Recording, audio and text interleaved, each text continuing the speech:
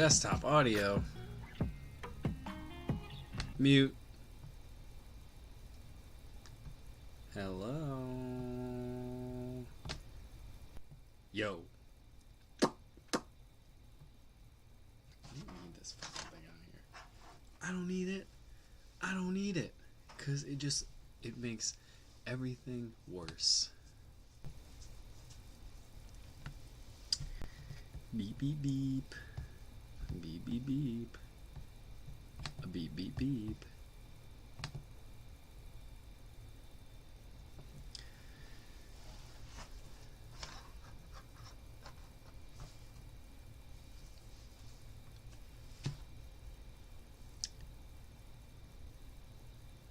It's working so well. It's working so well. Whoa. Whoa. Oh. Spoke too soon. Unstable. Who's here? Anybody here? Anybody here yet? Anybody? Any booty?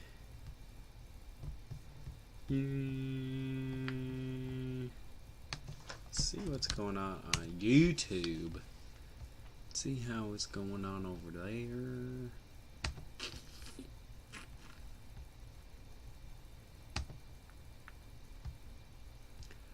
Ah, it's working. New pin chat. Thank you. Hello.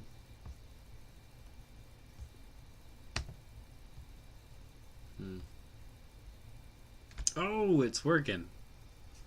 Yes, yes, yes, yes, yes, yes, yes, yes, yes, yes. Alright, we're going to do a sound check, so get ready for echoing. Oh, I didn't realize I had the music on.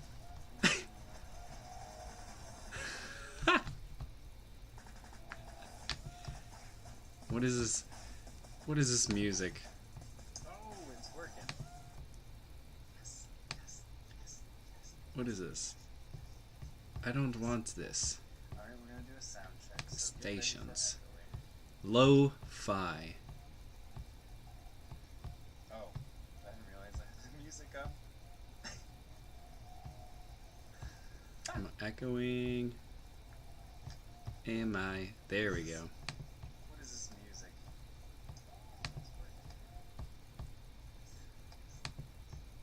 What is this? I don't want this. Stations. Lo-fi.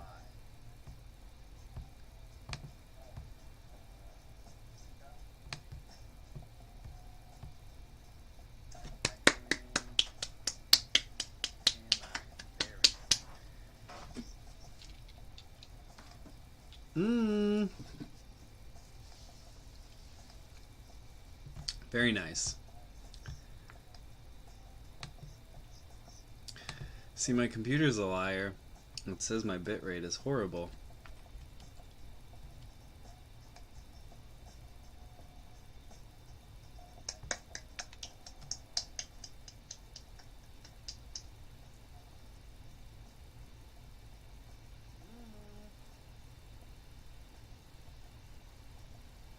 Very nice.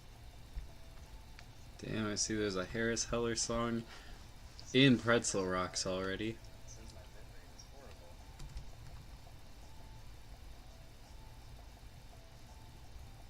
Huh.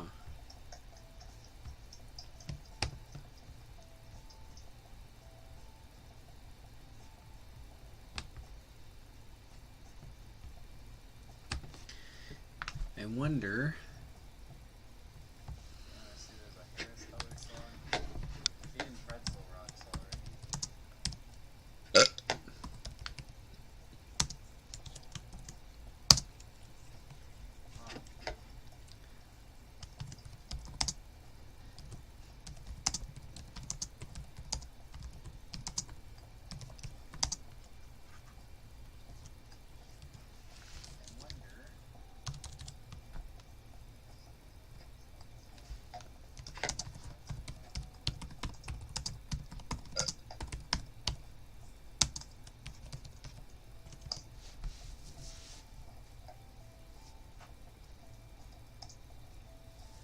Hey, I got a camera. I'm fine. We got camera feed. That's good enough for now. I just don't... It's not the best, but I have a Comcast cable issue, and it's just been a nightmare, and I just want to stream and get my opinions on the internet. I got a camera. I'm fine. We got camera feed. That's good enough for now. I apologize too if I'm making faces, because I'm not used to seeing the faces that I'm making at the same time. I didn't realize I look that fucking bug-eyed.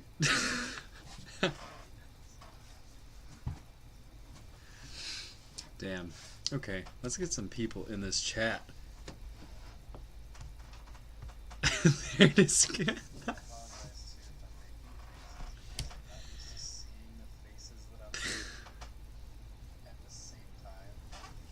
How loud is that?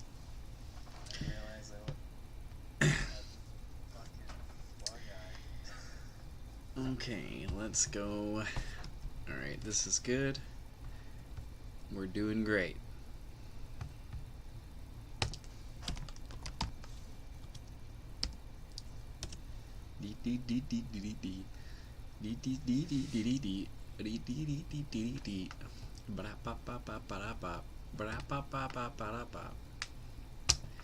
Just chatting. Let's check out Just Chatting.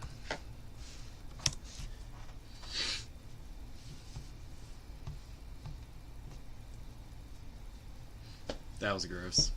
I'm sorry.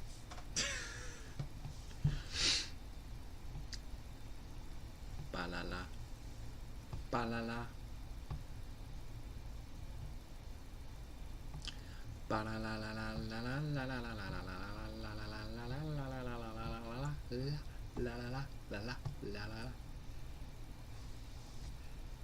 Is that dude just watching television?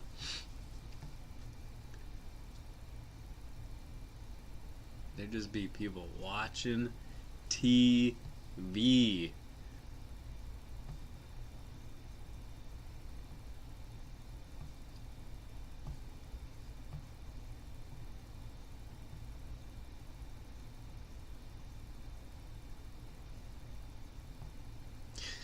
Just don't even mind the faces.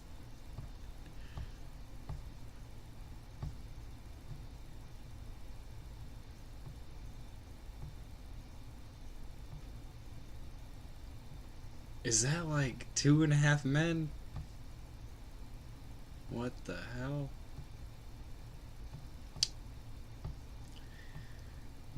Oh, there's literally... There's Family Guy on this Russian channel. Whoa. Whoa. Whoa.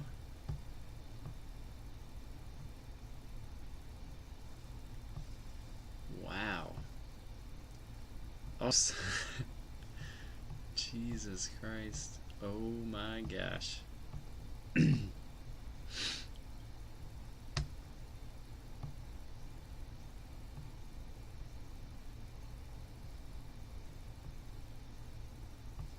So weird.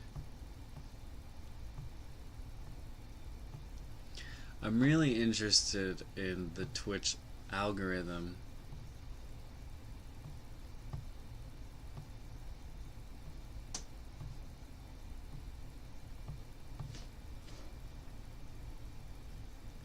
Very interesting. Very interesting. Muy interesante.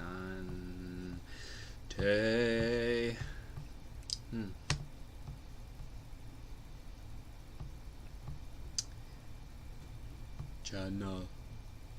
Let her go to the channel.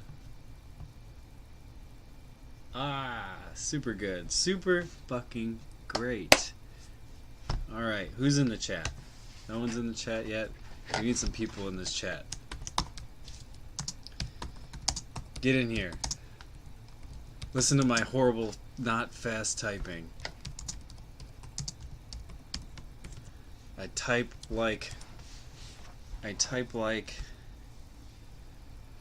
someone who did not pay attention when we did typing in school.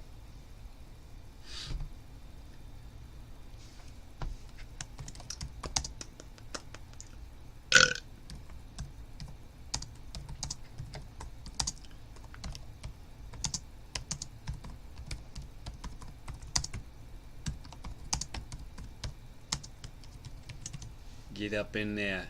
Get up in this chat. Get in here. Get in this chat. I'm calling you. I'm calling you out.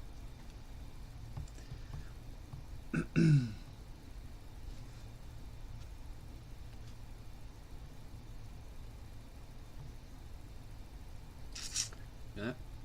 Very cool, very cool. What should I do while I'm streaming at the same time?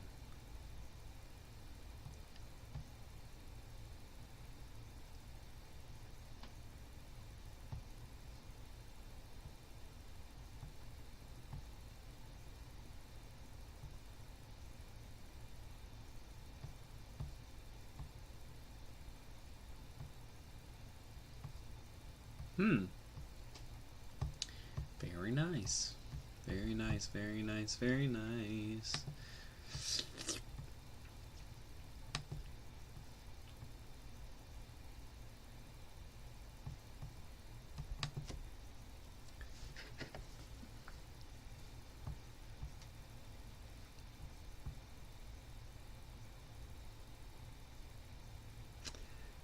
That's crazy.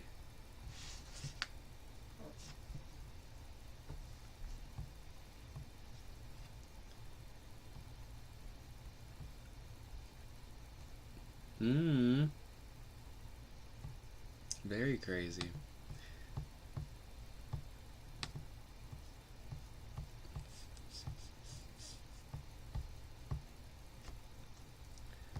Bing bing bong, bing bing bong bong, bing bing bong, bing bing bing bong bong, bing bing bong, bing bing bing bong bong.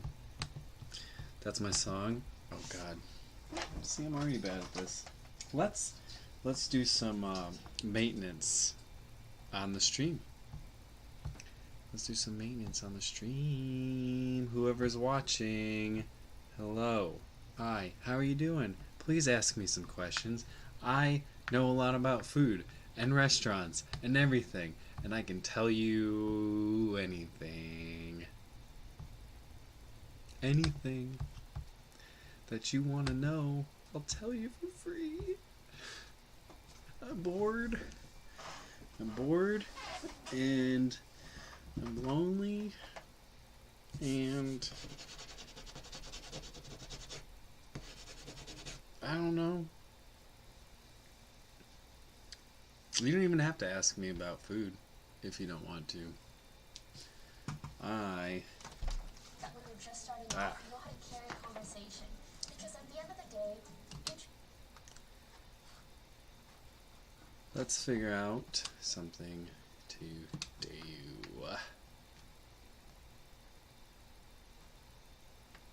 Other than sit on YouTube the whole time.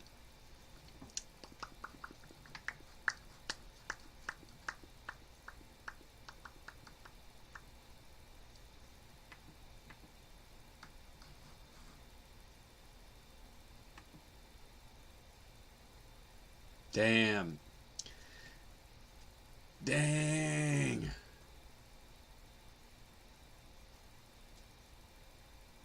Man, if anything, if you can't talk about any cooking, we can talk about Cyberpunk.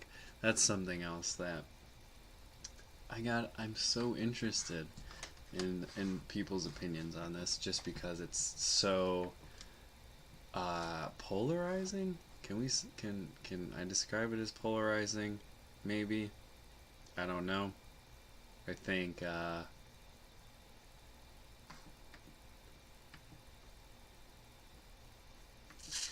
I don't know. All my friends bought it. Like 3 of my friends, they all bought it like the same day, and I was just like, wait for it to come out. Don't buy it. It's gonna be terrible or you should wait for an update. I've waited and waited and waited. Like this game is like it was 6 years ago it was announced. What is it, 2021?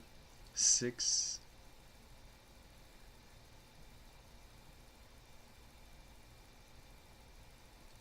What's 21 minus 6? 15. That's mathematics.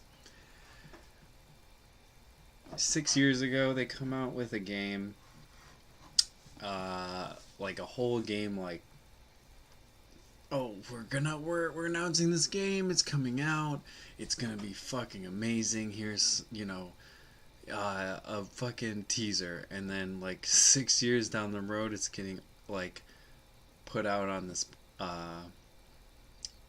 advertised on these platforms. So current gen PlayStation, PlayStation 4 and Xbox One. So they're being advertised on these platforms and for years, and then they don't even give out review copies. They don't give review copies to anybody, and it's like it's more than just bad marketing. Here, I gotta turn around. I get to face the camera. Maybe I need to adjust this. I don't know how. Aha! Way better. Oh god. This is somewhat better. I just need to turn and drink my unbranded beverage. So what what happened was they wouldn't give review copies, and they just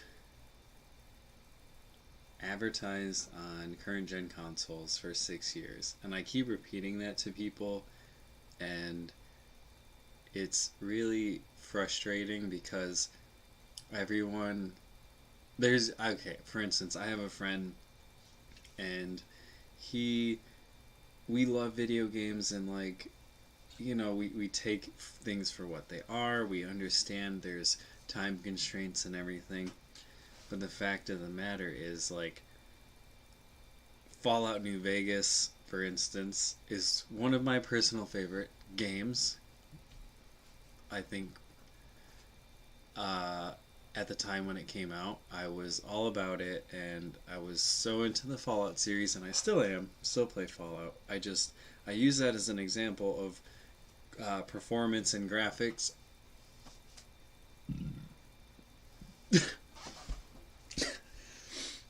Okay.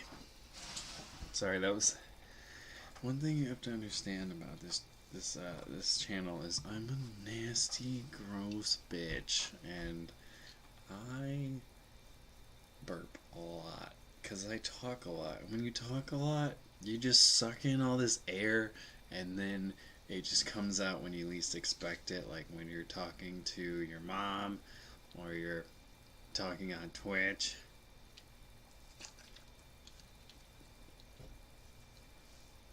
Yes, soda is bad for you. But I don't care. But I don't care. But I don't care. I don't care. Hey, if you're watching, I don't know. If you are, all two of you, if you got any questions about food and restaurants, please put them in the chat. I'm talking over the mic.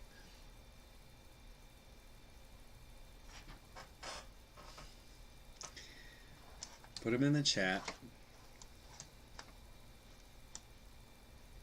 and I will answer them, or hopefully I'll answer them. Sorry, just cleaning the dust off my mechanical keyboard, because I'm a gamer. I'm not, I mean, I don't have a gaming PC, but I have a mechanical keyboard. That's what's important, right? I mean, I do like a mechanical keyboard. I understand the quality, the feel. I like it. I like it. I'm streaming right now. Any information? Hold on, let me respond to a text message.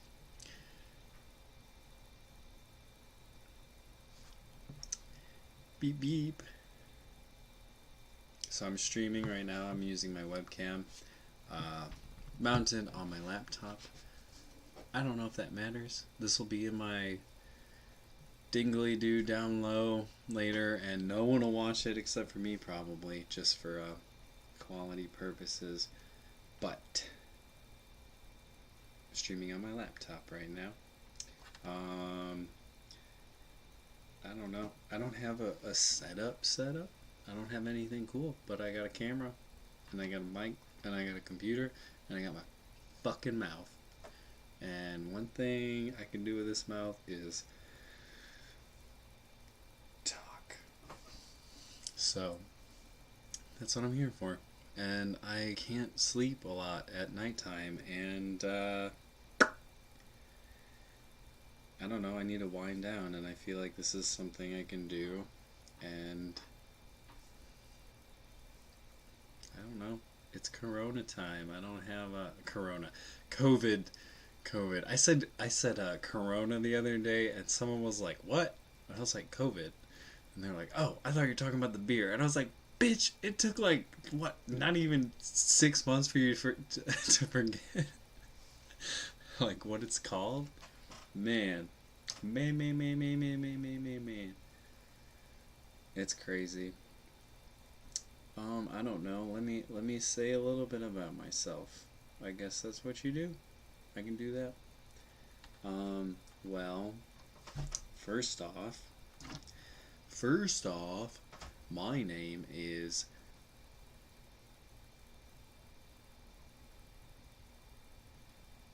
Beaver.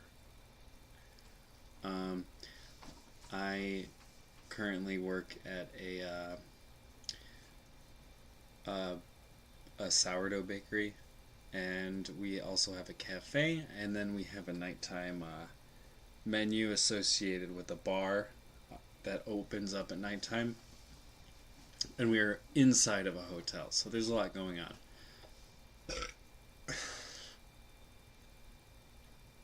Okay. This would be much better with like a beer or some Fernet or something, you know? I don't know. But, anyways, what I was saying, so I work at a sourdough bakery inside of a hotel, and at nighttime we have a separate menu from the morning time. So in the morning you can come in, you can get baguettes, you can get sourdough on the weekends. Saturday we have a special sourdough loaf. It can be like, I think sometimes we've put like fruit in it. We did like a za'atar spiced sourdough.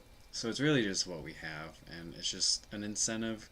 Morning cafe menu. We take the bread, and then we turn it into tartines. And we offer like little plates and things. We fresh mill everything. Okay, let me rephrase that. We fresh mill a lot, and it's very hard to fresh mill everything in the space that we're in, just because it's such a small space, and the more grinding and stuff you have to do to mill the wheat berries and the rye berries and everything, those particulates get in the air and they can hurt you. Like, if you were to go to like a full like grain milling everything bakery, we're limited just because we're in a hotel. So we have tabletop mills, which is not deadly or anything. It's not gonna kick up a bunch of dust. But if you think about like all of the constant flour that's in the air when you mill, and even just from working, it like, I go home and like there's boogers in my nose that like become little pieces of dough, and it's the best. This is weird, but like the best part now is just being like wearing a mask in the kitchen is just so much better for a lot of different reasons. So it's one of those things that like as a trend, I don't think I'm gonna stop doing. Really, I think it's kind of neat and I think it's cool. I don't know. Um, Outside of just being like safe and keeping illnesses in from yourself or from others, it just seems like, who is that? Who's following me? I can't read that, but thank you so much. Thank you for the follow. Tell me your name or something, because I can't read Korean. That's Korean. I think that's Korean. But, thank you for the follow. Ask me questions anytime. I literally just did this tonight. Just give it a test run and kind of like go back at it and everything. Figure out my times. But, yeah. Maybe, yeah, that has, yeah. That is. I think so. What is the Korean, what does that say? Chuseok? I mean, it's not Korean New Year right now, but it's American New Year. But we'll just say Happy Chuseok, right? I'm cultured, man. I'm cultured. I'm fucking cultured. No, actually, the GM of where I work, he's really awesome dude. He's Korean, and I think well, he he actually used to be a chef and traveled everywhere and worked for all these people, and now he's like managing a hotel. So it's kind of like a giant industry flip, because I don't know, never in a million years would I personally be like, I'm crazy enough to want to cook for a living, but at the same time, it just seems crazier to be like, well, this is very stressful lifestyle. Maybe I just want to switch and like run a hotel. And he does the job. He does the damn job. I'll tell you that. But Happy Chuseok. I wish I could read your name. I don't know. Here, you know what? I can't.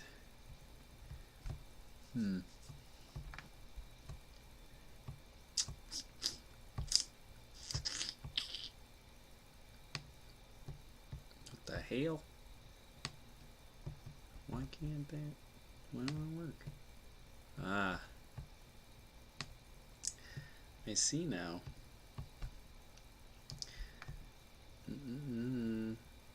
Where was I?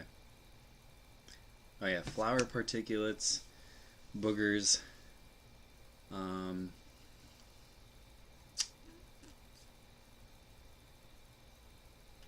So yeah, we have the morning menu, we have a nighttime menu,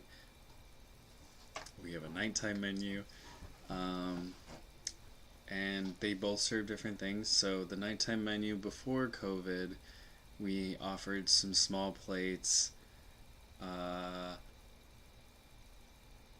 I'm trying to remember. It's been so long, and I have done so many things in that bakery since then. It's like sometimes I'll be asked to do something or make something, and I'll like think about it, and I'll like, cause like I'm directly under the head baker, cause me as a chef, I am a savory cook. I know a lot about a lot of things in the savory world, and line cooking, and expediting the concept of like a kitchen and how it runs, and a lot of these logistical things.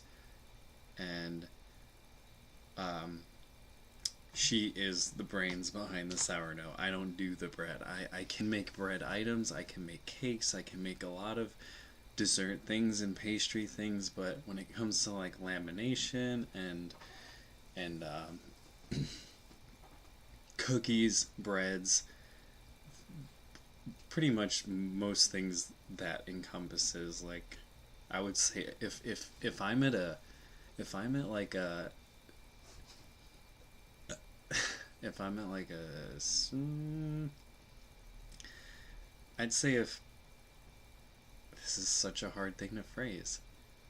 How Alright, if I'm at a 3 out of 10 in terms of like I can at least bake an okay loaf and maybe some other things, she's at like a fucking 8.5, and 10 would be like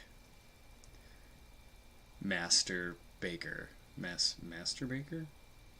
Yeah. So I'm a 3, she's a probably, I don't know. She's pretty up there. I I don't doubt her abilities, but I report under her, and I handle a lot of like prep items and a lot of delegation, and sometimes we'll be talking and trying to think of like things we made like 2 months ago, and we can't find the recipe, and it's like sometimes that shit is just gone from your head, and it's hard and it's annoying. Okay? There's like so many recipes and little gram differences in my head that like anytime I pick up a recipe, even though like it could have been the right one, sometimes we even change them, and there's little like pencil marks and everything, and it's just such a every day is a new set of math equations and guessing. Like we have a phrase that we say, we have a phrase that we say a lot, and it's just it's no math, or yeah, or what how is it phrased? No math, just guess, or something. Like when it comes to like certain things, there's exceptions to the rule, of course, but for the most part, when it comes down to minute details, no math, just guess is the best option. But in the AM cafe, we got tartines. There's a fish plate. We make a rye bread in house, and we serve it with a fish plate. So a lot of the dishes have some sort of bread component that we have somewhat manufactured in a way. So we have the fish plate, we got some tartines, we have avocado toast. Everybody loves that. I know y'all love that avocado toast. Let me tell you, I need to have a whole stream on avocado toast, because I might get kicked off Twitch for saying the things that I want to say about avocado toast. Because, no, I'm just not going to say it. So we have that. We have we have a grits dish, and we make the grits in house. We mill emmer, we mill rye, we mill hard white wheat. No. And then we mill brown rice. See, this is what I'm saying. Like, I just can't. Like, I've done this like 100,000 times, and I won't remember what's in it. But I know there's emmer in it. Emmer is also farro, I think. Emmer, rye, brown rice, polenta. Polenta is in it, mixed in. But we make the grits ourselves, and then we cook them. So, like, you can't get our grits anywhere else. Anywhere else. We make them. And we have our own ratio, and ain't nobody can fucking take it. And then we serve it with some, it's like a sweet, savory kind of thing. There's some flake salt and some cultured butter that we also make. And then some date maple syrup. What else is there?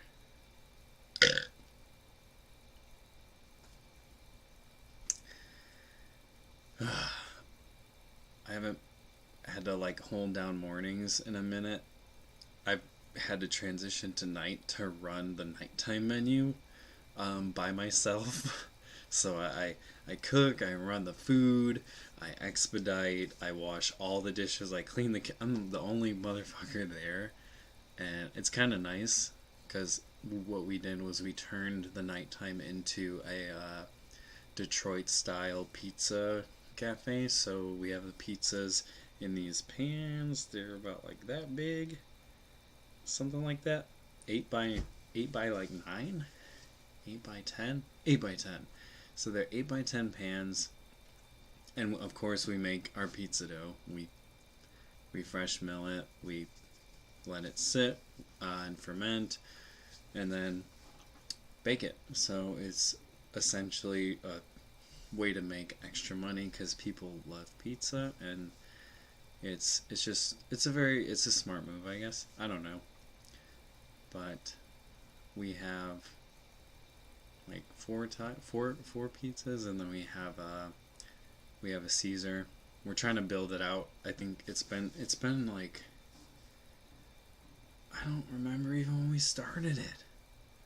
It's been like 2 months plus that we've been doing this. So we're finally getting to the point where like the kinks are worked out, and people are coming and buying it, and like we're really pushing for like to go orders and things like that, so people can actually be safe, and it's an incentive for it's pizza in a box. People, you come in, you get it, and you leave. But we also do have the dining room open. But it's been fun. It's been very fun. I've enjoyed it, and it's nice to kind of like fine tune it. And I'm used to like high stress restaurants, and I'm used to like working for somebody who's either an asshole or like everyone else is an asshole, and it's just stressful. And here it's very nice and relaxed, and it's a nice break from what I'm used to. So, and I'm like in charge. I'm like the pizza guy, and like it's nice to just not fucking cook with tweezers for once. Sorry, I'm pulling up my socks. I'm burping a lot. I'm sorry. I'm very sorry. It's hard. I'm just a burpy person. I'm just very burpy. Please don't be mean.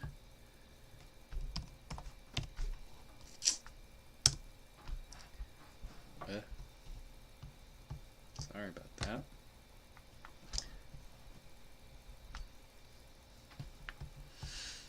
I'm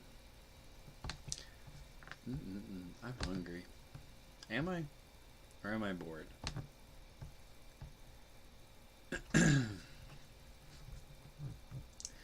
Whoa. Destiny in 60 frames is nuts. Whoa.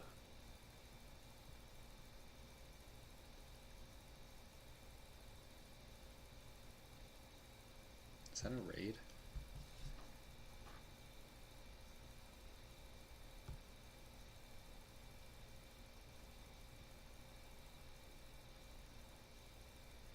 It is a raid. Sorry, I'm watching. I'm watching this because I play Destiny, and I don't want to be spoiled, but part of my brain is like, that might be interesting. I'm taking it slow. I had a problem. I didn't have a problem with Destiny. I just played it a lot, and I realized that like absorbing all that content so fast is just, you just can't do that. And like, I don't know.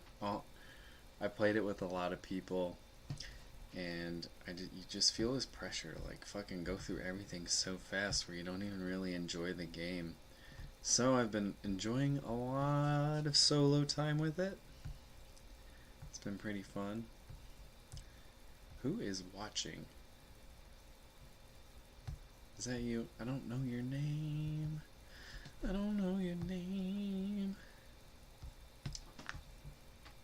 Dang, I am so surprised it's like working so well. This is so cool. Grandpa here? Howdy. I'm on the Twitch. Wow. Oh my god.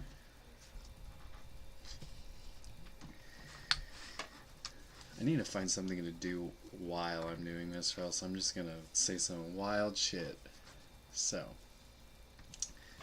what is there to do? Blah blah blah. Blah blah blah.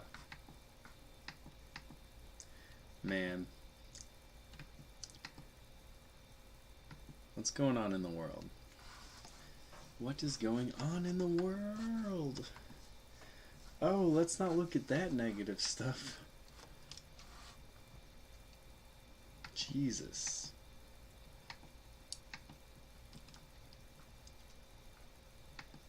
So happy that the stream is working. I am so happy. I don't even care that no one's watching me. I'm just so happy that it's running clearly, and I'm sure tomorrow it'll just be like fucking you got 2 kilobits per second, bitch. 2. Should I turn the music up?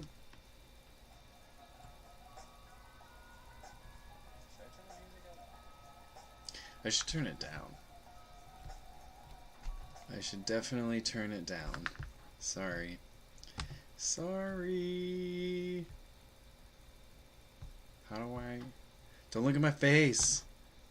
Don't fucking look at my face.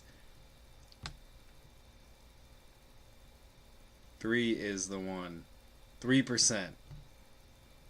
3%. 3.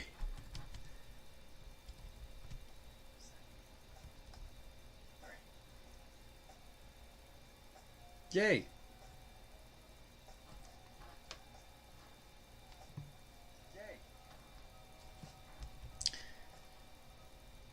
Okay, okay, okay, okay. Okay, we're getting somewhere. We're getting somewhere. I am going to...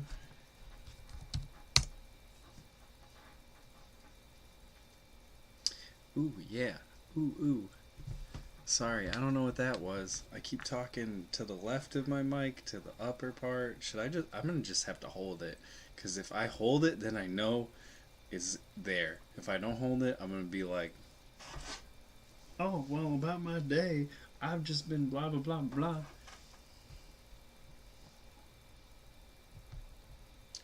I apologize. Do you want YouTube Premium? Nah. Nah. Nah. We ready. We ready.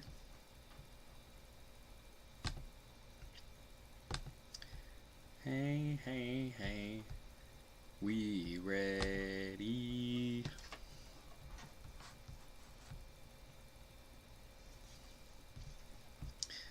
Boop boopy doop.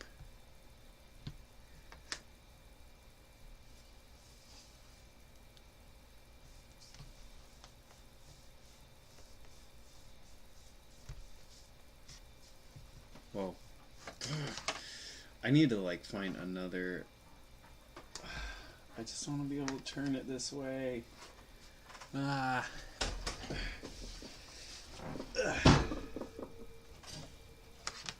That's better. Sorry, I had to like. Got a dig in my ear. I had to like push my shelf and my rack over because I just want to like kick back and enjoy myself.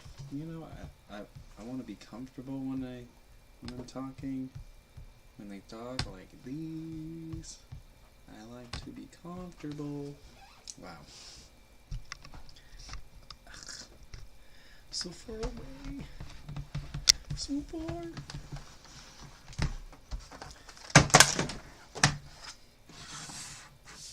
Sorry for the noise.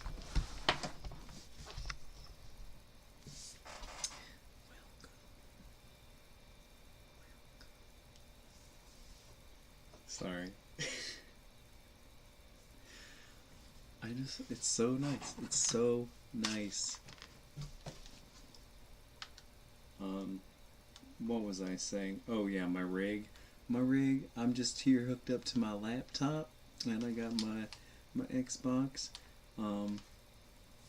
Can't stream gameplay right now because Comcast needs to put a wire to my house, and I don't have one connected, so we're just waiting on that. Hopefully, then the quality will be a lot better, but I'm not apologizing. I'll let you know that, because I am happy. Happy.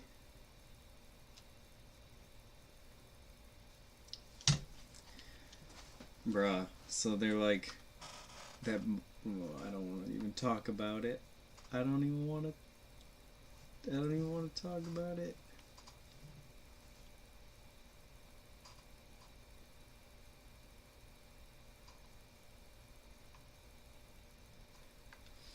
One thing I never understood was this ball dropping thing on New Year's Eve.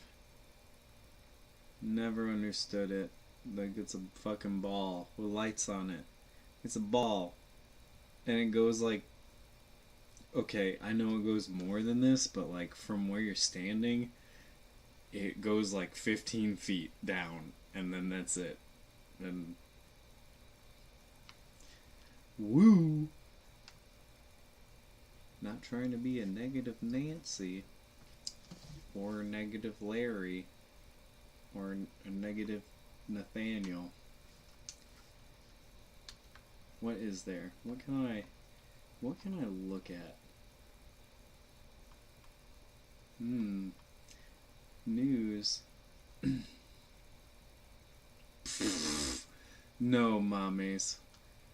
Oh my god.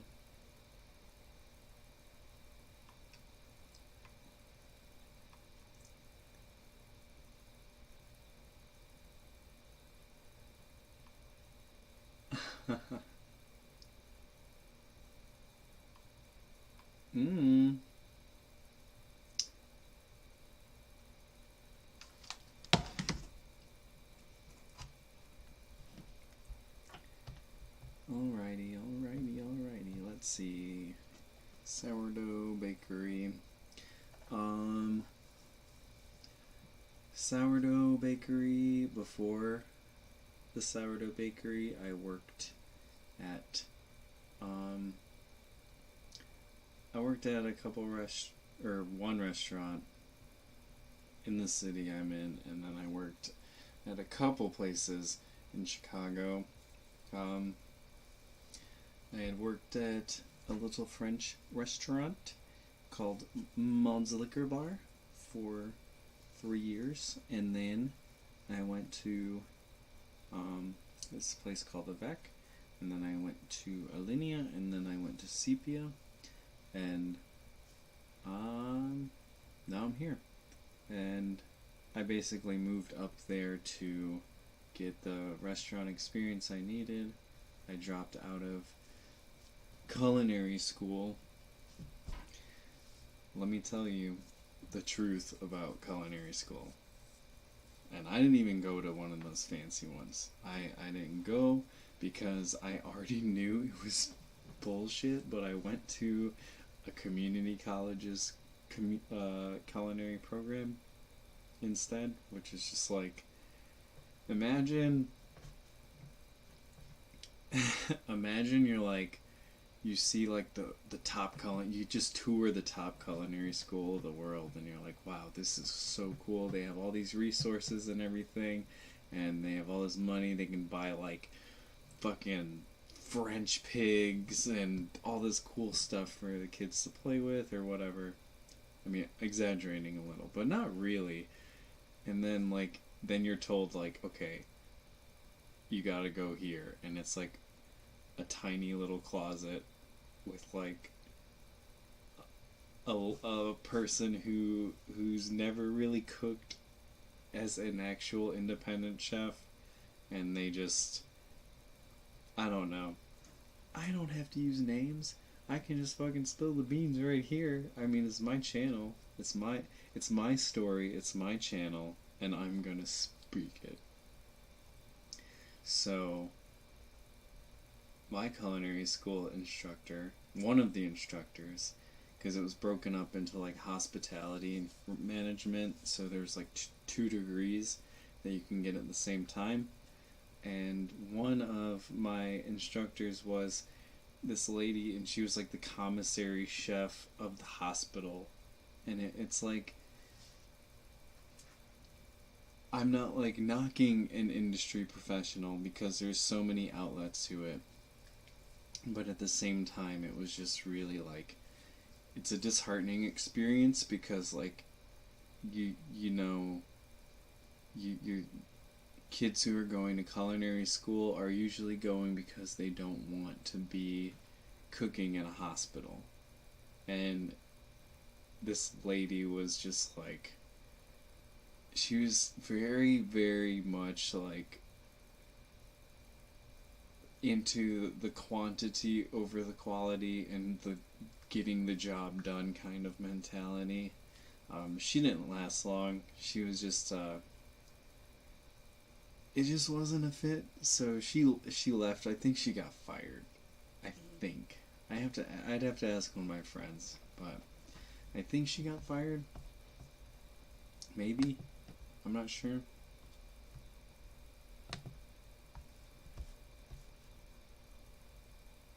Ew. Oh my god. So she got fired. Then we have this other lady who came in, and she's very nice. But it just wasn't also a fit per se, just because they had previously, they had gotten their degree from the college I went to, and then went to go like cook at a chain restaurant, like a notable chain, and then she came back. And I remember like I said, I'm not knocking anybody in the industry. I want the industry to be an inclusive place for all skill levels, but the fact of the matter was I was paying for culinary school, and this person would come in with like a cake ball maker, and that would be our lesson. And it was just like, we have American regional cuisine, international cuisine. She taught both, and it's like, where do cake balls fit into this? Like, and it was just like stuff like that all the time. It was never like,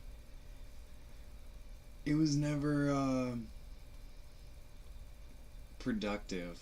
It was just like, look at this recipe and make it. And I learned after that you need to kind of like go out and get your own experience, and you need to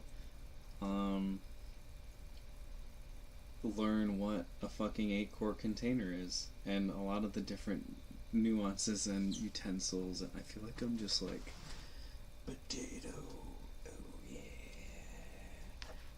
this is how I want to sit after work, right here, you know? Wow, I think I stopped burping finally. So, oh, look at that zit right here. Good as zit. So yeah, she could still be there for all I know. But then we had this other dude who kind of worked in tandem with her. I got him. Me and a few others kind of got him fired because he would just come in and not bring his own textbook and just talk football for. And this was like a class that was like the whole day. So like there was a few, especially like the first week, he was just like, well, we're not actually gonna be cooking right now, we're gonna get on and we're just gonna, and it was just like that forever. So eventually me and some other students went directly to like his boss and were like, this dude doesn't do shit, and he's just an asshole. He one time I'm used to like being in kitchens where it's very intimidating and people are like, they're ruthless and like shit needs to be done and it needs to be done now. And this dude had this attitude. He had this huge attitude about everything, and like he was just one of those dudes who thought he was the shit because he was a chef at some place, and you know, whatever. That's fine. Like, I just he didn't do anything, and he had like a landscaping business on the side. Like, he clearly wasn't in the industry. He just like got that job.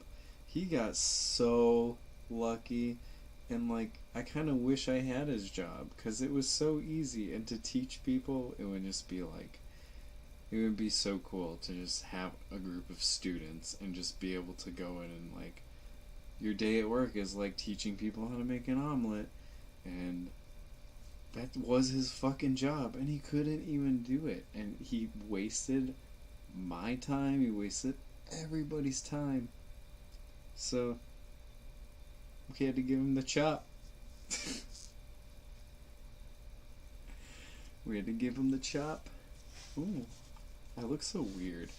My forearm looks huge. My head looks tiny. My body looks huge.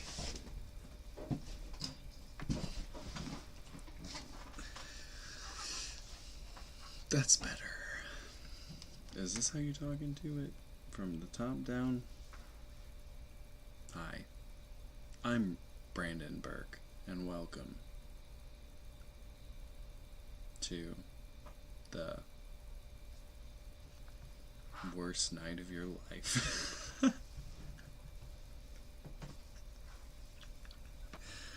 don't know why that's funny to me. Leave me alone. Leave me alone.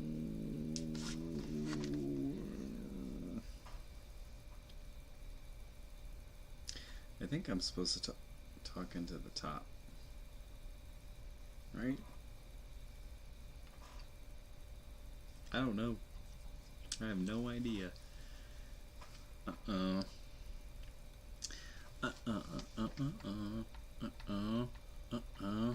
YouTube's homepage on my Xbox is all fucked.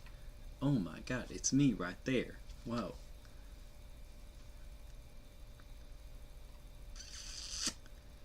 Bang bang bang bang bang bang bang bang bang bang bang bang.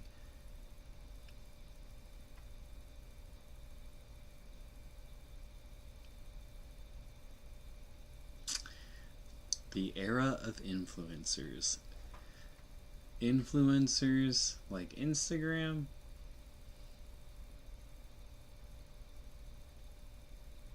It's funny because you can't just take pictures of yourself and make money unless you are a model. It's kind of like I see a lot of these, like, I don't know. It's kind of like people who want to open up a restaurant and they think it's easy, and it's really like time intensive and money intensive. It costs a lot of money to open a restaurant, and it's like, let's just say a regular ass restaurant that isn't fast food, it's gonna cost you like $250,000, and you're gonna be paying that money back as soon as you open those fucking, or well, you're gonna try to pay that back as soon as you open the doors. But in reality, if you have 5 restaurants, I think the stats are like 5 restaurants open within a year, like 3 of them close or something like that, and then after 5 years 1 of them is left. So the stats on that alone are just scary in a way, because it does take more time than people think, and it's not something you can just do just because you're, oh, I have this cute idea, I want to do French fries served in a bag with a fork. Like, it's so much more than just a cute idea. And I think that's what, like, a lot of people lose money over, or they have a lot of money and they're like, oh my god, I'm gonna open this barbecue shop with my girlfriend and or wife or whatever, husband or fucking pet rock, I don't know. And it's gonna be great and blah blah blah. And then in a year it's like fucked. And everyone's gone, like they're losing money because they have to pay their employee.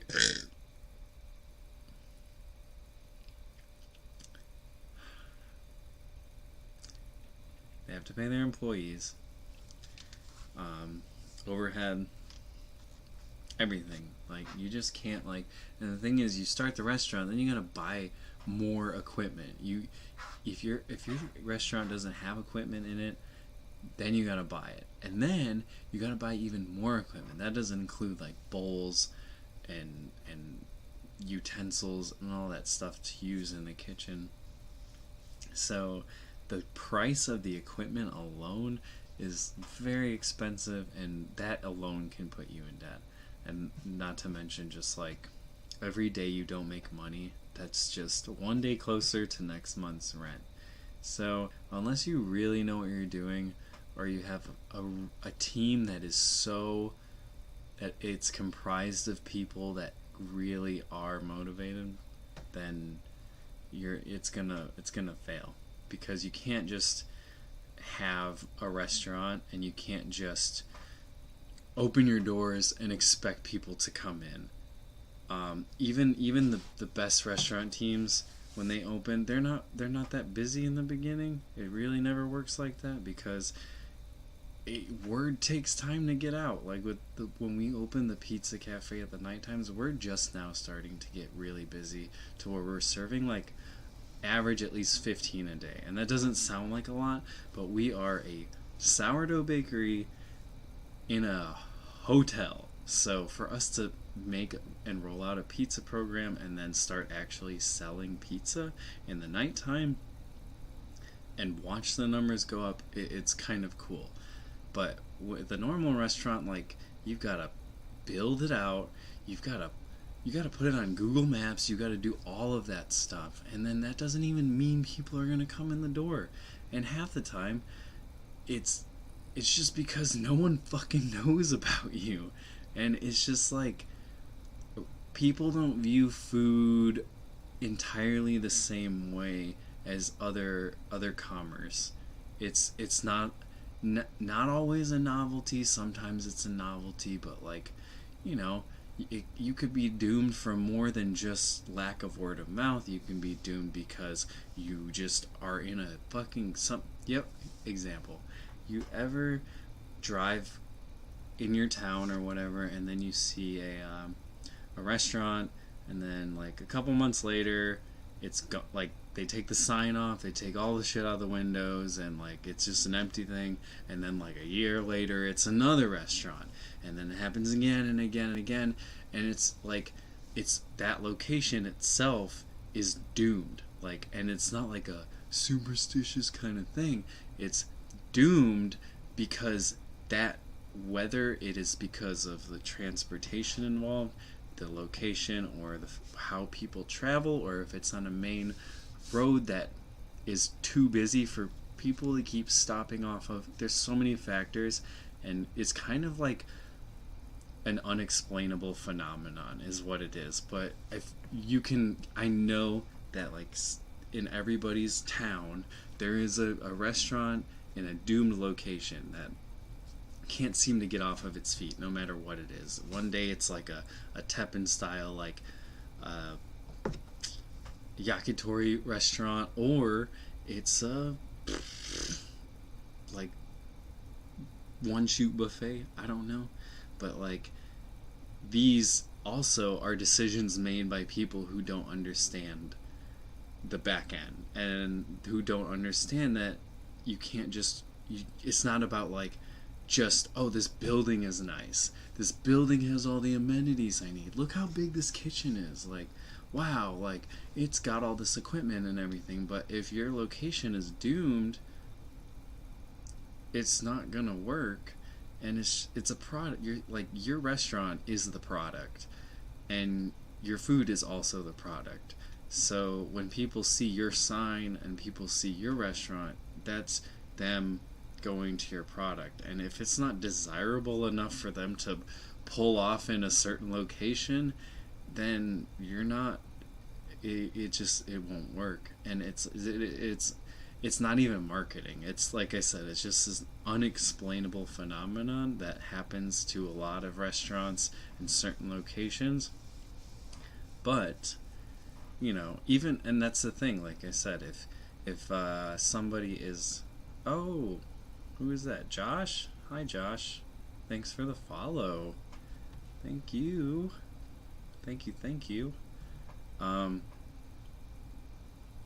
Josh. I'm here answering questions. Well, I'm actually rambling. I'm not actually answering questions. I just thought that the best way to actually talk to somebody or get the conversation going is to explain a little bit about where I work and kind of the stuff I do. And then I started getting into like culinary school and people who want to open up restaurants, and kind of talking through, as a person who's worked in a lot of restaurants, and I personally have only worked on one project that, well, no, that's not true. One project where I was the chef for an owner of a new restaurant opening, and then this hotel sourdough bakery, which I basically helped put together the furniture in the rooms. Like I was working on the hotel before it opened because I didn't have a job, and like the bakery was gonna be my job, so kind of like did open this bakery technically, but a larger team. So anywho, but yeah, I was just talking about doomed locations. Oh, hell yeah. That's totally cool. I love to ramble. It's definitely my favorite thing to do. So, anywho, as I was saying, there's this like whimsy that people have when it comes to opening restaurants, and like it's even in like movies, it's like played so like, I don't know, like no one wants to open a restaurant that has worked in them for a long time under certain conditions. It's kind of just like, why would I do that? Like me, like, okay, I went to my culinary school, I cooked at Alinea and all this stuff, and it's like, at the end of the day, I care more about the people and everything. And yeah, I love cooking and all that, but there's more to it than just like wanting to open up a restaurant, and there's more to it than just the vanity aspect. I feel like a lot of people get into cooking for the vanity of it, especially like people who go to culinary schools. Hey, you know what? You tried though. That's the thing. Like, you try a recipe. I still work recipes that I improve all the time. They always get better, and practice really makes perfect. And the thing about food is, it's a tactile thing, and you understand it the more you touch it. Especially with something like pasta, you work with it enough, you'll know what it feels like when it's ready. You'll know when it's ready to be pressed or rolled. So, I mean, my pasta is not my pasta at home. My home pasta is exactly what you said. It's okay-ish, and I've had to make fucking pasta all the time, and at work and at home. You know, it is what it is, man. You can't. Sometimes less is more, and rustic is perfect, I guess. You know. But what kind of pasta shapes were they? Did you make shapes? Did you make noodles? I'm trying to think the last pasta I made. Oh, I think they're like these like long noodles. They're like fat. We had some like extra like what do you call it? I used some of the starter in the pasta dough and made these like weird Dutch tapered noodle things and like a onion, like a caramelized onion sauce broth thing. I can't remember. We did it, nothing. It wasn't anything that went on the menu, but it was okay. They kind of look like worms, but they were like very uniform. They didn't have like ridges or anything, but they were kind of cool. You know.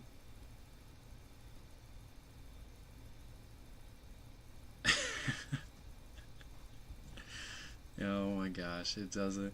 You know, I don't even know what I'm doing half the time. It's just like I don't know. You just practice. It's never a big deal. I think I like fettuccine. My problem with doing those kinds of pastas is I can never if I don't have a pasta roller at home yet. Um, so I try not to make like thin noodles. I try to go for like things I can do with my hand or like orecchiette I can like do in my hand and it's a lot easier, things like that.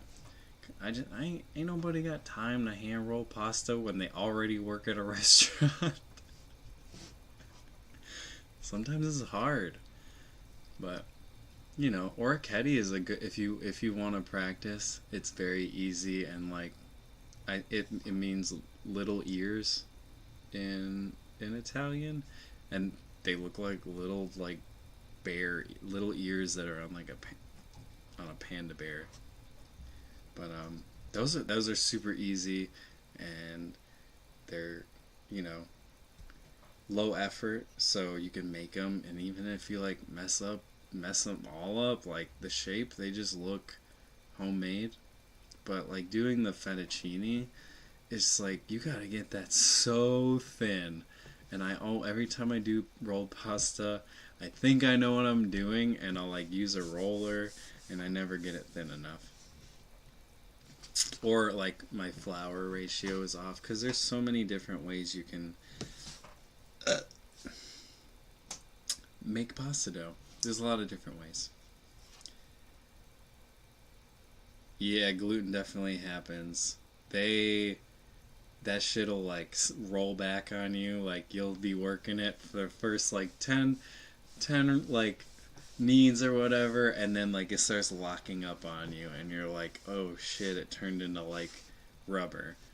So what I've learned is like just if you are making pasta, it's more important to look at the flour because a lot of the times um, in like tutorials and stuff like on the YouTubes or whatever, there's not a whole lot of emphasis I think on like the ratio because you can use semolina flour, you can use double O flour, or you can use blended flat like a blend of semolina and regular flour, but the closer to like regular flour you get is where all that gluten is, and pasta's chewy, but it's not gluten chewy in a way.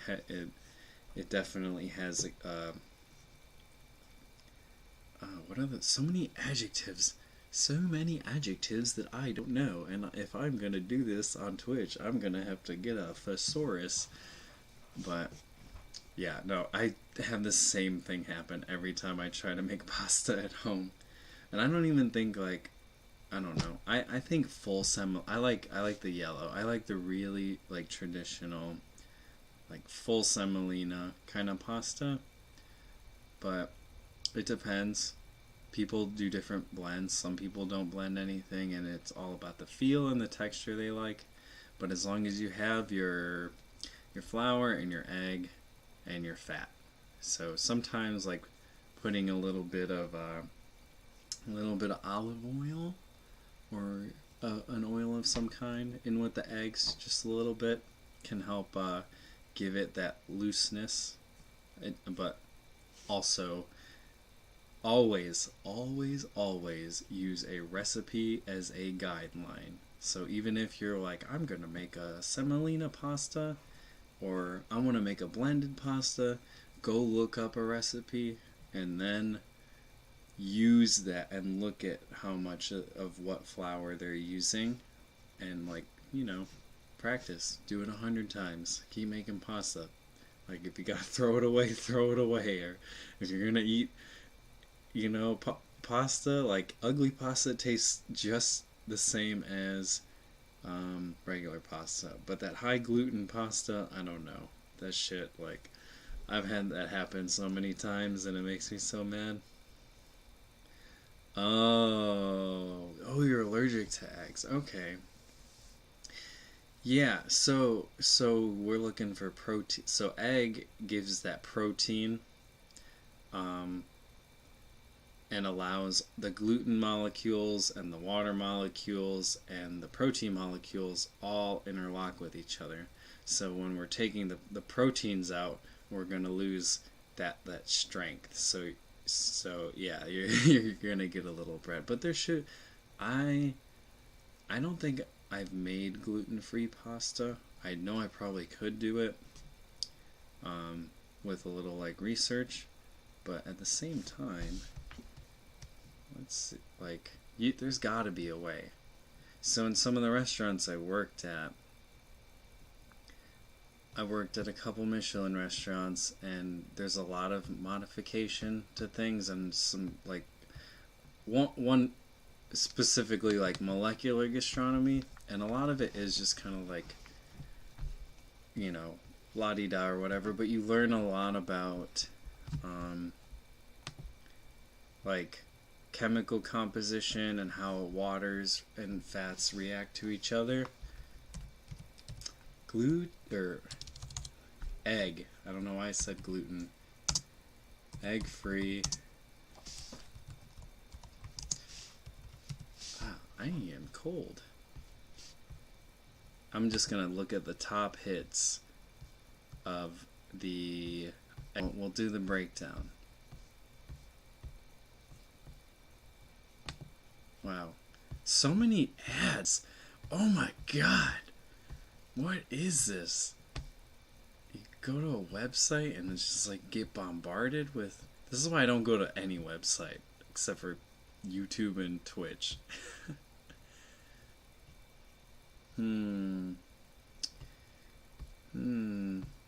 Oh look, another ad. Alright, here, let me do this so I can see the chat. Where's my chat? Where's my chat? Where is it? Yeah, I see that, but I see that they're saying flour and water, but I'm telling you, there are techniques. There are recipes and there are techniques. And like I was saying about the gastronomy and everything is, well, you can learn how to manipulate things, and like, you know, maybe I'm just getting overconfident, but like egg and flour only? Was this a video? There it is.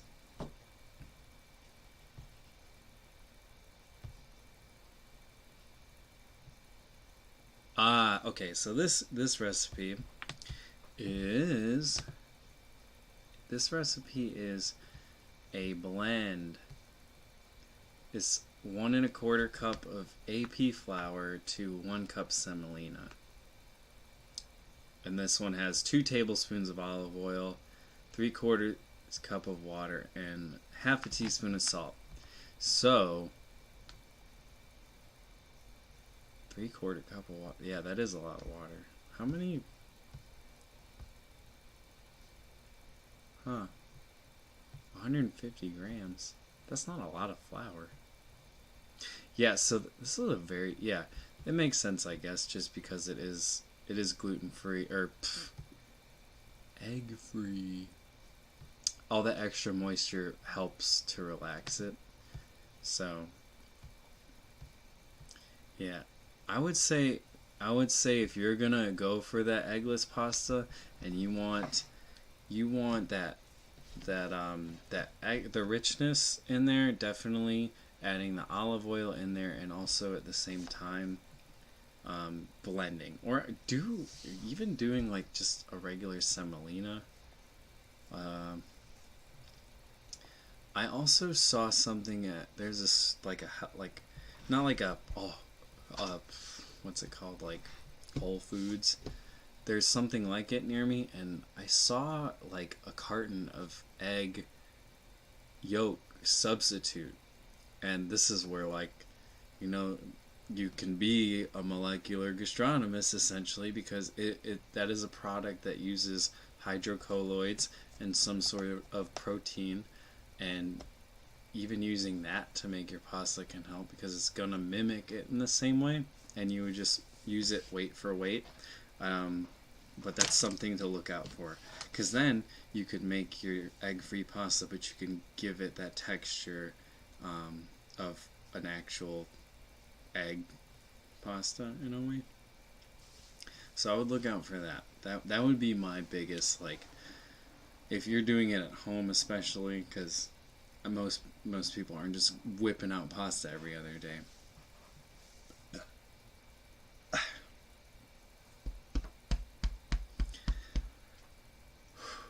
Man, I feel like I talk all day, and I think, like, now that I'm sitting down and I'm talking, like, my body's just like burp, burp, burp, burp, burp.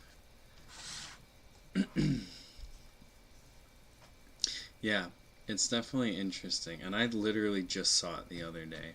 I say the other day, like 2 weeks ago. 2 weeks ago, I was shopping and I saw it, and I was like, okay. But yeah, they're in cartons. I mean, it's 2021. I mean, food science, food packaging has come such a long way. Like, fucking frozen French fries.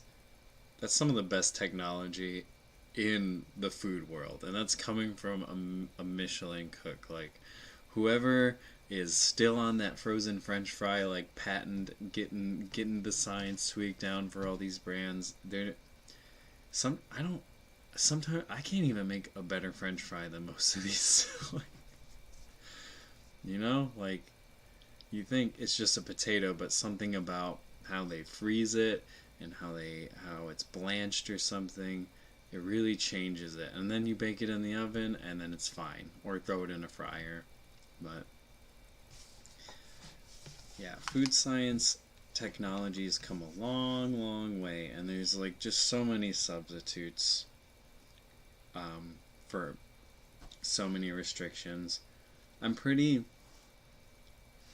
dude. Chicken nuggies. Chicken nuggets are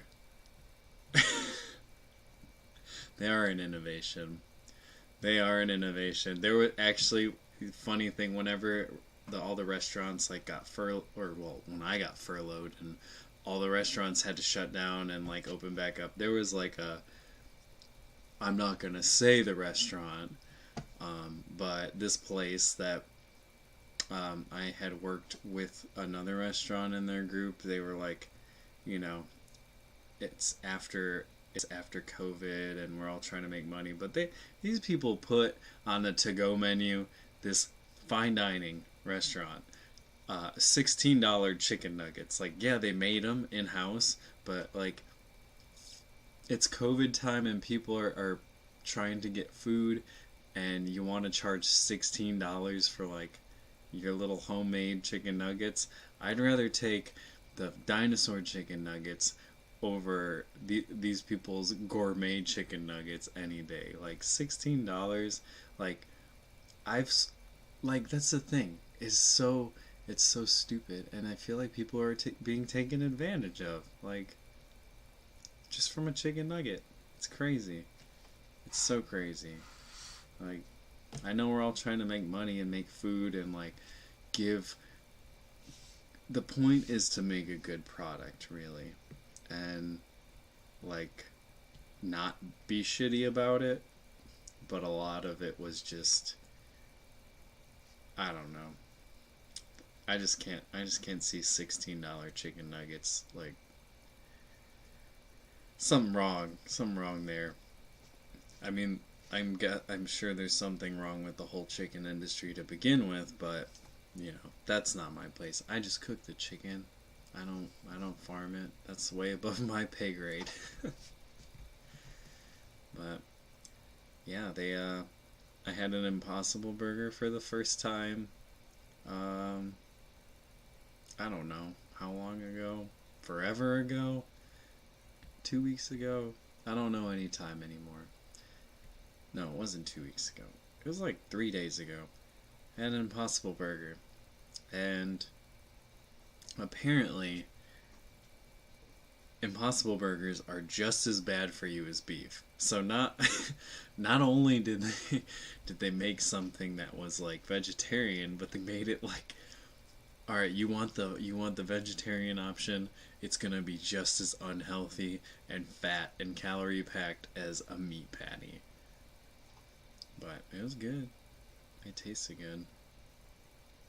And if you're gonna, I don't personally care about the health factor. If you're gonna make a meat substitute and it's gonna sell, it's like the day and age to do it, because people have issues, and it is how it is. Like, we're not meant to eat a lot of what we eat anyways, so, or in the volume that we eat. You think about beef, and you think about before, people hunting and whatever. Like, you get your meat all in one sitting, and then you're going a long time without it. So I don't know.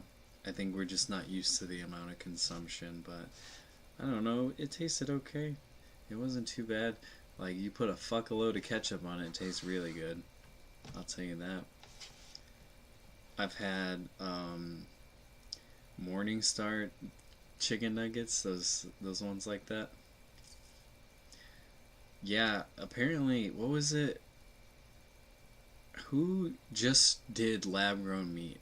Who was the first person? Or it was a country. Was it Singapore? I think Singapore. They like are almost done with it, which is just like, I don't I don't think I don't think that's something that needs to catch on.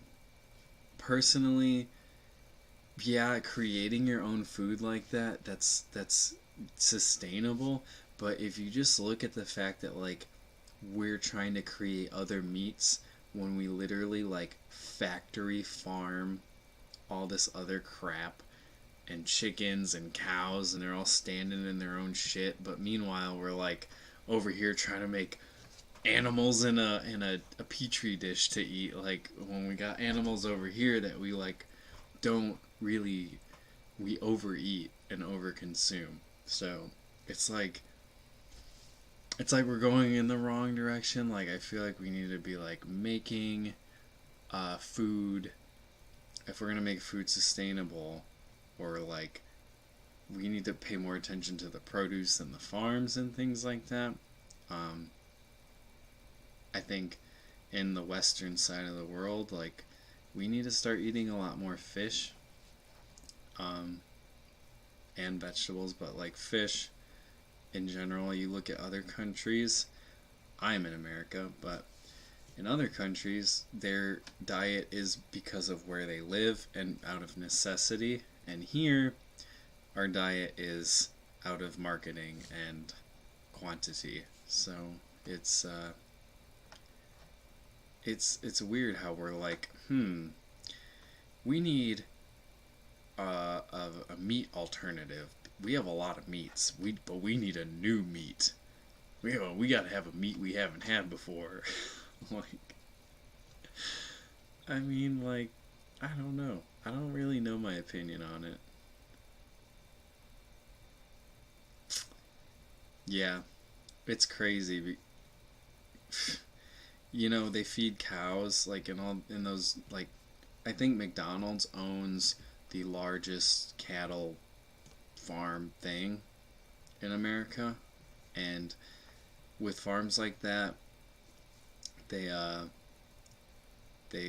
they feed them corn, this corn feed. So a cow's stomach is not, or stomachs is, they're not made to digest corn though, and they give them the corn because it's cheap. It's the cheapest thing, rather than giving them grass. And we can't give them grass because there's not enough grass, because we have too many cows, because we have too many McDonald's.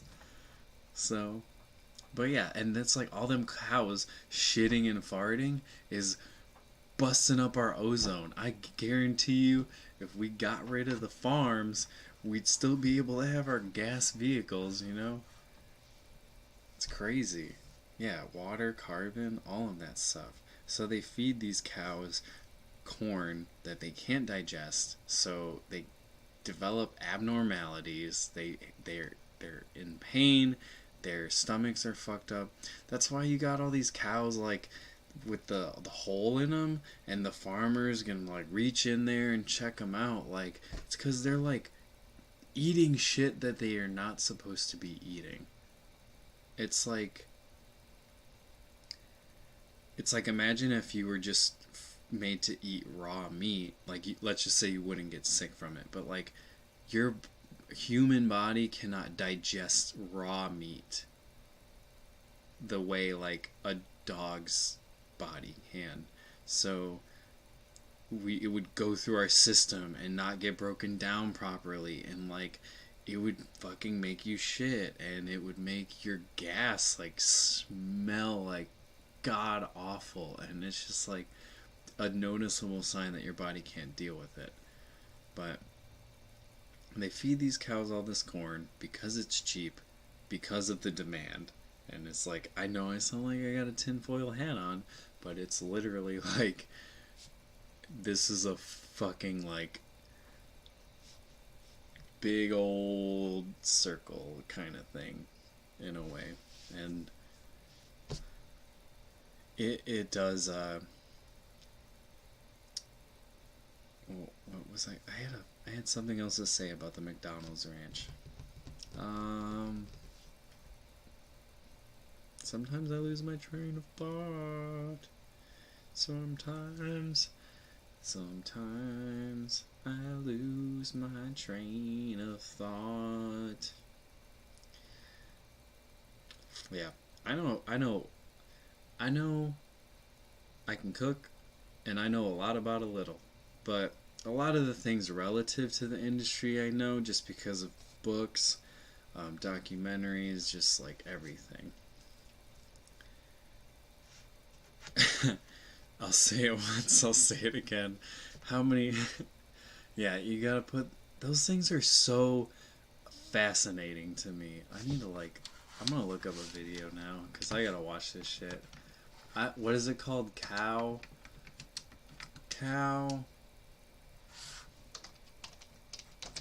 Oh, yeah, my keyboard. Oh, yeah. Oh, yeah.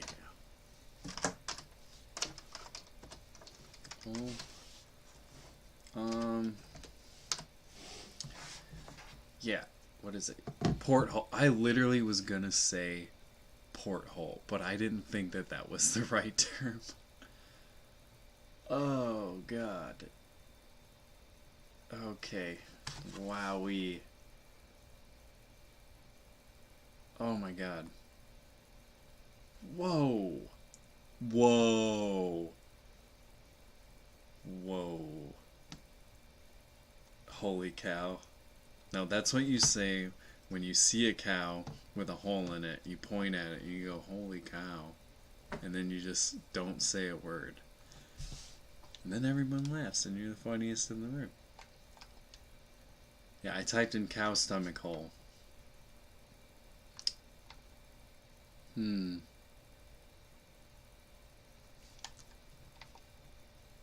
Cows fitted with portholes in stomach to test what? What are we testing? Let's skip the survey. Oh, this cow does not look happy. Test digestion. Okay, well they in this is in Switzerland, Swiss, I think. Yeah, it's just a whole fucking like. Whoa, whoa! Oh my god.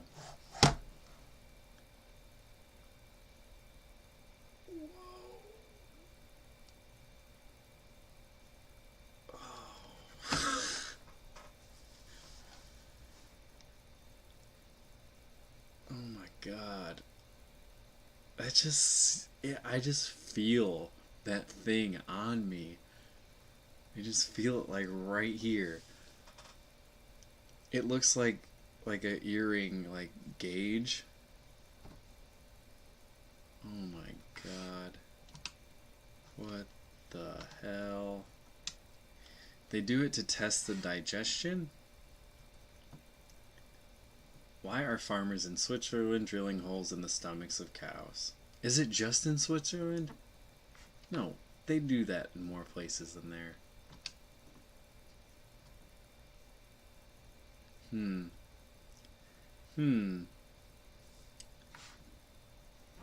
No way.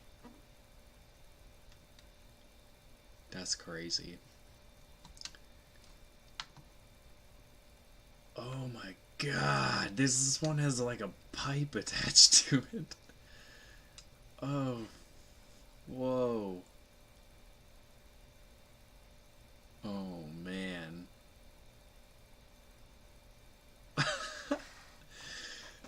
Whoa.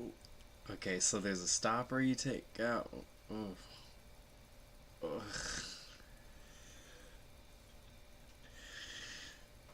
Oh my god. Wow.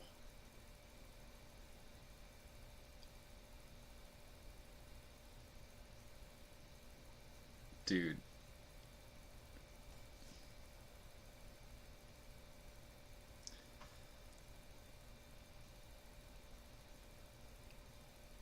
Oh yeah, when you have if you've got a colostomy bag and like if you have what is it like Lou Gehrig's disease? No, not Lou Gehrig's disease. God damn it! It starts with a C. Crohn's disease. Why did I say Lou Gehrig? It's Crohn's disease. So if you have Crohn's disease, yeah, you have to have that bag. And oh man, oh my god, it just makes me feel so good. Lord, that pipe went deep. Whoa. Like, how?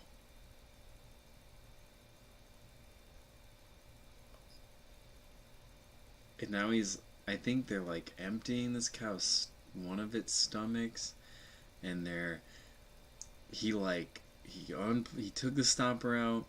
Now he's got this stick that's like this long, and he just goes and like sticks it in the hole like vertically, and now he's attaching it to a machine.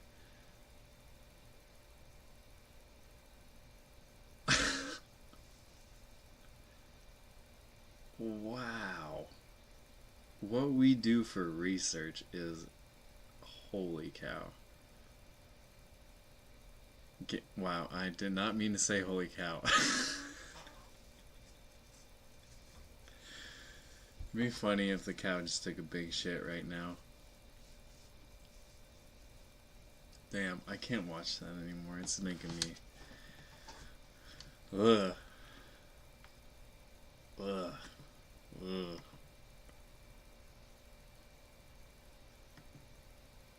Wow, wow, wow, wow, wow. Okay.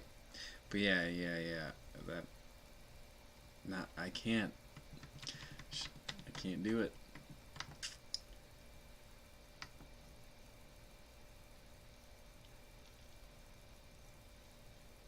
Beep, beep, beep.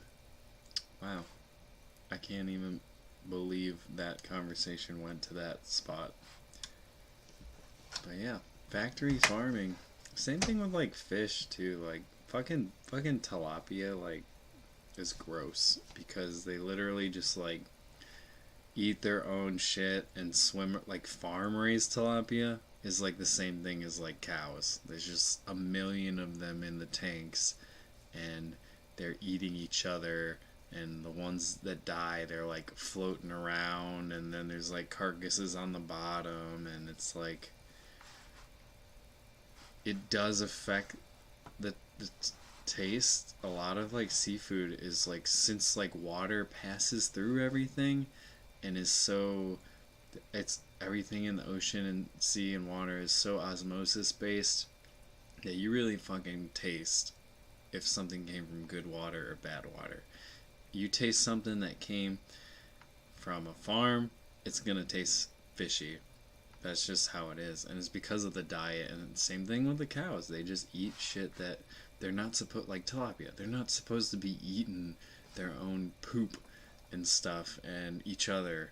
They're supposed to be eating other things, but it's just when it's the demand versus like the cost of like, should we, is it cheaper to feed them this or the other?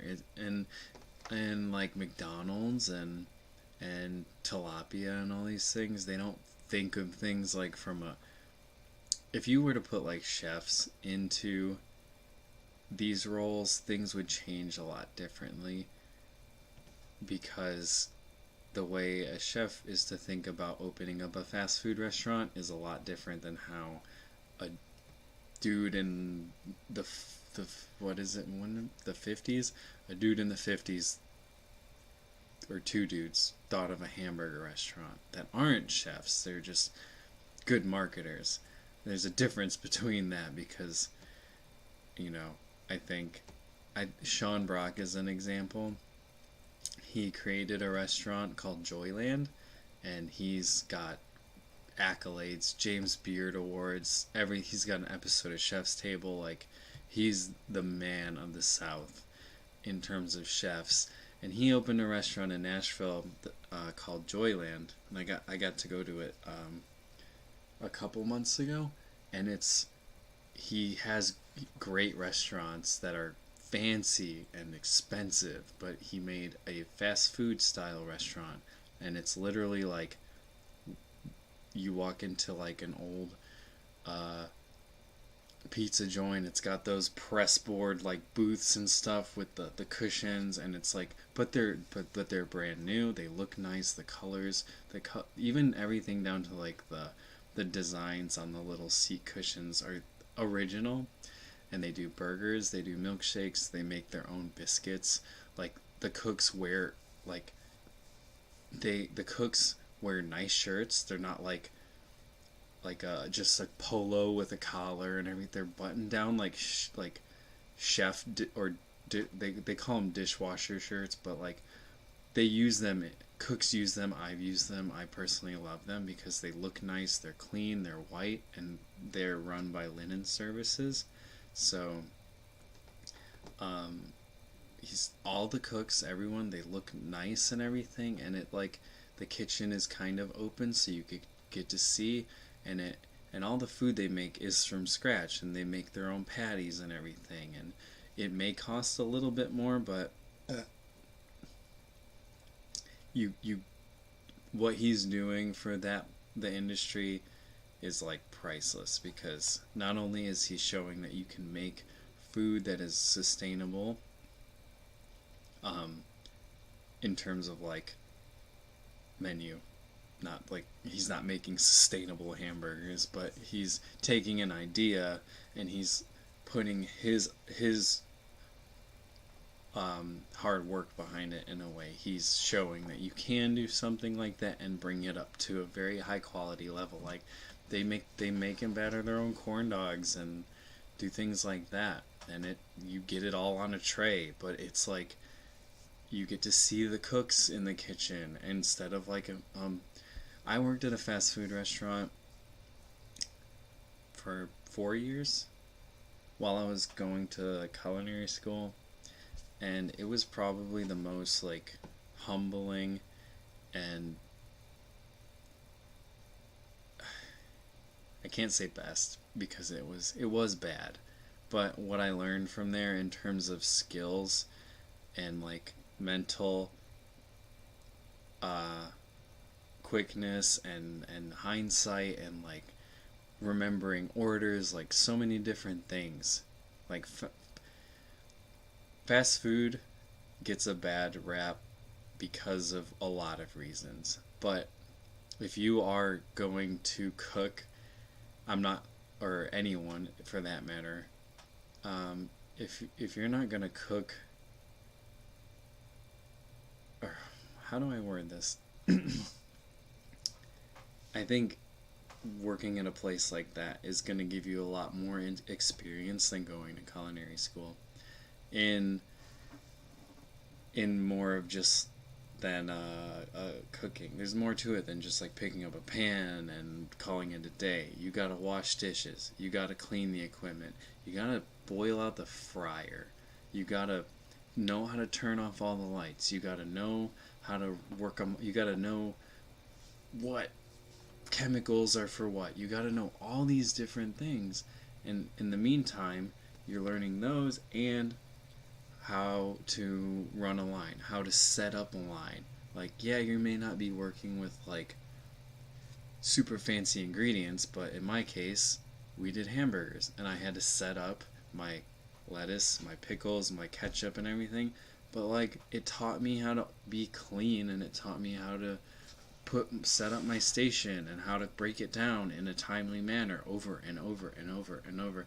And that's like what makes a lot of cooks the best cooks, is that repetition, and that every time they repeat something, they do it a little bit better than the last time, and that just improves so much. And I think like the 4 years of that got me ready for actual restaurants, and it kind of like changed how I think about work ethic. Who is that? Oh my god, get out of my fucking chat. Who is that? Oh my god, get out of here. What kind of language is that?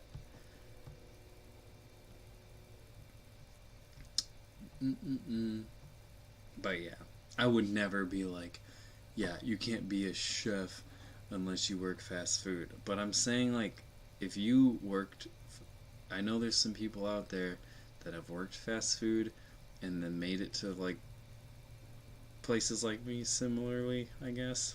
But it teaches you a lot. But I have long since ejected that whole part of my life out of my head, because oh my god, it prepares you for a lot. Like, and you know, we had a drive-through, so it was just like some people are rude, and when I say some, I mean most. Most people are just the last blow up when I worked at Jack's that happened, this lady like threw her food through the window, and like we made our ranch and put it in these little cups with lids, and like it was in the lady's bag, and something had happened. Which knife oh, what's up, Dogue Jimmy? I didn't see you there. Which knife do I use? I have a 8-inch Shun chef's knife. This is my second one. And then I have a little Shun paring knife that I use.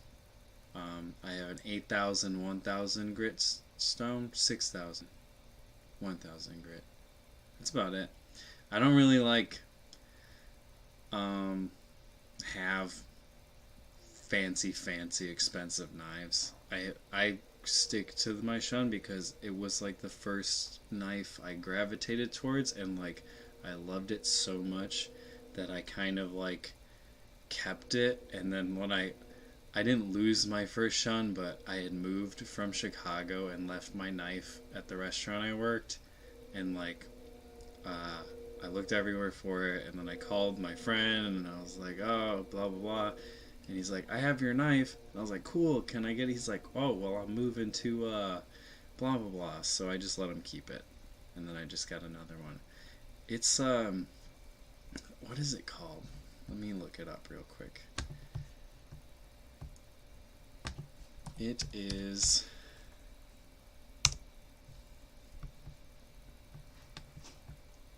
I think it's the 8-inch. 8-inch, 8-inch, 8-inch. Oh my god. Advertisements. Oh yeah, it's the Shun class. It's got the classic handle. It has the ebony handle. Yes, the classic Chef's 8-inch ebony. It is out of stock on the Shun website. Weird. It's probably on Amazon, because that's where I got mine. Yeah, and it's a pretty good. It's a really great knife because it's Japanese, and it's thin. It's super light. Actually, I think I did bring it. I did bring it back.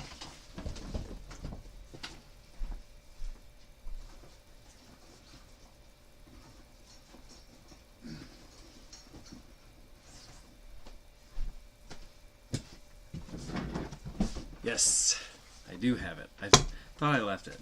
So I have my knife roll, and then I have my little spoon roll. So I can show you my knife. It needs to be hella sharpened. So this one is it. This one right here. It's the logo is like barely there. It's barely there. Like this part, it had you had the logo on it.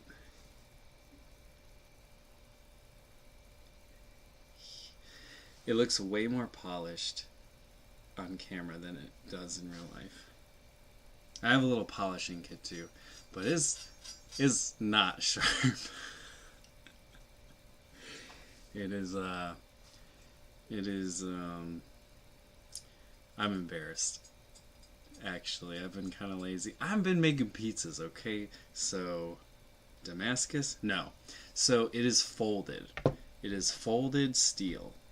There are, in the Japanese tradition, all those ripples on the side are like, when they fold the metal and like press it down to give it another layer, and then they fold it again and they press it down and they fold it again. It's kind of how like samurai swords are made, to give it that like strength and make it very thin. It's kind of like how they make pie crust. You got your butter layer and your dough layer, and your butter layer and your dough layer. So this one, and it's cool because on Amazon you can engrave it, and I think you can see it. I don't know, not really. I don't know. But you can get it engraved. It's like $200. Like, I don't tell people to get like fancy knives, and I don't tell people to like get a bunch of knives. I think you need a chef's knife that you can hold in your hand comfortably and that feels nice. I like the Japanese knives because they're lighter, and yeah, I just think a knife should be light. Oh my god, I think I think my boss has a heavy knife. She uses one that's so heavy, and it has like a little foot. How to make pizza? You start with flour and water and a little bit of yeast. What's up, iCamp? What's up, Zen? How to make pasta? Who is that? Oh, man. Hey, bye, Dog Jimmy. Come back next time. I'll show you my other knife. But, what else? So, anyways, $200, pretty much. And it's solid. Like, this is all one piece. That's basically like really, really important, because you don't want a knife that's like blade and then it like slides in, because then it's gonna come out in a way. But you know, it's all about longevity, because you're gonna sharpen it, you're gonna use it over and over and over and over and over and over again. So definitely, thanks for all these follows. Wow, really, really, I just got off work. I'm talking about nothing. My next knife, it is a baby shun, but it's like my utility knife. Right here, very small, same thing, ebony handle. Oh no. Oh no. Oh no. Audio's out? What the hell? Hold on. I'm working on it. Oh no. Damn, it is hot in here. Hello? Oh. Oh, you muted me. Okay. Damn it. Where's my knife? Okay. So, this one is just like a shun, but it's small. And this is like, if I'm basically got stuff to peel, if I have little things I want to do, it's perfect. And it's great to have one of each. If you were to start cooking or whatever, one of each is basically like, this is all you need. Oh, no, that is not all you need. You need one of these, honing steel. Well, this is a ceramic one. It's not for sharpening. It is for honing. Honing and sharpening is different. Very different. I will be careful. I'll be fine. I literally like, it's sharp, but it's not sharp, because I haven't used it all week, basically. A baton? Kind of. The end? Yeah. Right?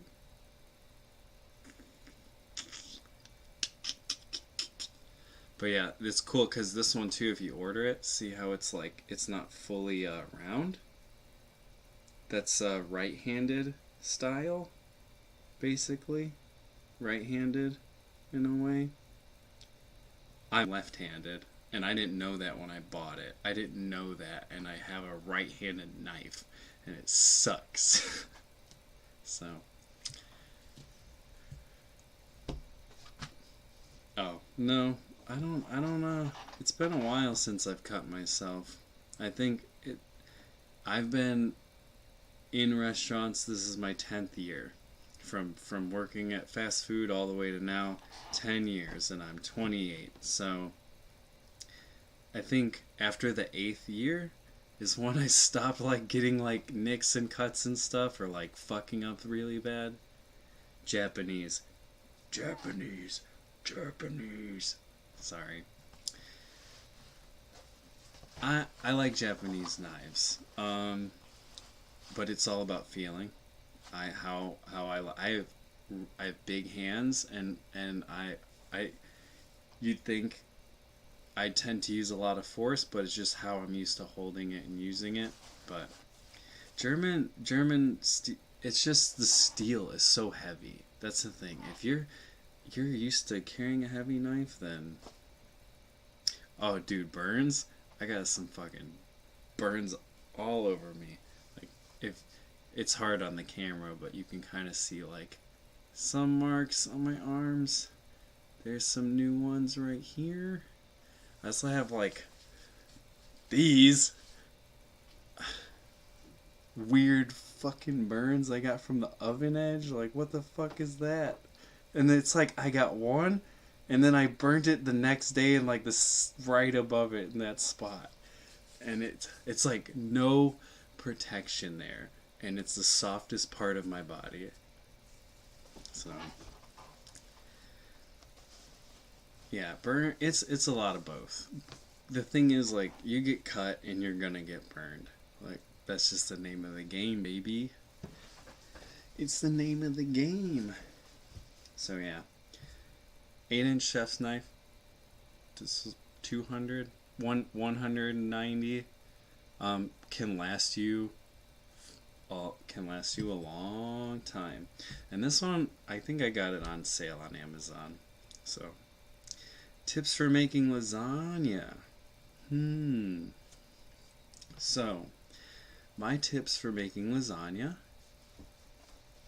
are build it right. No? No what? Actually, okay, what kind of tips for making lasagna? How about that? You can be a little specific. Is it safe to put chicken in a microwave? No. I mean, yes, you can cook chicken in a microwave. The thing is, it's gonna taste really bad. Oh, how to make the noodles? It depends. The only thing is, you can look up any recipe. It's just getting them flat. And also, you can use the regular. I like the boiled noodles. I mean, when you're at home, it's different. I'm not ever expecting anybody to just make, like, I'm not the chef who's like, oh, you don't make your own pasta when you get home after your 10-hour shift? Like, I don't do that. When I get home and I want fucking pasta, I dump a bag in the boiling water and I fucking stir it around and then I strain it and then I dump it into the bowl. It's pretty much. Air fryers? Air fryers. I think air frying is a weird air frying is a word that was created by marketing. What an air fryer is an oven with a fan, and it gets so hot in there, and what the fan does is it gets rid of moisture, so the heat inside of the air fryer is dry, is like so dry that no moisture can be in there, so you get that crispiness as if it was frying. But it's just basically what in the industry we call a convection oven. Yes, convection oven. It's a tabletop convection oven. Ding ding ding ding ding ding ding ding ding. Ding ding ding ding ding ding ding. Yeah. It's air fry. The word air fry is a marketing jargon. But they do work. I'm not saying the product is bad either, because I think they're cool. I think it's cool to have a convection oven that you can sit on your counter and just be like, I want a fucking fried potato, and you just and you bump it in and you're done. Yeah, them dads love cast iron and air fryers. If you get your dad an air fryer or a cast iron pan, they're just gonna have a good ass fucking time. Trivia. Food trivia. I mean, just fucking light up the chat, man. Light up the chat. I don't mind. I'm here. I might make some, like, coffee or something. You got your dad cast iron? Yeah, that's what I'm saying. It's okay, my dad doesn't love me either. My dad actually said I'd never be a chef, and guess what? I am. No, I'm not. I mean, I'm sitting in front of a computer, but, you know, guess what? Hey, dads are overrated. Pretty much. But thank you guys this is the first. I didn't even plan this broadcast. I was just trying to test my internet connectivity and everything. And thank you guys for coming in. Like, I didn't think anyone was gonna be here, and I was just testing my mic out and everything. So he ruined something. Filet mignon.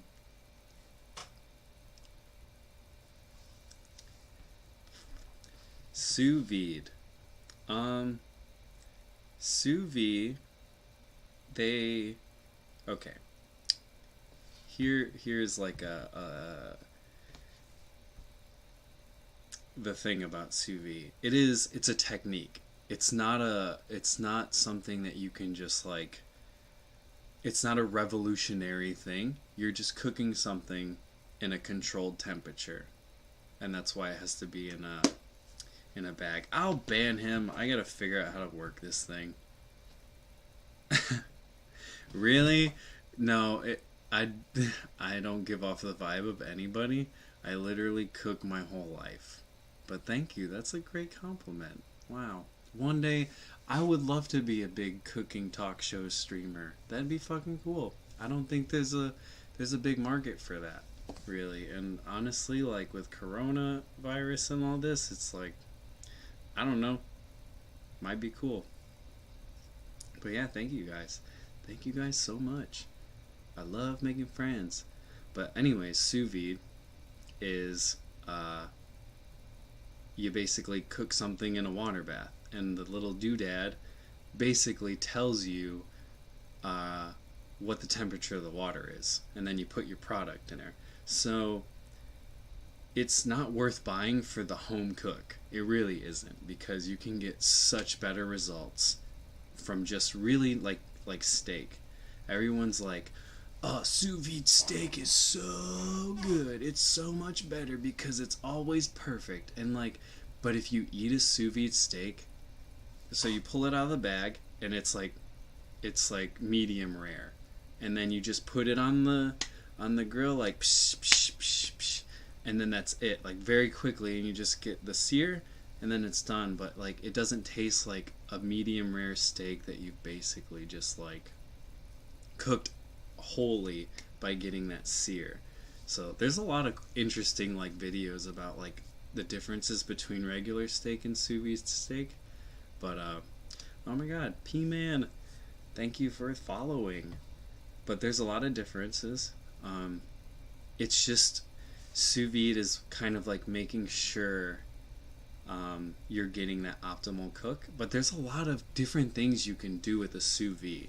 Like, there is so much other stuff. Like you could I don't know, you could cook a potato, you could put eggs in there. Like one restaurant I worked at, we had like pizza foam in an ISI container, which an ISI is like, you put the CO2 in and it goes like psh, basically, and then you shake it and it makes like foams. But you can keep the water bath at a certain temperature. You can make like charcuterie, like cooked sausages. You can, oh my god, all this talking is making me burp just a lot. But you can cook like sausages that are wrapped, like galantines and things like that.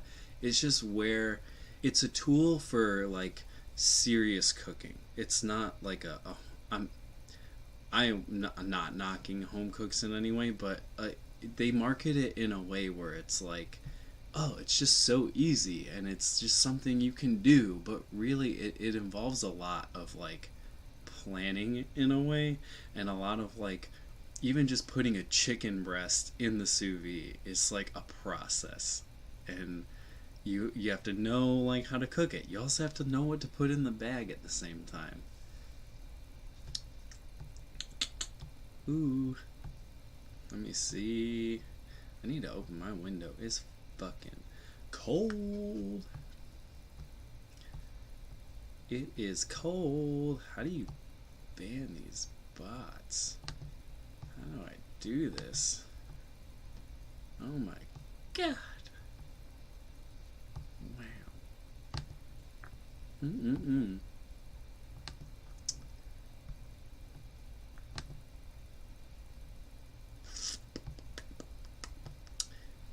Oh, any more questions? I can talk about anything cooking related. Anything. Yeah, I would just say skip buying sous vide and just learn how to cook a steak, or learn how to cook that thing properly, or the way you want to first. Oh, you love this stream? Thank you. Hey, you want to know something? I do love McDonald's. Let me tell you something. I may have worked at Alinea, but ain't nobody's mom made anything that tastes better than a McDonald's French fry. And I'll tell you that for free. For free. For free. Who is that? Chacha Bingo 1. Hi there. That is so cool. That is crazy. That 7 people are watching me talk about bullshit. Yeah, I do like McDonald's. You know, I know I had this whole thing about cows and everything, but like at the same time, like I like junk food. I'm like French trained and worked in all these fancy places, but at the same time, like I can get down with some White Castle. I can get down with some fucking what's Wendy's, man, you name it. I'm gross. I worked at this place called Sepia, and I remember I was like getting off work, and I was like, man, I'm gonna get some White Castle. I'm gonna do this, and then this this guy's like, you work at a Michelin star restaurant, and you're getting White Castle, and I'm like, yeah, well, I'm also broke. Like, I'm a cook. Like, I don't. What do you? I'm gonna go home. I'm gonna go home, and I'm gonna open up a nice burgundy, and I'm gonna have a little escargot and maybe some baguette on the side. I don't know. I like junk food. I love. I was just saying earlier that the frozen French fry game, in like the companies that make frozen French fries, is like on point. Like they know how. It's crazy how frozen French fries taste better than uh, regular ones that I make start to finish. It's crazy. It's crazy. It's crazy. But yeah. Let's see. My favorite food. Sorry. Do cooking streams. I will watch every single one. I'm working on it, okay? I have a full-time job. I'm working and I'm trying to do this at the same time, so I don't that way, I can pay for this hobby while it's growing. So I do want to do cooking streams, and I do want to bring that to Twitch in a way and YouTube. I think I have that kind of knowledge, and I think that I can really put some stuff out there. And it's just cool. Like, I've always wanted like a talk show that's people need to know a lot about like food and stuff, and like people don't. I also want to talk about some like restaurant like gossip and a lot of restaurant like malarkey that guests should know, like people who come in, like the good, the bad, and the ugly. Like there's just so much. There's so much. My favorite food is hard to pick because I love everything pretty much, and I'll eat anything. I love. I would say at the top is Mexican food. I grew up. My dad's side is Mexican, and just like there's just something about Mexican food that just like I smell like a lime, and I just get like fucking I get excited, or like a jalapeno or something. I'm just what do we have here? What's up, butts? What? I don't know. What the fuck? You donated? No way. I don't even know how to work this. No way. What are century eggs? Are those eggs that have been eggs for a century? Tell me. Now I'm learning something. I love learning. And that's the cool thing about this too, is at the same time, you guys can teach me things. I don't know. Like, I don't think that there's anything within the realm that I can't learn. Century egg. Oh, I was right. Century eggs? No way. What is that? Okay. Okay, Google. What is a century egg? It's my best friend.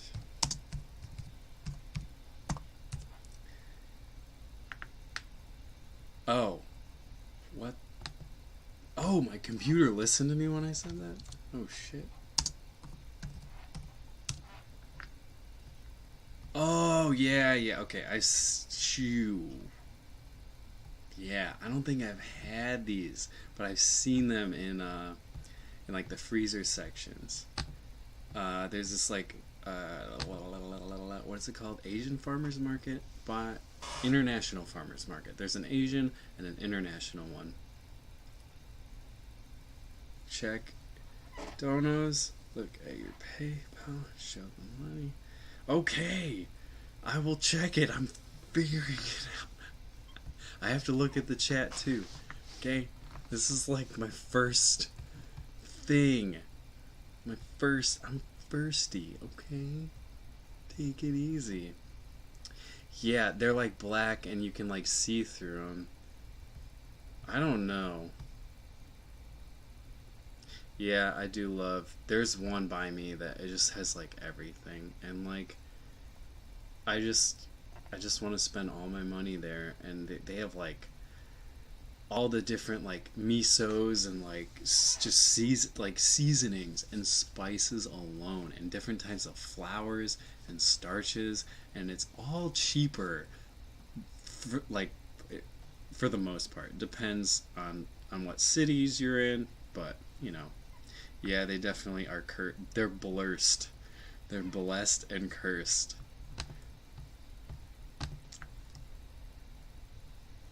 Oh my god. What is it? I'm gonna see what it tastes like.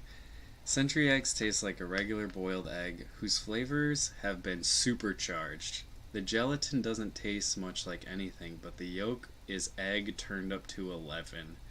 It is rather like eating ripe camembert, pungent and creamy with a whiff of ammonia.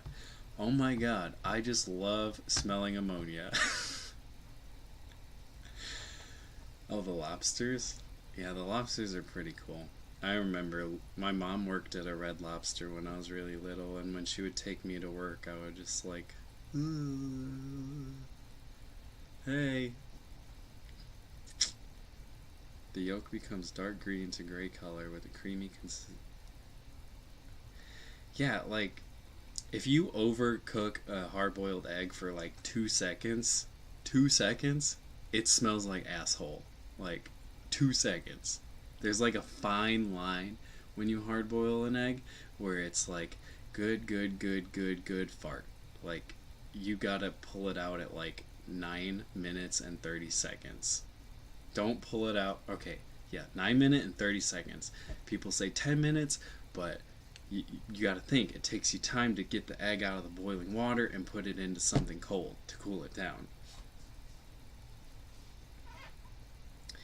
Yeah, the ammonia part. Ah, well, welcome to the channel, butts. Yeah, so that's just like a definitely an Eastern process of just like taking how many hard-boiled eggs? Depends on how long the colon is. We'd have to do some math because we'd have to figure out how many eggs can fit lengthwise in there. But you know, but yeah, and like in the Eastern countries in Asia, they just they they're just their upbringing is all about not wasting anything and using every part of the animal, and if you can't use it, you save it or you ferment it. So that's where you get a lot of fermented products like those eggs, or like kimchi.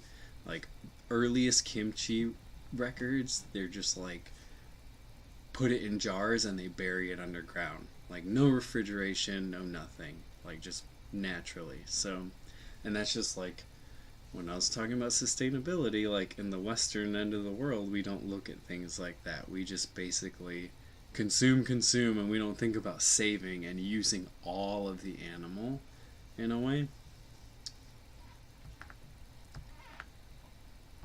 Oh my god.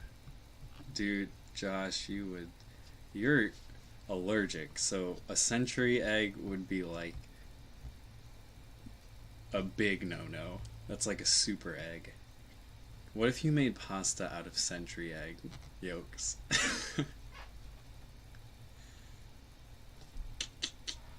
Well, ever hard overboiled an egg, eaten the yolk, and get it stuck in your throat? No, I have not. Oh, have you ever heard of those eggs where it's like they're at the international farmers markets? Some of them, and it's a egg that has a partially growing fetus in it, like a duck egg. I think it's more common with duck eggs. Duck eggs. 10 viewers on my first.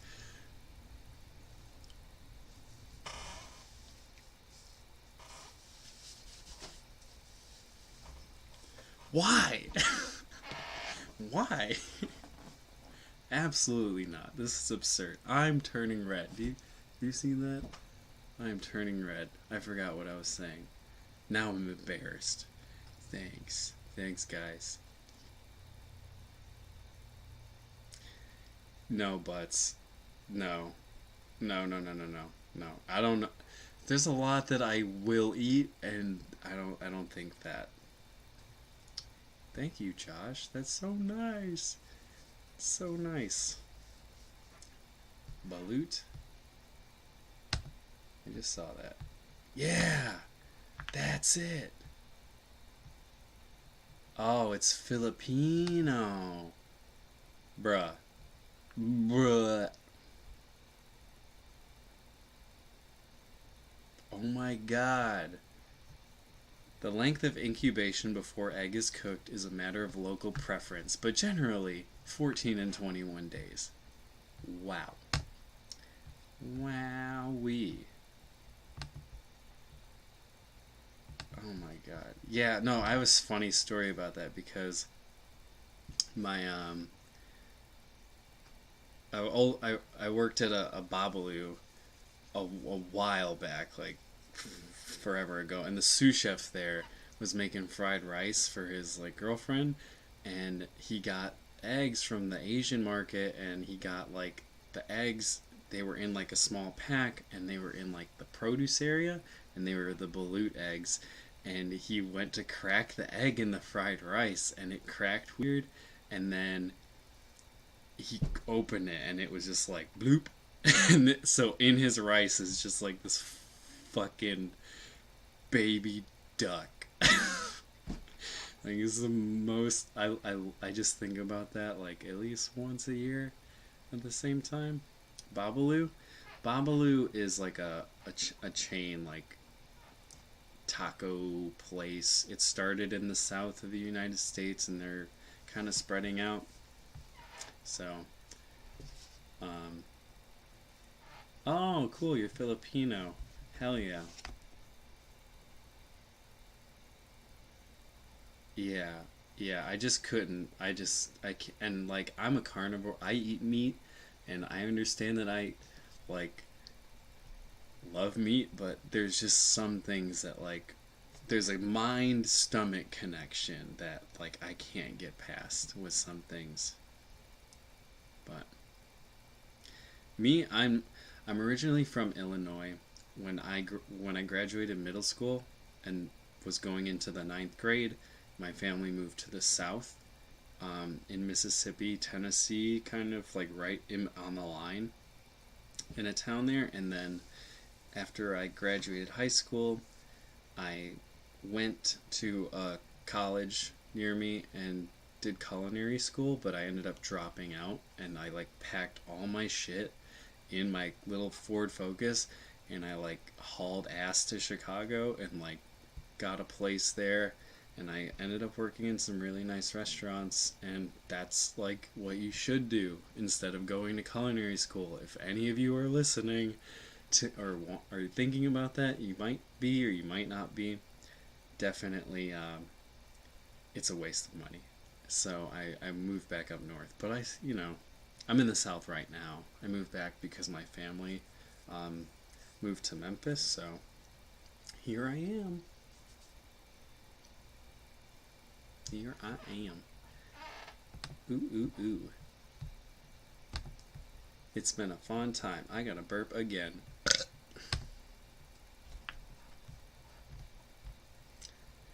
Wow.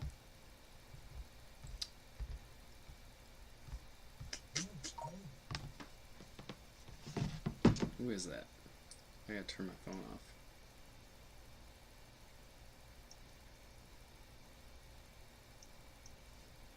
Oh, it's my boss. So she works, since she does all the bread and everything, her schedule is the opposite of mine. So since I'm handling the nighttime stuff, she handles the morning stuff. So that means like she's got to go and feed the mother and like start all this stuff for the pastries in the morning. So she literally just texted me. It's like, oh thanks, blah blah blah blah blah. And I was like, who's texting me at 3 in the morning? It's 4 in the morning. How long have I been streaming for? Holy shit! Wow. Wow. Let's see. What other tools do I have? This was the last thing I was talking about, I think. This is a honing steel. You use it, like, you not sharpen, but you basically straighten the blade. It doesn't do anything except straighten the blade. It doesn't sharpen, it just straightens. So, as you work with your knife, here's your knife blade.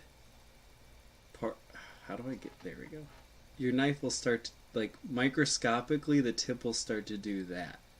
And what a honing steel does is it straightens it out, basically. It doesn't sharpen. So, season the meat or the board? Okay. What kind of question is that? You season the meat. Sorry, I'm not being mean. I've heard that before.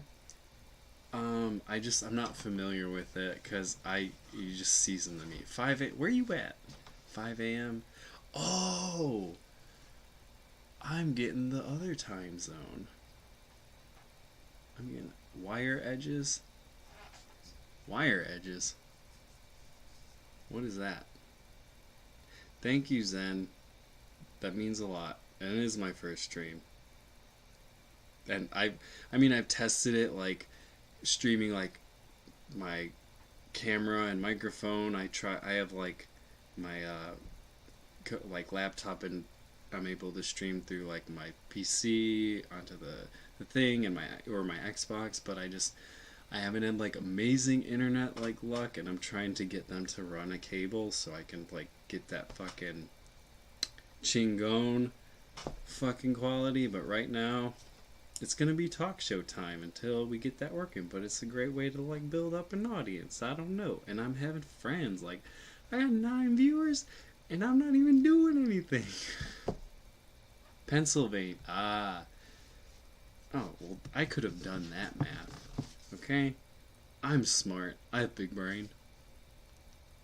Yeah, you're an hour ahead of me. I'm in Central.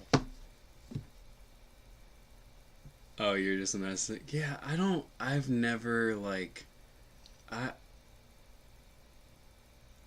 not, like, cocky. Okay, when I was, like, 18, like, yeah, I thought it was, like, hot shit, and I'm just like, oh, yeah, like, oh, I know everything, blah, blah, blah, blah, blah. But now I'm like, when people try to tell me, like, cooking things that they found on, like, the internet, I'm always like, yeah, that's cool. Well, let me tell you why that's not cool and how it's just wrong. So, what's up, Cohesion? What kind of flavor chicken? This is a question. This right here is a question. What kind of chicken wings do I like? I like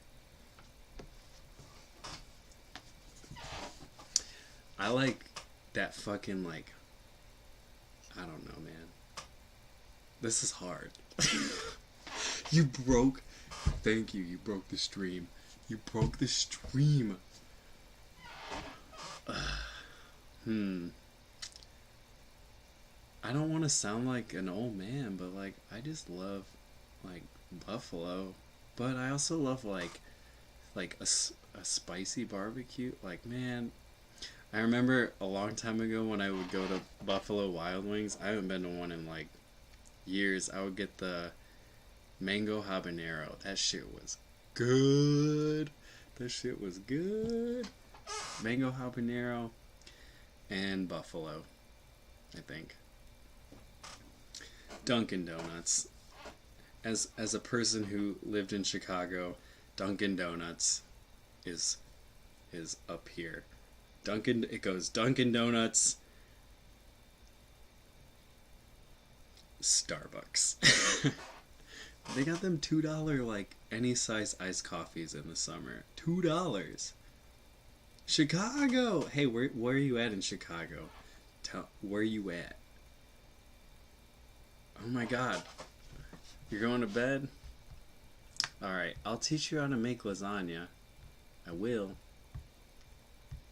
I promise you. I will explain to you how to make a killer lasagna. An arm burn tour? Kind of. Like, there's a shitload right there. There's like a whole... These are all relatively new. There's a whole melange. There's one. This is hard. 2, 3, 4. That's a big one. What? These are new? These two? Well,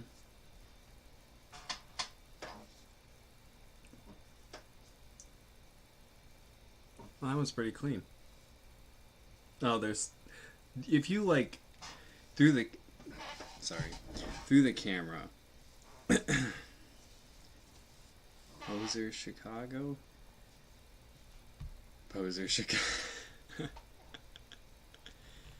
Right on the Indiana border. I lived in Rogers Park, which is like... It's like the borough, but like it's a neighborhood at the very top of Chicago. And then I moved to Humboldt Park. Literally, like right where Humboldt Park is, like right above. Like I was right there. It was the best apartment ever, and it was a studio, and I loved it. Oh, it was so good. So, I miss it. And then I moved to another one like right around the corner. Mousepad.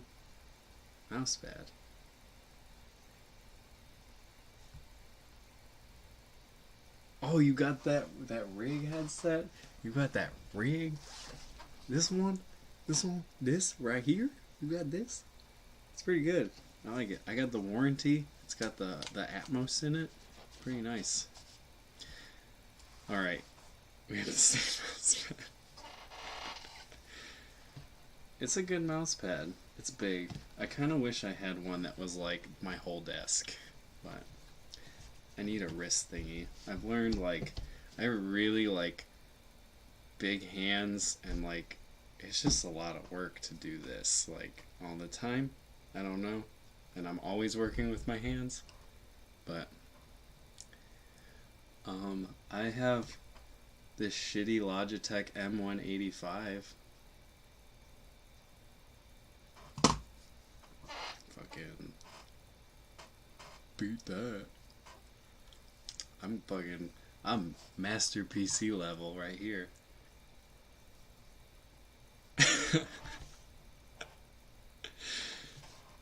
How is it $300 now?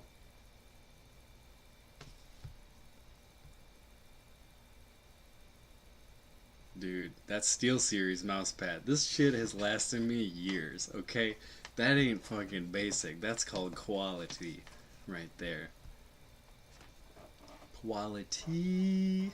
Quality. Baby. Boo boo doo boo. What else was I doing? Oh yeah. So, my other toolkit, this little pouch. I really like these rolly things because they're a little. They fit in my backpack and they're no fuss, and you can throw them in like a washing machine, and they just like flip up. You like fold it, and you close it, and then you tie this around it and tie it up, and it's like everyone's got these fancy. Everyone wants to buy fancy knife bags. They want to buy the fanciest thing to put their knife in, but their knife, once they spend all the money on the bag, they get like or expensive knife and they can't even use it, or they can't get a nice knife. So I like these. They're on Amazon. Wax canvas is good just because it's it protects. So the one that I had for my knife, if it's wax canvas, when you slide the knife in, it won't like cut and like start ripping. When this one is like cloth, so if you were to stick a knife in, it would slowly start like cutting and like tearing up your bag essentially.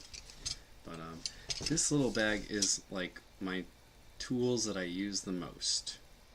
And I'm like any station, and like even when I'm cooking at home, like I'll grab this, and I have a bunch of things. I have 4 things. I have 2 spoons. These are Kuntz spoons, Kuntz.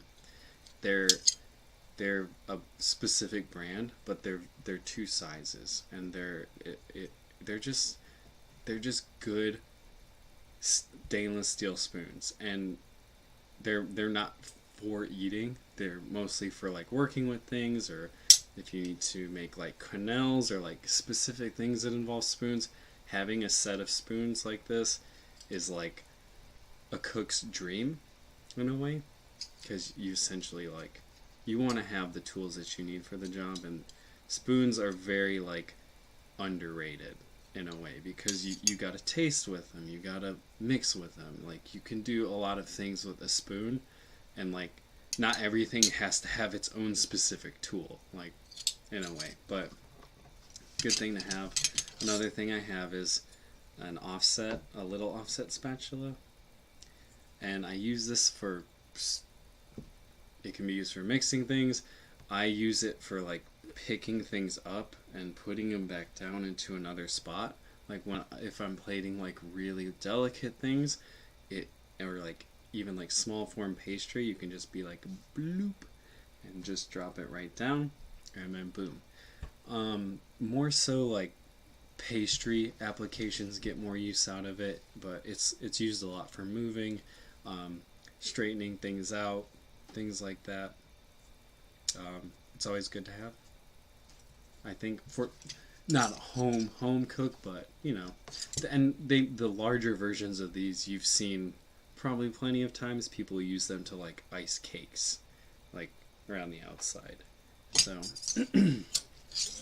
and my last tool that I keep on me, that I always keep on my like apron, when I wear my apron, I keep it like right here, is my tweezers or tongs, because there's just so many things you can do with this, and it's not just like with grabbing things. They can be used to flip things in a pan that are hot or too small. They can be used to like put things onto another dish from your hand or a tray. It's just also, it's like a knife. It's an extension of you in a way. So you really I don't know. It's limitless in a way. I'm gonna open my window really quick because it's hot.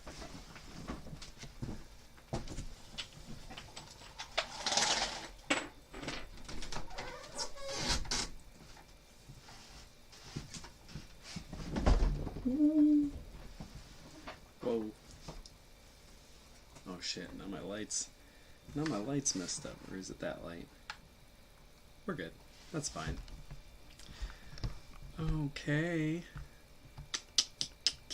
Okay. Oh yeah. Okay. Oh yeah, we were looking at Balut. Balut. Balut is on fire. Let's see. Ask me some questions. Anything. I will answer anything to the best of my ability. Always. And even if I can't, I will bullshit. I will bullshit.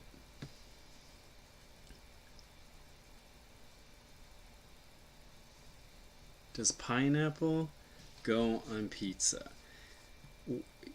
Anything you want can go on pizza. Will it taste good? Maybe. I think pineapple on pizza is good. We just ran a special Friday before last. We did a pineapple pizza. We did like shaved ham and pineapple and Calabrian chili, which is like a chili that's in a jar from Calabria. It's like red and it's in oil. So we did that. It was good. I like fermented the pineapple a little bit. I put it in the vacuum bag and with some salt and some grated garlic, and I let it sit in the vacuum bag for 3 days at room temperature, and it became really garlicky and really like savory. So yeah, I just didn't want it to taste very sweet. I think that's the thing with pineapple pizza is it's a lot of the times when you get it, it's just the sweetness like bleeds into everything, and then the whole thing tastes like muddly pineapple in a way. So if you do put pineapple on it, just try to make sure you get like the moisture off of it. So like make sure it's dry and drain the juice off and kind of like, because ultimately that moisture is going to fall into your pizza and it's going to prohibit your dough from getting crispy and tasting right and all that nonsense. You know? If you know, you know.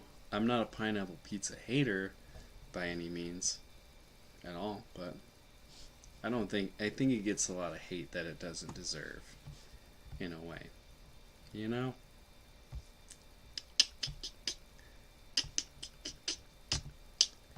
Ba ba ba ba ba ba ba ba ba ba ba ba. Whoa.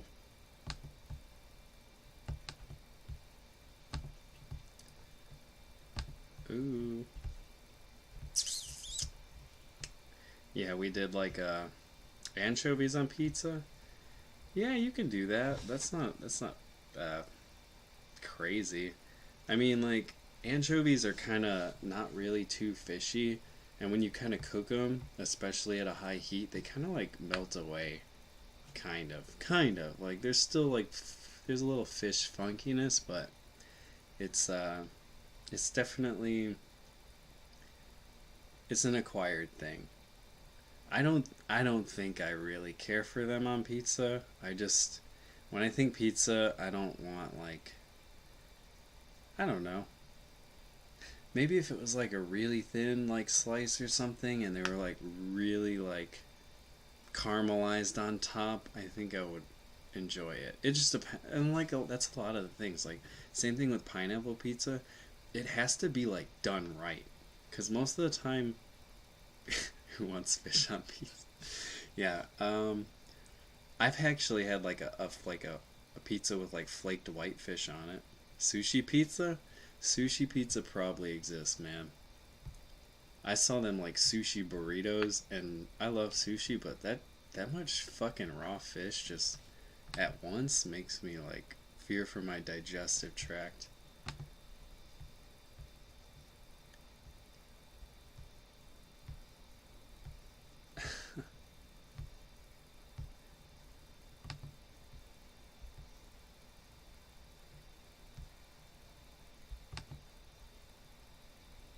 Oh yeah. Sushi pizza. What is that? I'm sure that exists on YouTube. Ooh. Bruh. It's a thing. It's a thing. Like in Los Angeles. Of course, in LA. Always. Shrimp on pizza? I don't think that would be bad.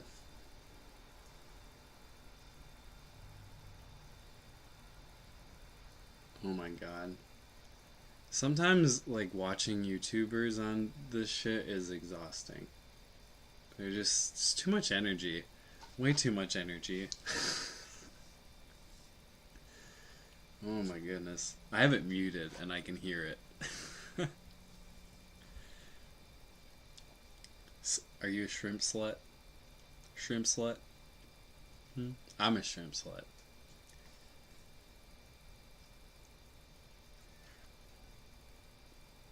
Dude, this dude is still talking, and I haven't seen any sushi pizza. This is what's wrong with YouTube and restaurants and food. Oh my god. Shrimp slut here. There's a place called Janga in LA that does sushi pizza. They got a nice bar. Well, a nice back bar.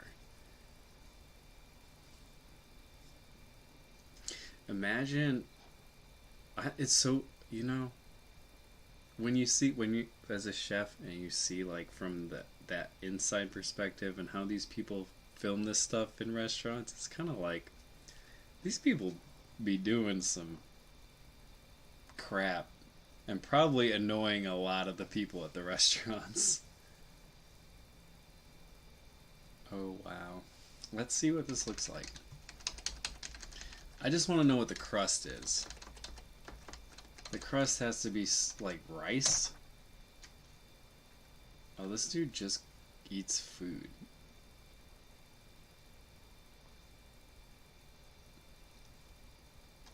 Oh my goodness. Show me the money. Oh yeah, they just eat. They just eat. Oh, we got a 12-minute video, and I have yet to see a pizza.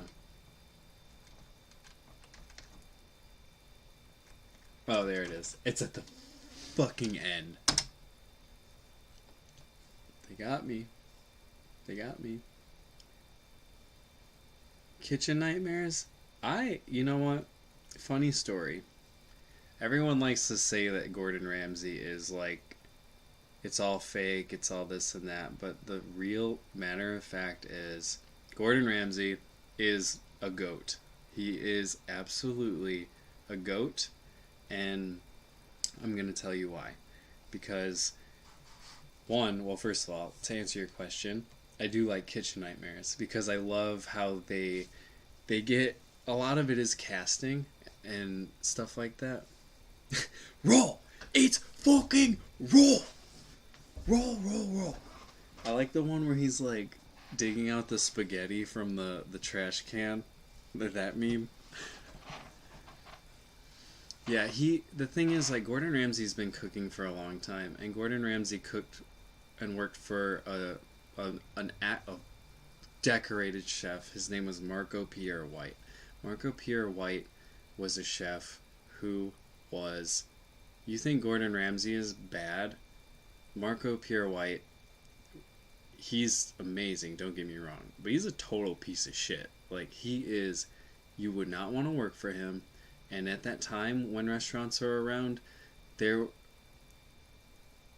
chefs were just like fucking assholes, and they were degenerates, and like, that was around the time where if like, there was a story about Marco Pierre White, he like ran to other restaurants, competition restaurants, and he like would swipe their reservation books off the host stand and fucking leave, and like shit like that, like undercutting people and like even the staff. Like, there's a book called White Heat.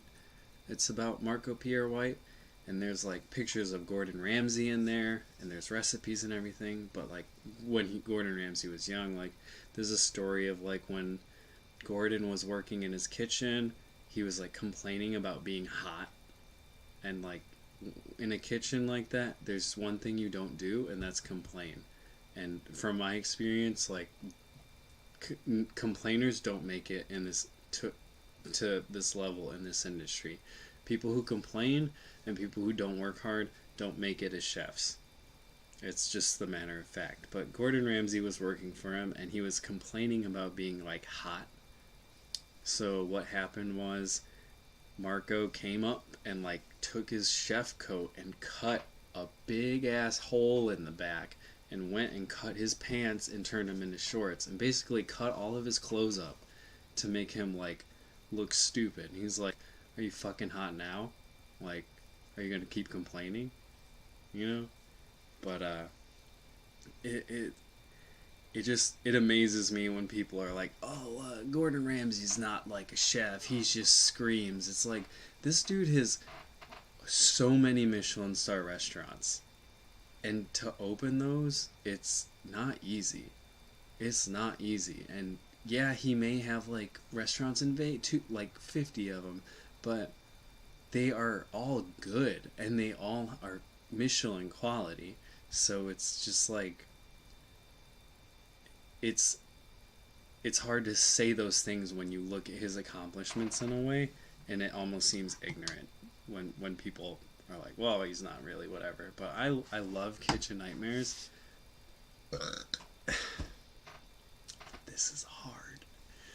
They didn't tell you in streaming school that you're gonna burp a lot. But yeah, I like Hell's Kitchen. Hell's Kitchen is so good. Hell's Kitchen, like, that one's good because they get so many different types of cooks. They get cooks that are good and actually, like, smart, and then they get, like, people who are like, "Oh yeah, like, I made risotto once," or "I make risotto at this restaurant, and I'm blah blah blah." Like, they get, like, mixed bag people, but it's so fun because it really that show is good because they put them on a line, and that is how you know when you have line cooks, that hot line separates the strong from the weak. There's no way that, like, if you're not like worth your talent, it'll show. And I think that's the cool thing about it is like they have two teams and each person has their own station. So if something's fucking up, you know exactly who it is, and you're like, "Oh, where's the scallops? It's fucking scallops. Where are they?"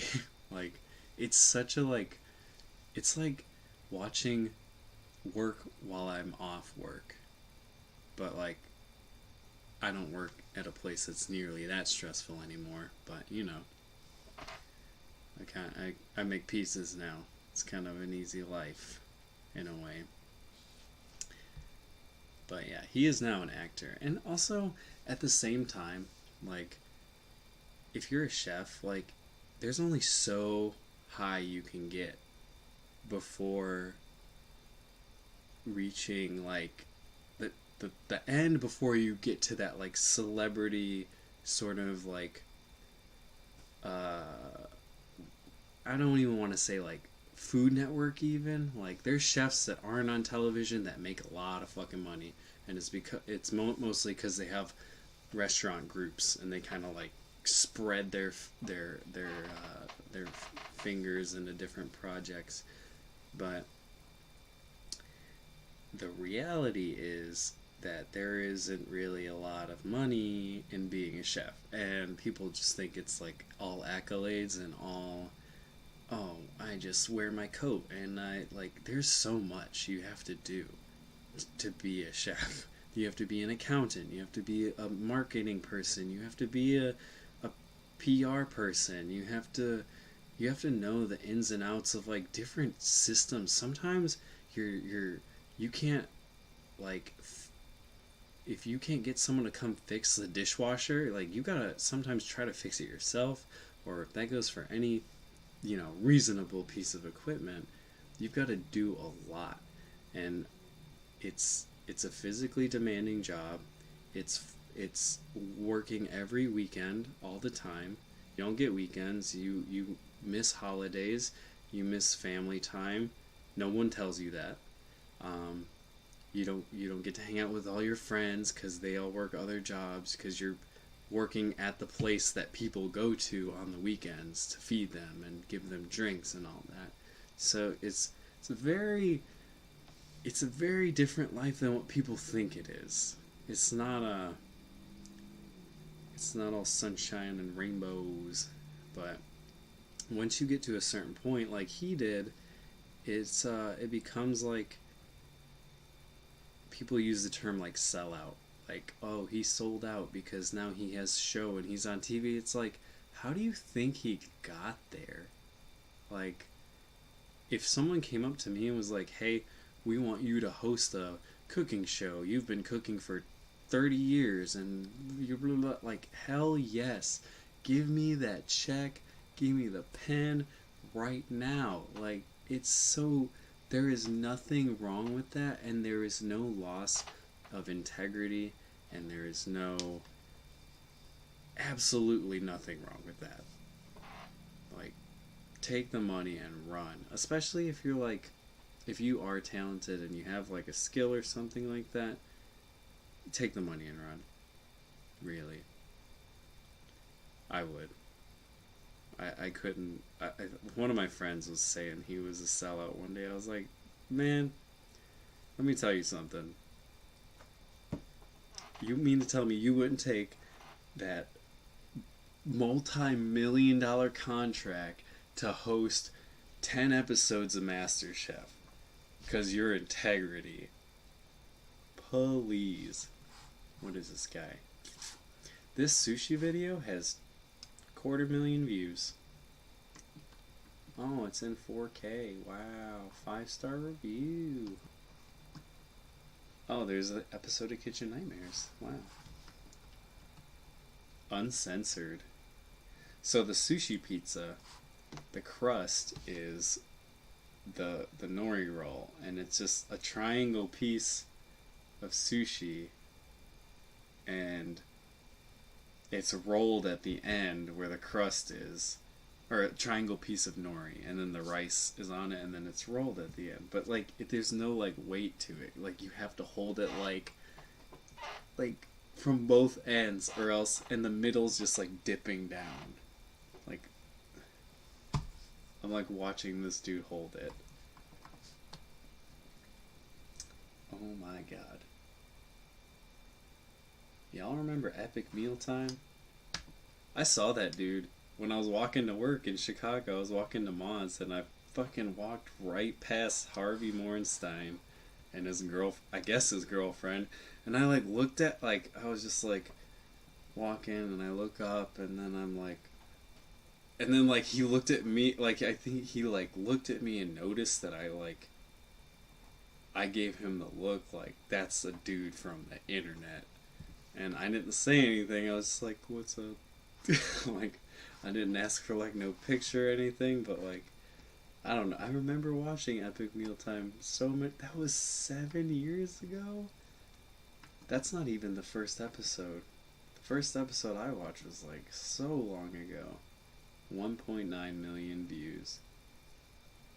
Damn. Sushi pizza. Just what you needed. 7 pounds of raw fish in your stomach. Wow. Wow.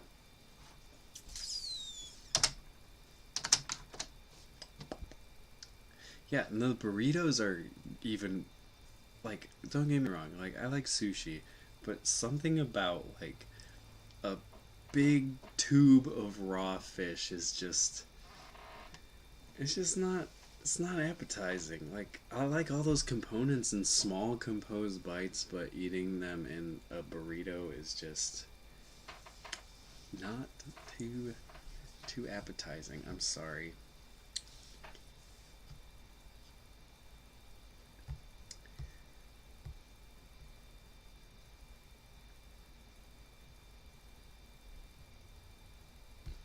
Bonkers. It is bonkers.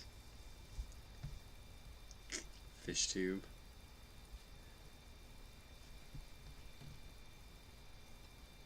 This dude is like making sushi pizza. For real, I guess.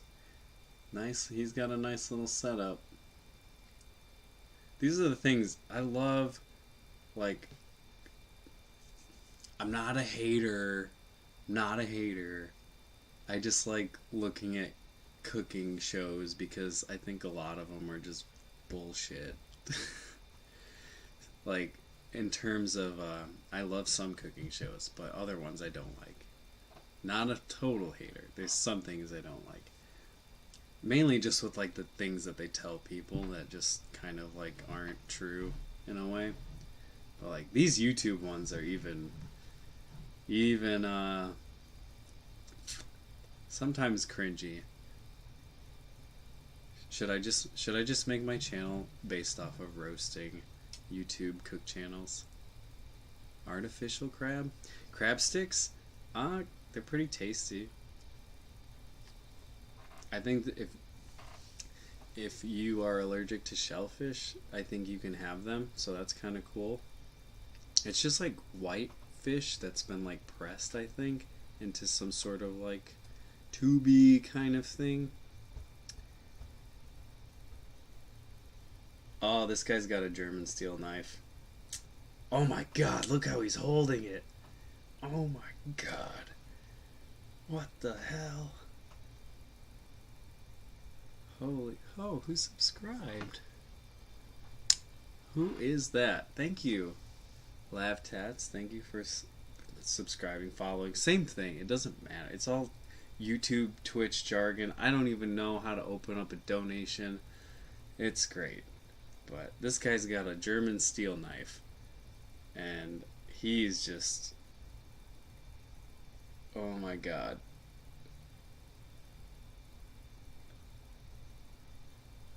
He's grabbing it with his bare hands and stuff. Man, he's building this sushi pizza straight up on the table too, not even on a plate. What's up? Thank you for joining the chat. I'm just watching this sushi pizza video right now because we're getting to the bottom of some business, and this sushi pizza trend is just very new. He just built it straight on the table. That's gross. Ask a question. Ask away. The chat is 4 questions. Oh, now he put it on a plate. Oh, he put it on what looks like a piece of construction paper.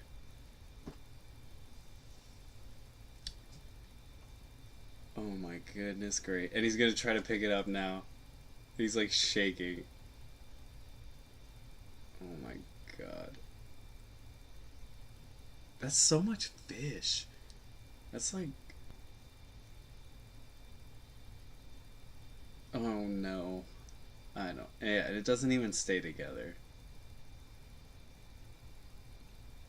That's a no. What is a good set of knives? Well, I'll tell you right now, you just missed it. But I have them right here. And I guess now, from now on, I should just, if I'm going to be doing this, I'll keep them out. Because people seem to be asking about it. So, I'll show you. Because I love talking about knives. You don't really need to get anything super expensive. If you're trying to learn knife skills, I would say get something, you don't have to go to a knife store. Go and get yourself, well, it depends. Like, if you're a home cook versus, like, going to I'm burping a lot because I've been talking so much and I'm not used to it. I'm so sorry. If you're looking to cook, oh my god, sorry, my light. If you're looking to cook professionally, okay, home cook, alright. Home cooking, if you want to, I'm not even going to bullshit you. If you want a knife, go on the internet and look for an 8-inch chef's knife. You can go on Amazon. Like, I can do it right now. I will help you do this work. I will look it up for you because I can tell you what is going to be decent. There's basically things you want to look for with a chef's knife, and first thing is one solid piece of metal, making sure it's unibody. But if you go on to Amazon and you just look for an 8-inch chef's knife, you're going to get a lot of options. But there are good brands and there are okay brands, and then there's also just like how the knife is made. There is, what is it called? Home Cook.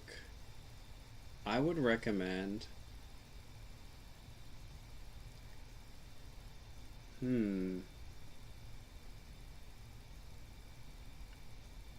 Okay, I would definitely recommend a 8-inch chef's knife with I forget what they're called, but they're those little circles on the side of the knife. Those weird little circles. I think it is. I don't know what they're called. What the hell? Hold on. Bear with me. Bear with me. I'm trying here. I'm doing research.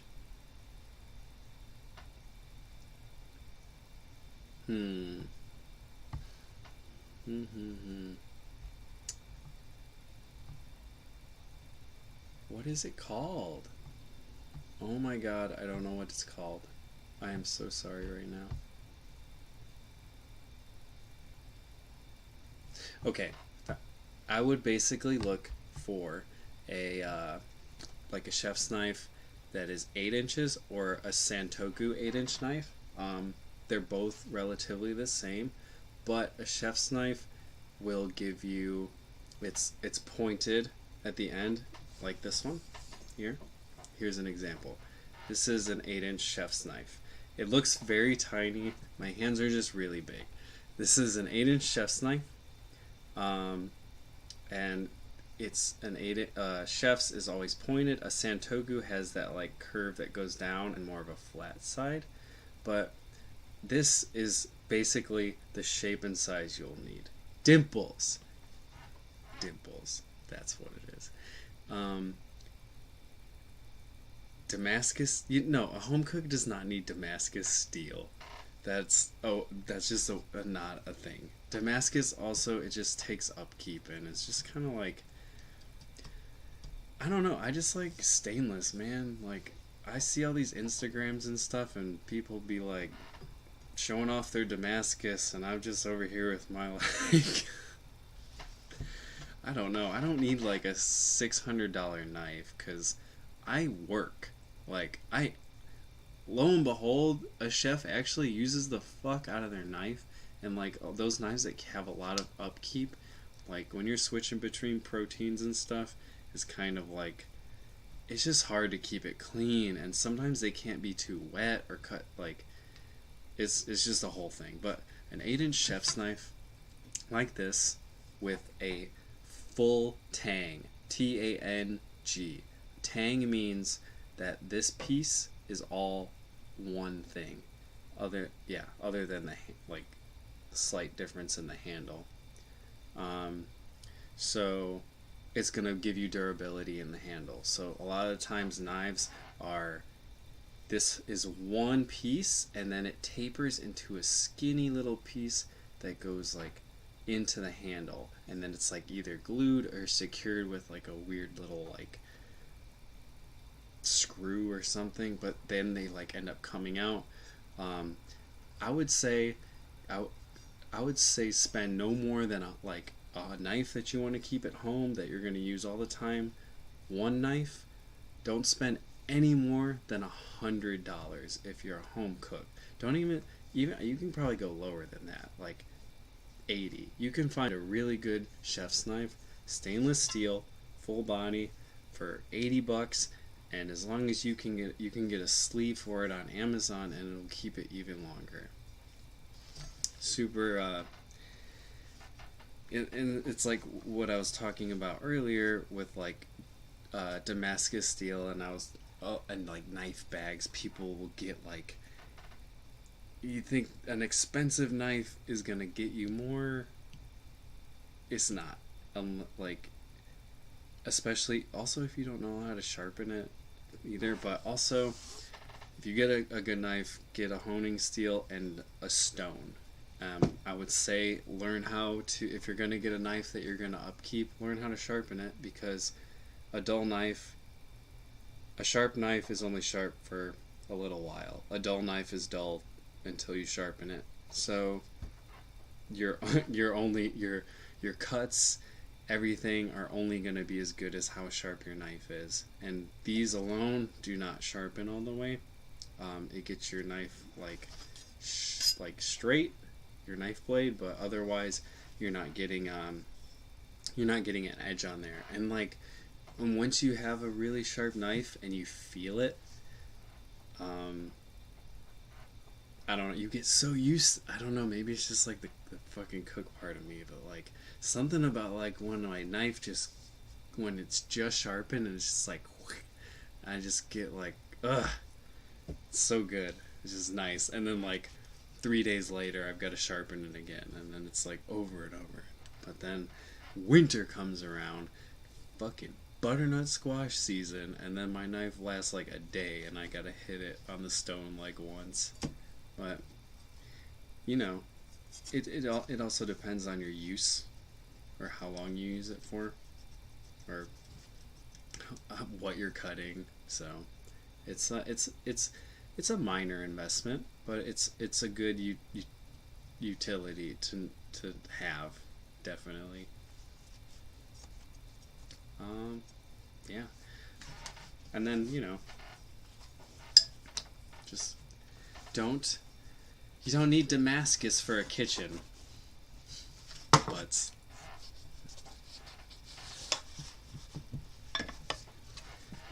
Butts is about that Damascus life right now. I mean, don't get me wrong. If I just had like fucking 10 racks, I would go probably get a Damascus steel knife, and I'd be like, great. I'm never using this knife because I'm too afraid. Oh, you're welcome. You're welcome. You're welcome. Ceramic knives. They're not stupid. They're just, I don't know. I don't know. I can't say anything about it because that's kind of new territory in like just manufacturing. I don't know. There's not enough like competition in the knife world with steel that it would be like make me switch over. Like there's no benefits. You know what I'm saying? Like there's no benefits to ceramic over steel. And that's not me like being a hater, and that's not me being like I just like steel. It's just there's no benefit. It's just they're like, "Oh, it never gets dull," but like yeah, it does. Like everything gets dull. It just takes longer because that material is harder. Like steel metals are, so a lot of metals are actually pretty soft, especially when you're shaving edges off of it and you're exposing like that I guess steel. It doesn't sound soft, but it's soft when you grind it up against surfaces and cutting boards all the time. It does wear it down more than it would wear down like a ceramic blade. And I guess that's the selling point, at least from like commercials I've seen. It's always like they're unbreakable. They never get sharpened, and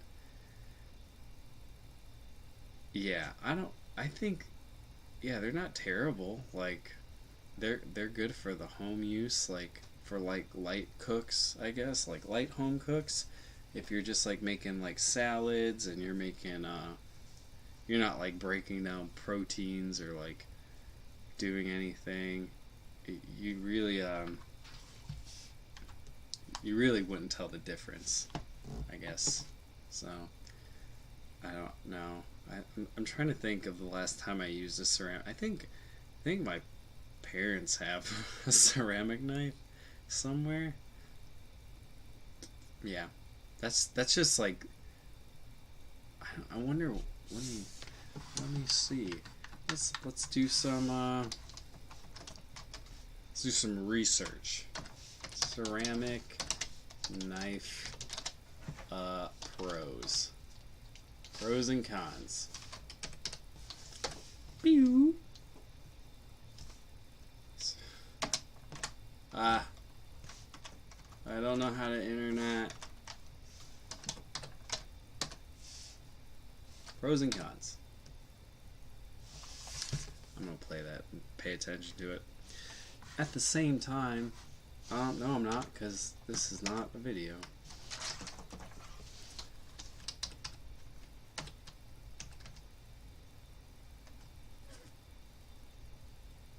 Oh my god. This YouTube channel is called Ceramic Kitchen Utensils, and the title is Understanding the Advantages of Ceramic Knives.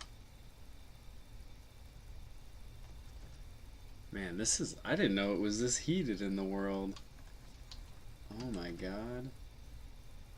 Oh my god. Look at that. No way. No way. No mames way. Nos pinches mames way. Let's see. Are ceramic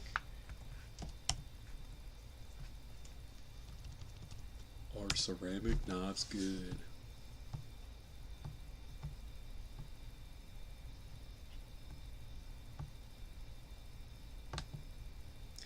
How do you even sharpen a ceramic knife?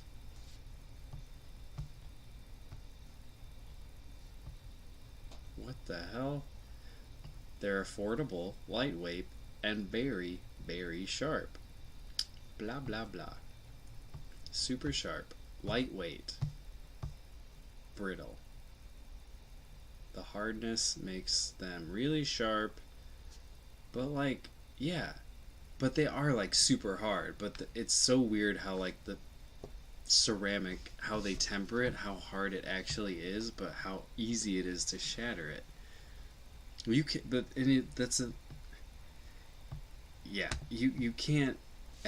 Ultimately, you can't. You can drop a chef's knife made of steel, and you can pick it up and sharpen it, and God forbid you don't break the tip. If the worst thing that can happen is the tip is going to break off, but if you don't, you can at least sharpen it back.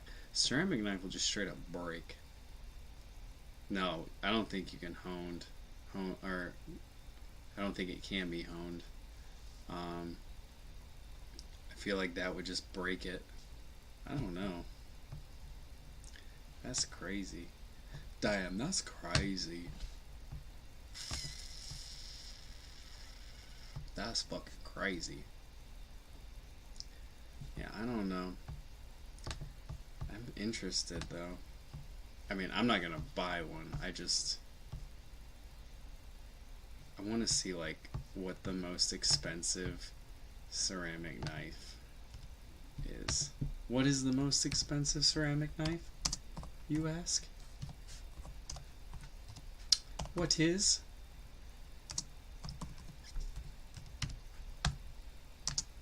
Here we go. Oh, $200 paring knife. No thank you. No way. Lockjaw.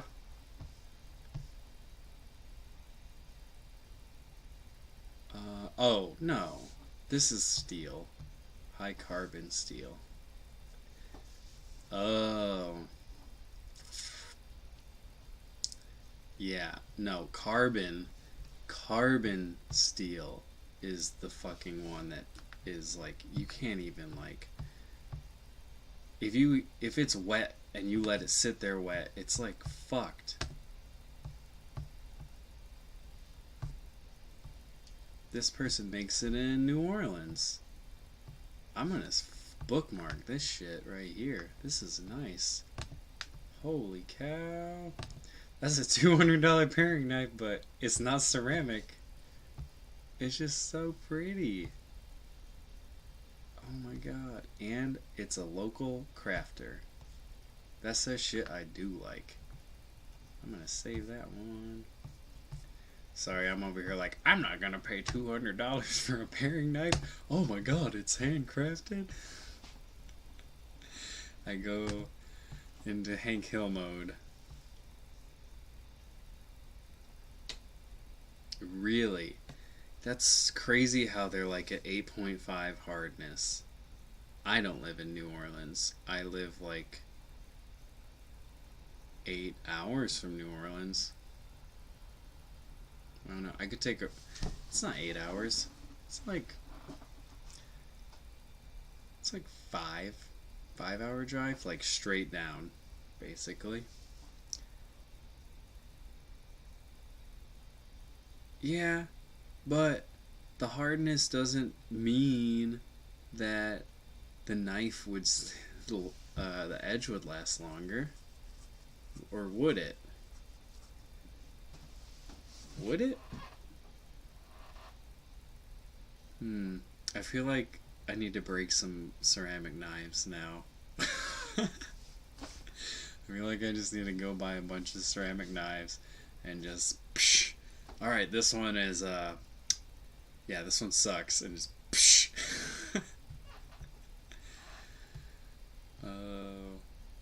But yeah, I don't live in New Orleans. I do not. Do not. Sorry. Any more knife questions? Knives are a very subjective subject. I'm never gonna tell people what specifically like to get, or what brand, or this or that or the other.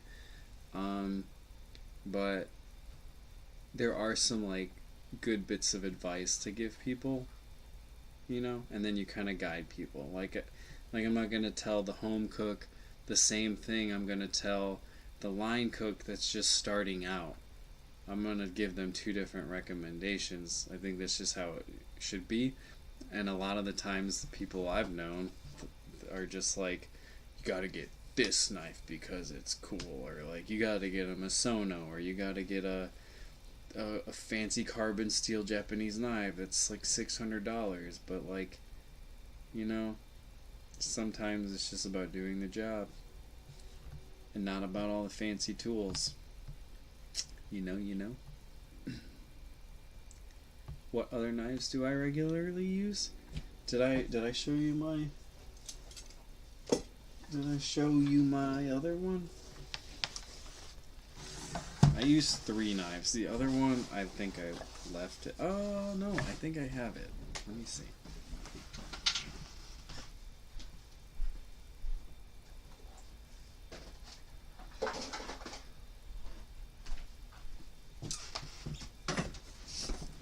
I do have it. I'll show it after I show you. Okay, outside of the shun, I have 3 other knives outside of the big shun.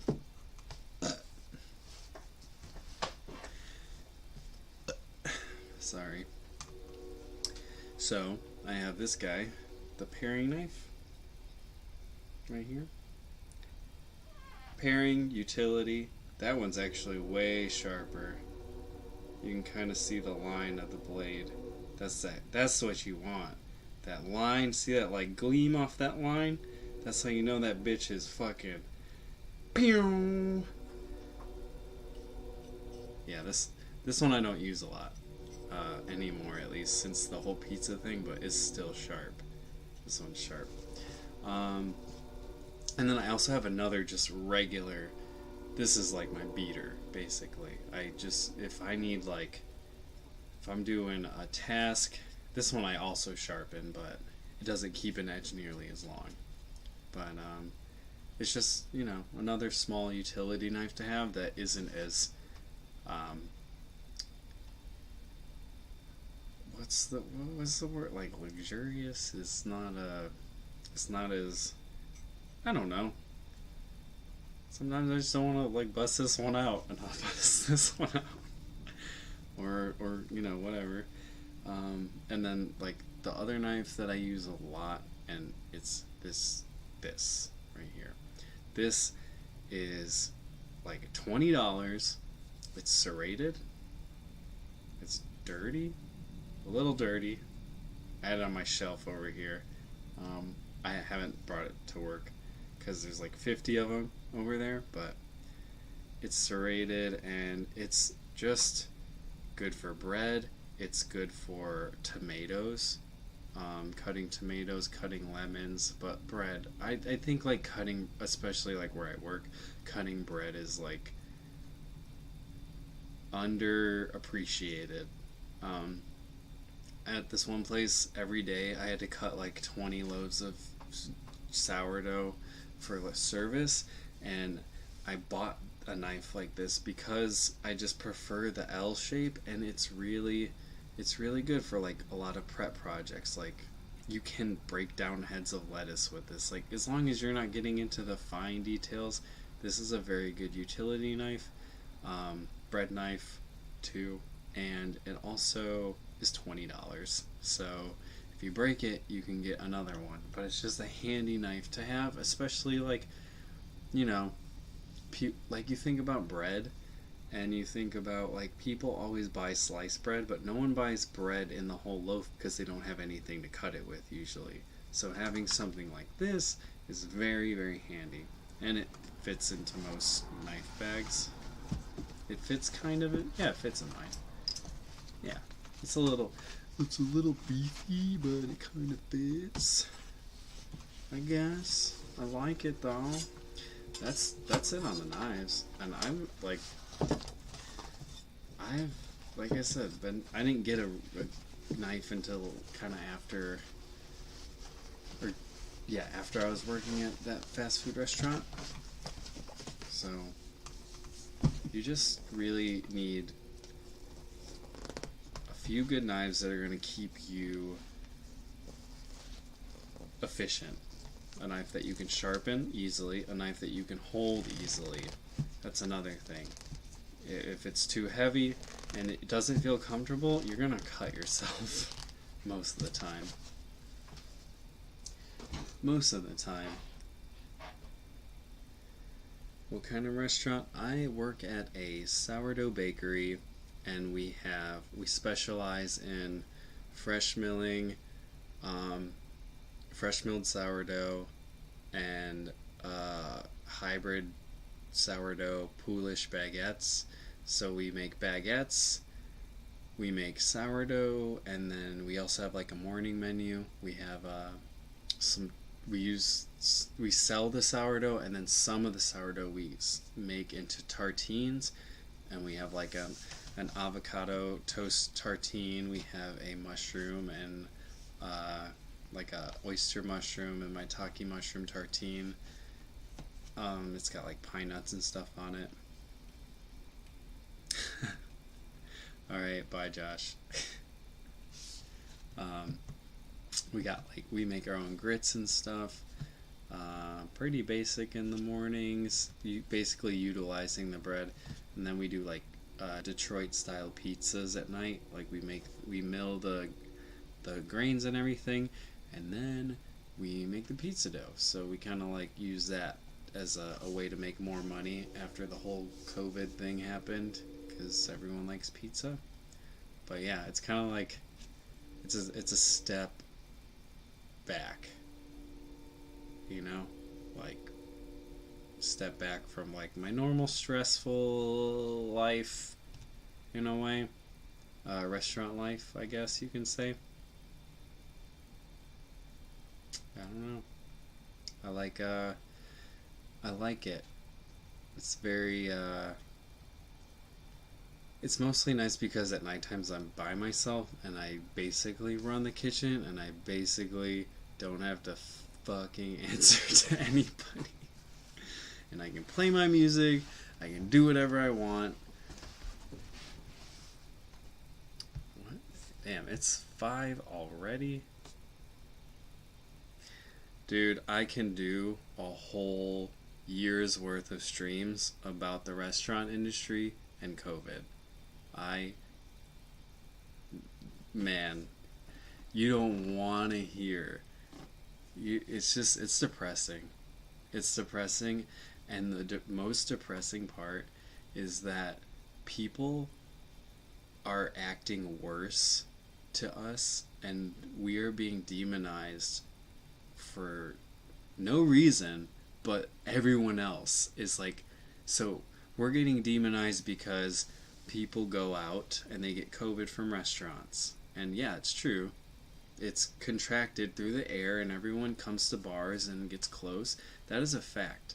But the biggest thing, oh, bro, I'm in Tennessee. They don't give a fuck. They're like, woohoo, let's fucking go out, let's do this, let's blah blah blah blah. Like, they don't care, man. And it's so sad because it's like my livelihood. Like, y'all want to, those people who come in and abuse the rules, even though we're still open, we have rules. Like, you have to wear a mask unless you are actually taking a bite or a drink of food, and people don't care. And it's sad because, like, we can get shut down if someone from the health department comes in and sees that. And then those people who don't wear the mask, they get mad. And when they get mad, they don't, if the server, let's say the server comes by and then says, hey, can you put your mask on, blah, blah, blah. People get mad at that. And they're like, no, I don't know why, blah, blah, blah, blah. And then they don't tip the server. And the server is already working way less, and they're working for tips, and now these people are pissed because they don't want a tip because they're being told to put their mask on.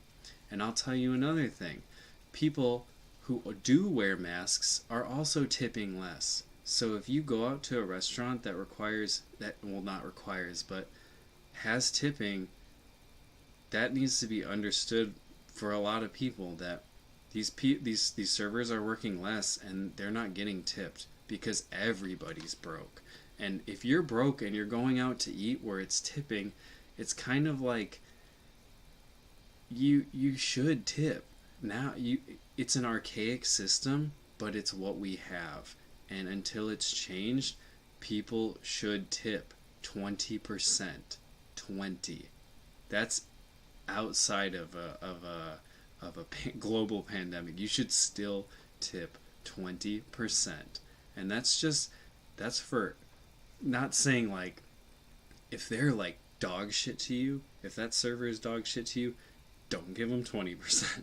But at the same time, like, they don't make hourly. So, or they don't make minimum hourly. They don't. So, oh, in Cali? Yeah, I fucking wish. Yeah, people get so mad about things like that because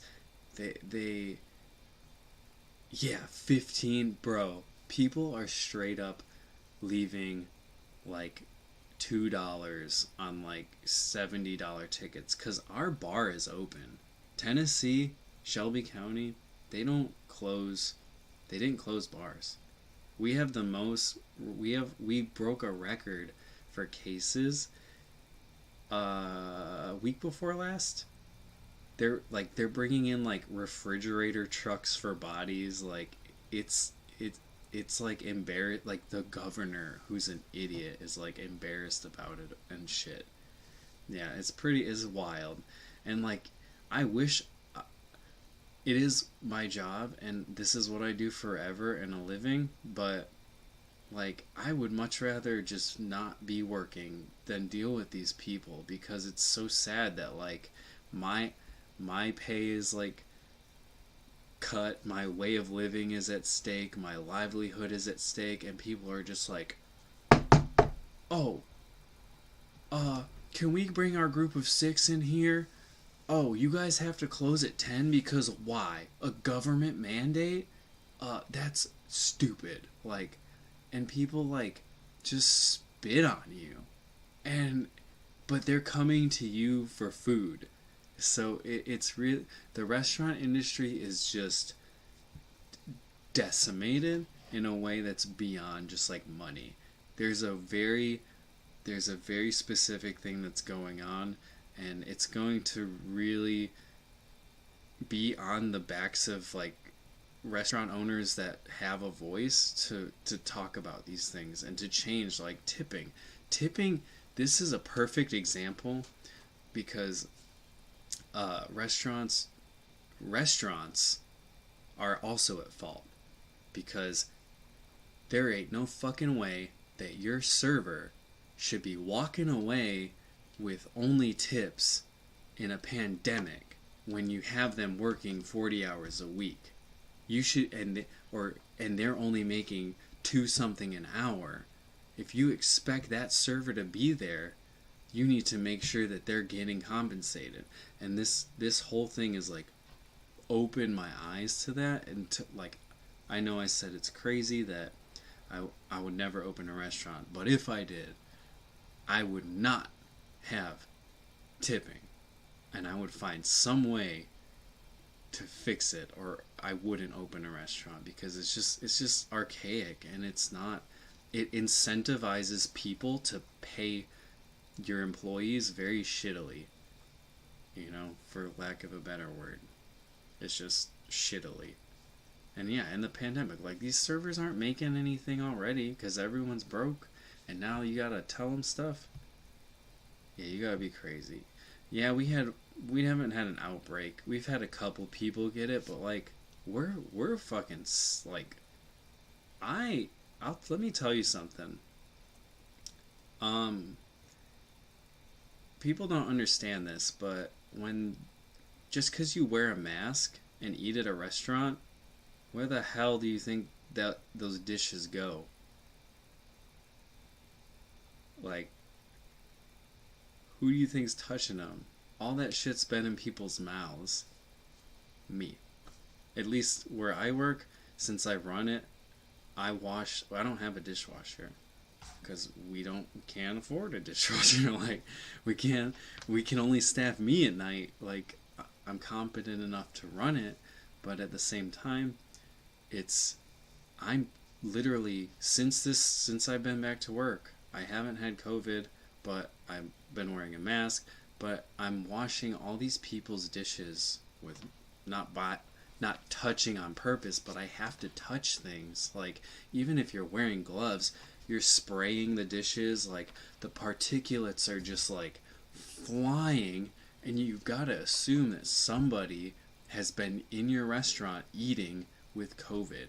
So like, all that like paper menu shit is just, and the clean pen, dirty pen, that is visual. That is nothing to do with COVID, because I've seen people just pick up the dirty pen and put it in the clean pen or whatever. But now, like, if you really think about it, like, you go to a restaurant with COVID and you eat all over the dishes, someone in the kitchen's gonna touch that dish. Now, granted, like, I'm not a fucking disease expert, but at the same time, I would like to think, like, all those dishes coming back and all that saliva and everything, that's a bacterial, like, problem. Like, people don't think about those things. Like, people just want to go out and get their cheeseburger, but they're not worried about the dude washing the dishes. Like, I honestly, like, I feel bad and for everyone that's had it, everyone that's died from it, but it's like, I'm surprised that I haven't got it. And that's just from, like, observation standpoint. It's like I said, it's just a very new and polarizing thing. It's just very, I don't know, it's made me, this is where this came from. This is why I'm doing this, because I want to try to, like, push out into a market that is sustainable, instead of being in a burning ship that's going down right now, and there's nothing people are really doing about it to change it. All these restaurant organizations are just like Beard Foundations, just turns out they're fucked. Like, all these places, like they're raising money for themselves, and everyone's like, it's like no one is like coming together in the restaurant community, especially in the small business standpoint, I guess. But it's definitely been eye opening, and I could do hours on this. I could do hours. I could talk about this for hours. Sorry, I'm getting used to this, alright? But yeah, like, we had one, like, what? I don't know. What's her position? She's like the pastry side of me. So, like, I would be like the Sue, she's like the Sue Baker. And she got it, but, like, she wore a mask. We all wear masks. We don't like eat after each other, like, and we don't like get up on each other like while we're doing work or prep or anything. So, dude, I will monetize it. I got big brain, and I got things. I have lots of things in here that could just probably get me sent to hell. I don't know, but I don't think I could. I don't think I can write an ebook. I wouldn't. I don't. I don't think I can write a book. I'm not. Maybe when I'm older and my patience has grown, but sitting down to write a book just sounds like fucking hell. I have like mad attention deficit, and I can't even like. It's hard for me to even have like 3 tabs open, and like I'm just like But yeah, I got like my screens and everything, and but this is good because I can talk and do things, and you know, whatever, and you know, hopefully it would be cool to have like, I don't know, internet that is way better. I'm so sick of this fucking, I'm not gonna say the company, but they rhyme with mom mast. Mom mast.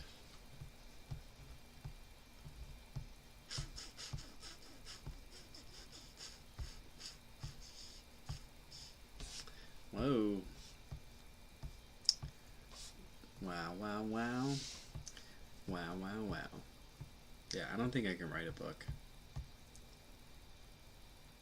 But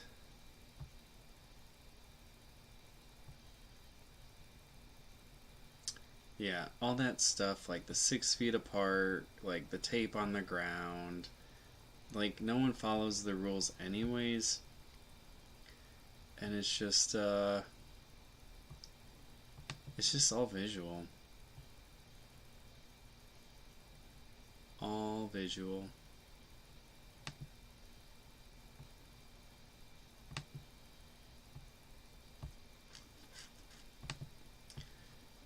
Sorry, I'm just like looking. I don't know how to use any of this stuff. Look at my bug eyes on the screen.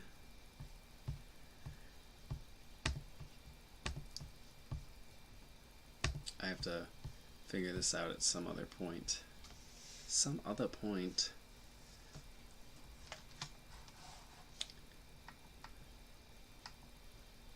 Yeah, I feel like I look at all this content, and there's some good stuff on YouTube.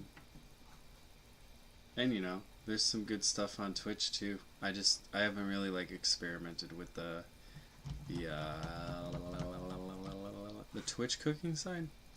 What's up, bald fat? What up? What are you doing? You want to talk about food? You want to talk about sushi pizza? You want to talk about New York pizza? You want to talk about burrito? Sourdough? What do you want to talk about? Am I gonna do a cooking stream? Man, if I was gonna do a cooking stream, it's gonna require, like, a physical cooking stream is gonna it's gonna take some time. So, and a lot of formatting, just because it's either eventually I would like to have. I mean, depends. I wonder. I wonder if I could just roll up at my job with my like maybe like a portable setup and do something like a scrambled egg stream, or like maybe some things that are like super easy and super like top down I can get like very easily. I don't know. I'll have to think about that. I might be able to do something. I mean, at least before my actual like internet gets hooked up to where I can like, it's more like processing that like that high res. So I have to get a cable ran, and I was testing the stream out. So, and lo and behold, now I got 14 followers, which is kind of cool. A sourdough stream. I'm not. That's not me. I can. I'm just. I'm not a bread. I work in a bakery. I'm just not a. I don't know if I do that, but you know what? I might do one for you. I'll never say never, unless it's bat 2. Is that what it's called? What are those things called? Those lemons? Not lemons. Eggs.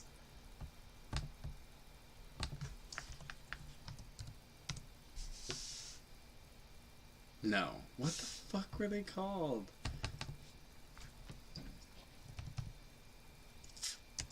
What the hell? I forgot. I can't spell.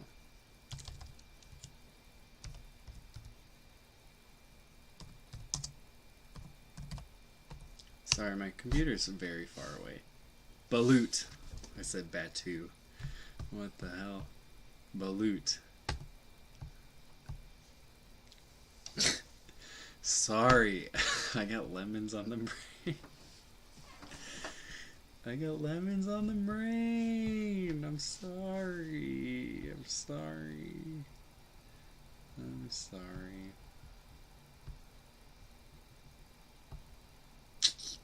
What is that? Beethoven. What up, Beethoven? What are you doing? Are you listening?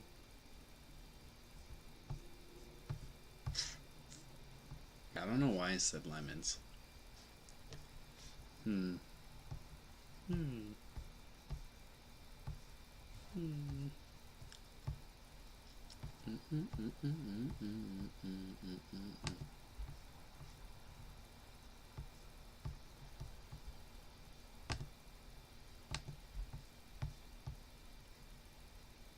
Yeah, I don't think they're going to where I work. I don't think we're going to shut down. Oh, the one thing you won't eat? I'm sure there's more things than that. What? What? Did I miss that? Did I miss that in the chat? I'm sorry. I am so sorry. Did I?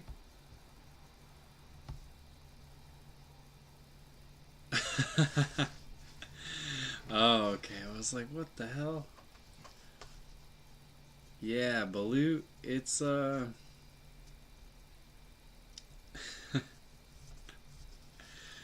was like, wait a minute. Yeah, it's just no. Just can't, like, it's not even like just a baby animal thing. It's just like some things you just don't eat. You just don't. Am I like fucking crazy? If like I was people always will be like, oh, if I was on I wouldn't eat that if I was on a desert island. But then they'd eventually end up eating it. I'm literally like, if I had a fucking dozen balutes and I was rotting on a beach, I'd be like, okay, see you guys later. Like,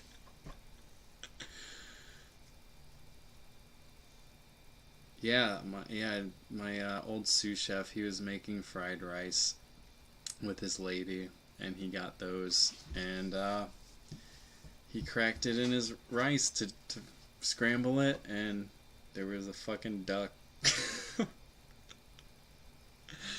Oh, that just like, ugh. And like the skin on the duck is like see through. Like it's just.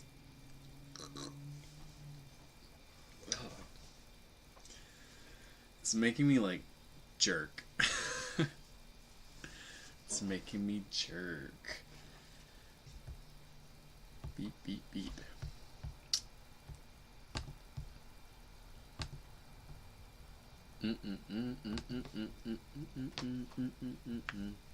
Well, yeah, that's just. See, what someone asked about chicken feet earlier, and like, I went to this one restaurant in Chinatown in Chicago. Um, oh fuck, I just lost. I'm reading and thinking, and my ADD brain is like, wow, this is. I think it's too much for me. Um, uh, the chicken feet. There was like this chicken feet dish at this one place that I had, and it was really good. But like, after like 10 minutes of eating it, I was like, my brain started to like be like, this is a chicken foot, and then like I ate them all, and then after that I was like, ugh, that was weird. But it was like they're like cooked. Oh, thank you, Beethoven. Um, yeah, and there's like nails on them. The nails at the end are still there. They like boil the chicken feet, and then they like fry them, and then they like toss them in a sauce. And I don't know. I don't know if I'm drunk. Like I'll eat pretty much anything that's tossed in like Frank's Red Hot. When I'm drunk, I will eat. That is a fact. The octopus tentacles that are still moving? No, because I'm afraid it'll go in my throat and it'll like grab me or something. Like it'll go in my like the part that's like your lung, and it goes down in there and then just grabs and just I don't that's just fucking no. That's not food. I've seen that. It's like they like salt the there's like whole octopus people eat like those whole little ones, and like they like put salt on them and they start like moving and shit all over the place.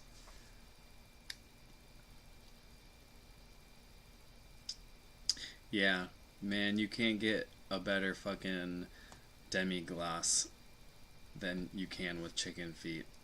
Like you make your chicken, you make your stock, and then you make a chicken feet stock, and then you strain them, and then you combine them, and then you boil it down, and then it's like it like makes the perfect demi-glace.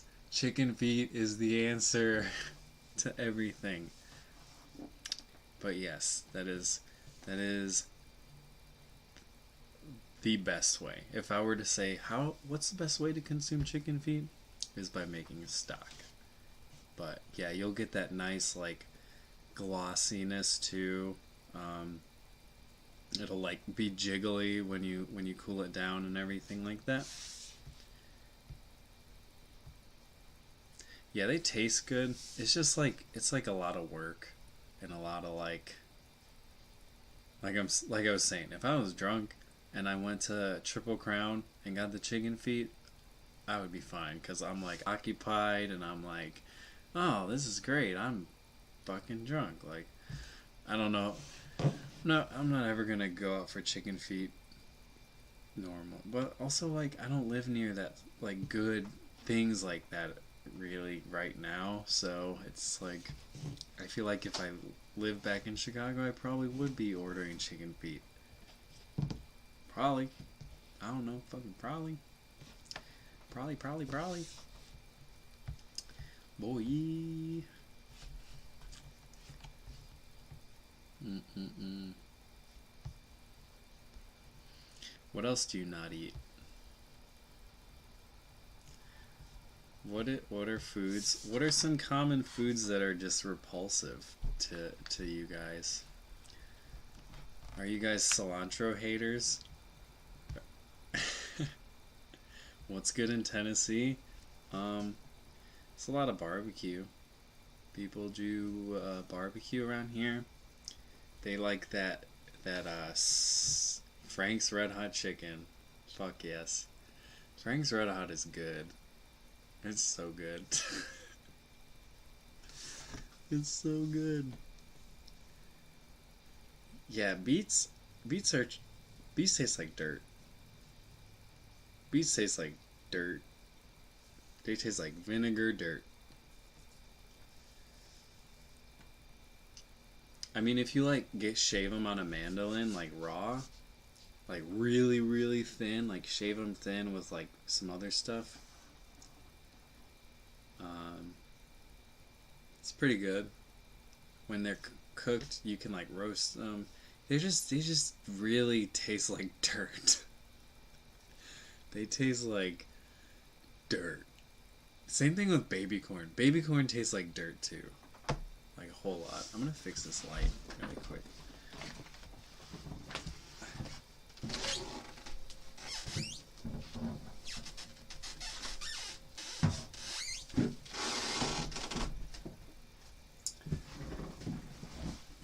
Ah! So much better. Wow! Look at that high quality. Look at that high quality. I don't know what I was doing this whole time. I'm sorry. I'm sorry about that. Please don't leave me.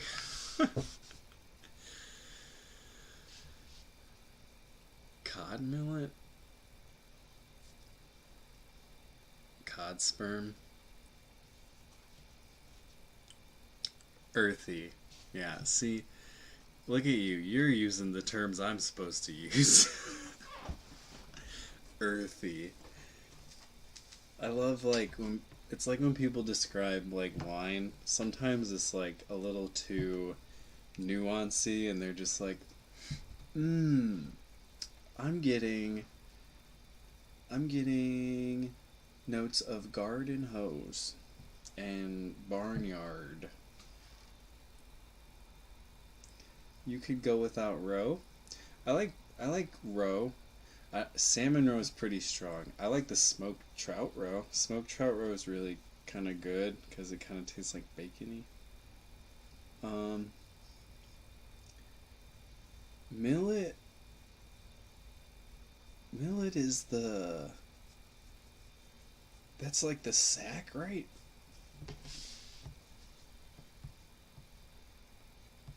You think radishes are pointless? Stone fruit smells like cat piss. Yeah. I mean, don't get me wrong. I can lay down some wine knowledge. I understand wine. I actually only understand like regional variants like from France and like grape varietals, but like outside of that, I it's a little like you can only taste so much, you know. And then it all there's a good documentary on Netflix called Sour Grapes, which kind of like shows that a lot of this is just like nuances and people just like speaking the flavors into their head because this dude like conned these extreme wine connoisseurs and auctioneers and got them to like buy his shitty ass wine that he's just like blending in his fucking apartment like and like making so much money off of these people. Freshly cut garden hose, cigarette, and I'm getting some bean dip on the end.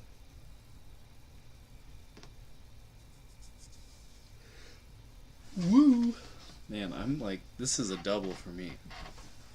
I already had my 10-hour shift today. It's nice. I should have made like coffee when I got home. Maybe I should. Would I eat bull testicle? Oh, yeah. I would try it. I gotta try it, I guess. I don't know. Yeah. I don't know. If it's cooked right, I'm not gonna eat no. Like, if you just boiled one and gave it to me, I'm not eating it. But if I went somewhere and that's like what they cook and eat, like, and they have a recipe and it's like composed, then I'll eat it. I'm not gonna eat no unsalted bull nut. Facts. 7 layer bean dip? Yeah, definitely. You get the guacamole. The layers of the 7 layer bean dip go sour cream, guacamole,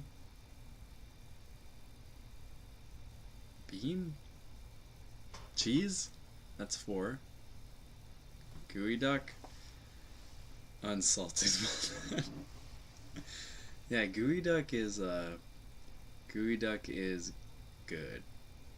It's not bad. It's like they look like penises. Olives, I like olives. Oh. Oh, yeah, yeah. That's not a layer though. Olives is not a layer. That's not. See, I think I remember looking at a 7 layer lip, blah, 7 layer dip package. Yeah, there. I worked with them, and you have to like peel that like you boil them or you smack them, and then you boil them, and then you gotta like pull that skin off. And then what you do is like we would slice it super thin and make like ceviche with it. Is it a layer? 7 layer dip. My Google history is awesome. It's better than yours. When I die, I want them to look at my Google history because it's gonna unravel the fucking secrets of the universe. How do you ask this question? What is 7 layer dip? What is 7 layer dip? Yeah, you basically have to pull the that wrinkly thing like off of it inside out, and then inside is the fleshy thing. That's pretty gross. So I don't like them that much. But then once you slice them thin,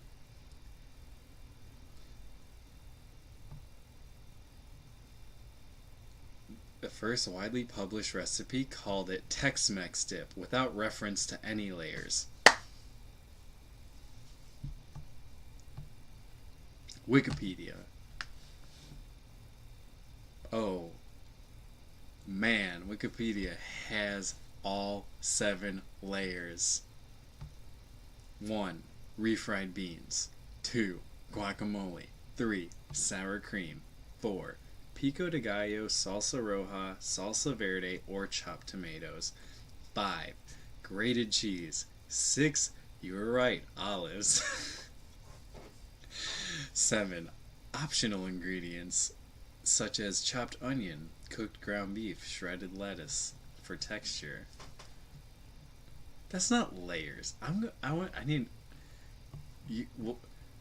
We'll do a 7 layer dip stream one day. When I get 100 followers. 100 followers, 7 layer dip stream.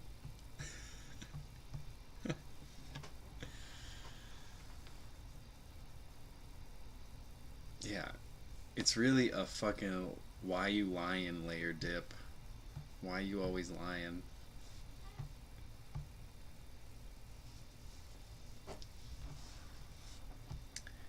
Why the fuck you lying? Oh my god. Mm-mm. Mm.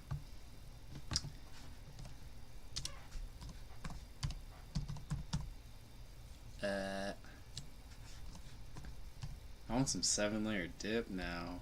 It's almost breakfast time. Ooh, my deodorant is wearing off.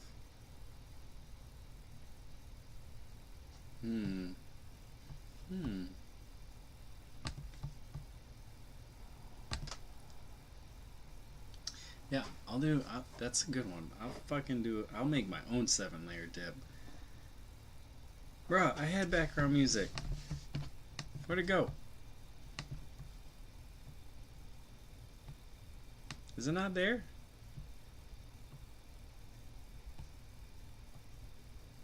What the hell?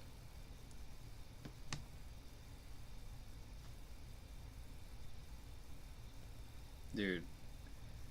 Okay. What about 12-layer dip?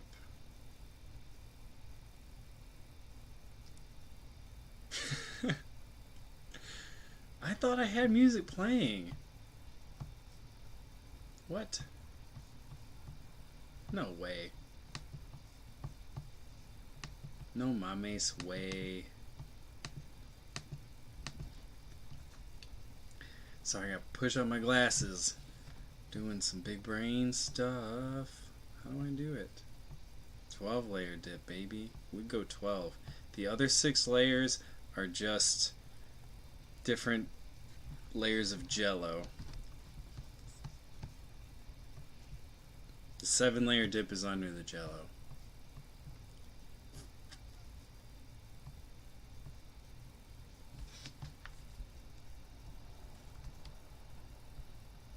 The 7-layer dip is under the jello. What the hell? Almost fell. Where is it? Did it just stop? What the hell?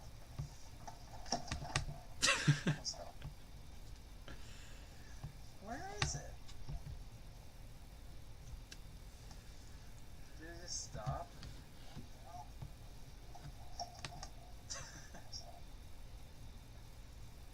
Bruh.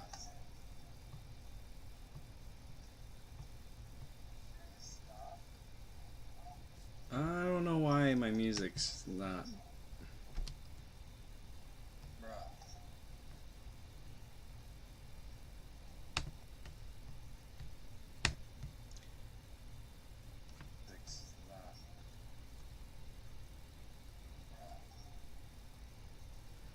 That's so crazy. What's going on?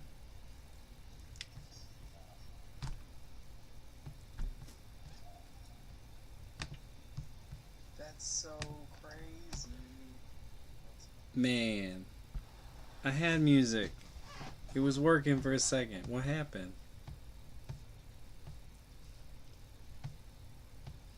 But thank you for telling me, because I would have just been sitting here with dead ass air.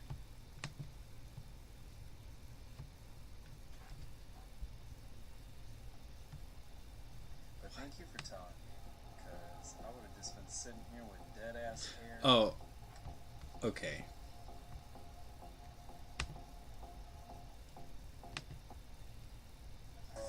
I was wondering, it just stopped playing music. I don't like that.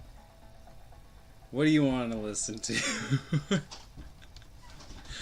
What background noise so we don't have to hear my squeaky chair? Where's just like lo-fi?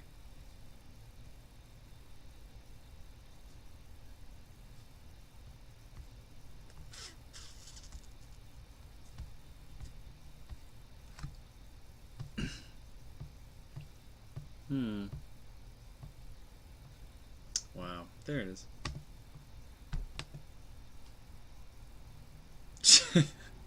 Jeopardy soundtrack. Dude, I would just like play the clap noise like in my room by myself, just like just say something funny and be like, everyone's clapping, wow.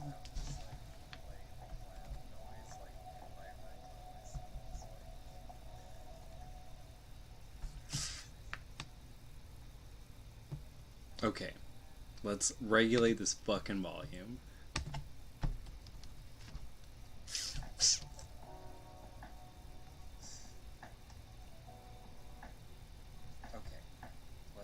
regulate this fucking volume. Hey, there we go.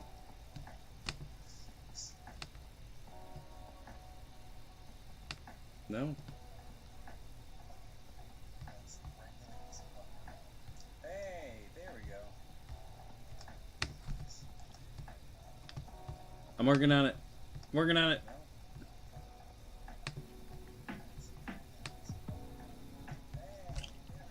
I did it. Sorry, man. I thought it was playing I'm working music. on I it. had my on desktop muted.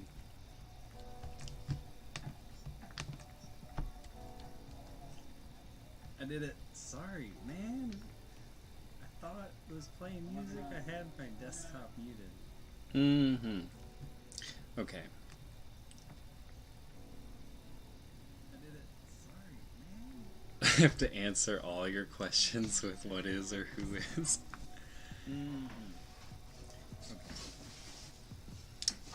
That sounds too hard. I don't know if I can do that one. I have to answer all your questions with what is or who is. Is the Jeopardy soundtrack? Sounds too hard.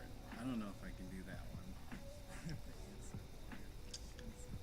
one. Will there? Can I use that? Where is it? I need that. Is the Jeopardy I need to have that soundtrack, on my computer.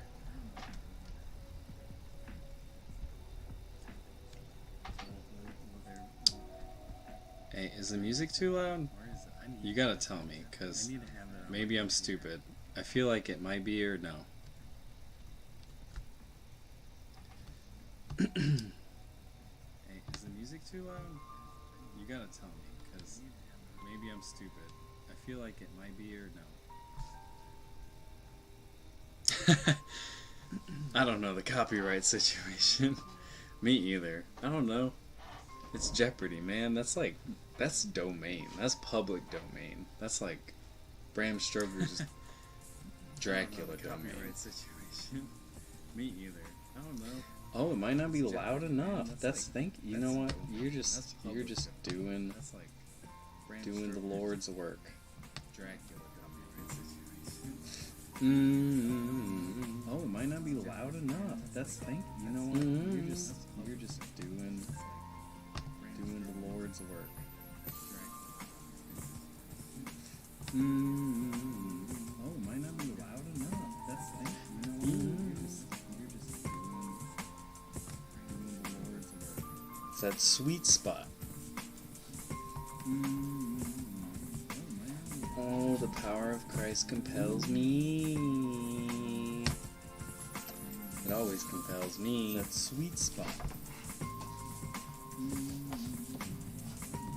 Oh, the power of Christ compels me. It always compels me. That sweet spot. Oh, the power of Christ compels me. It always compels me. That sweet spot. Okay, let's try to listen to it. I can't tell.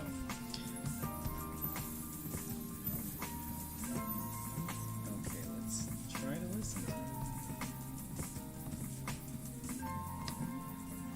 I can't tell.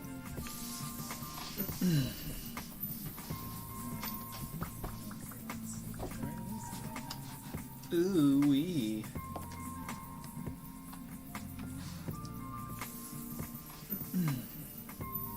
This guy, the only knife skills you'll need. Ooh wee. I can't wait. I can't wait for this big knowledge bomb.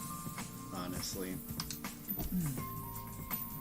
This guy, The only he knife skills is in my face. you'll need. Ooh wee. I can't wait. I can't wait for this big knowledge bomb.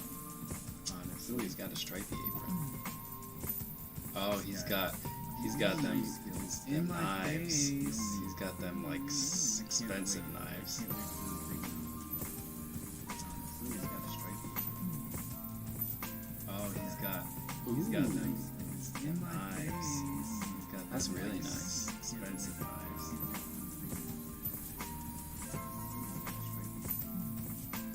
Oh, he's got Man, he's got them this makes me want to go knife shopping.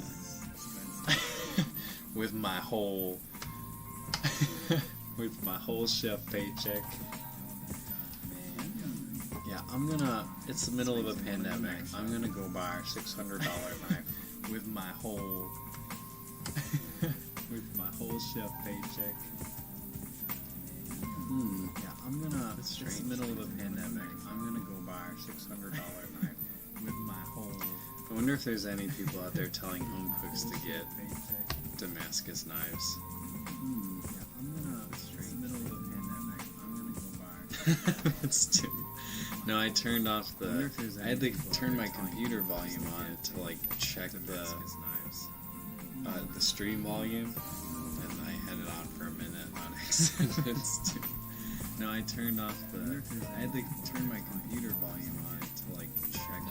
I am not buying a knife with my stimulus. I have a knife. I don't even use mine much anymore. We're like building out the menu, so things will kind of. I'm not buying a knife with my stimulus. You know, I don't even use mine much anymore. We're like building out the menu, so we're building out the menu. Like we're adding different things to it. We're putting another salad on there, so there'll be more reasons to use my knife. But right now, it's more or less like very. We're just making pizzas, kind of slow. Out the menu. Like we're adding different things to it. If I'm given the chance to. More reasons to use my knife. Maybe brainwash something. It's always nice, I guess. We're just making pizzas, kind of slow. Like we're adding different things to it. If I'm given the chance to use my knife, maybe brainwash something. It's always nice. This thing has helped me realize how much and how crooked my glasses are and fall down my face. This thing has helped me realize how YouTube cooking is a whole crazy world. This thing has helped me realize how YouTube cooking is a whole crazy world. Oh. That is insane.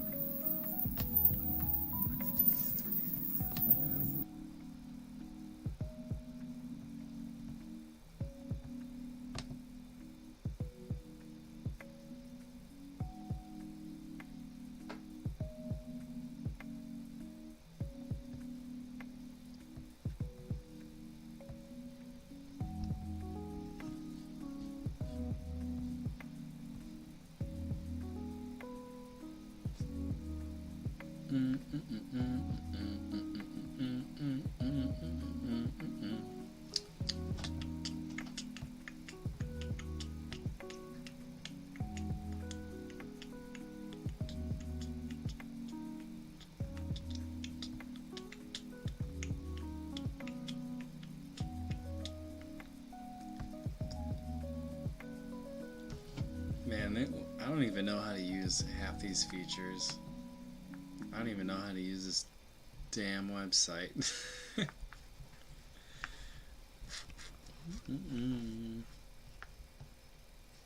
But yeah, I definitely would love to start some sort of like kitchen projects and like talking segments kind of in the same aspect.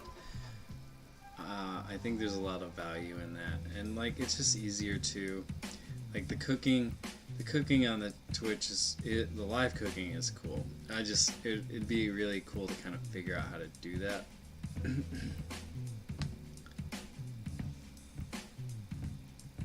Dude, that 12-layer dip stream. It's gonna be lit. I'll do it right here at my desk.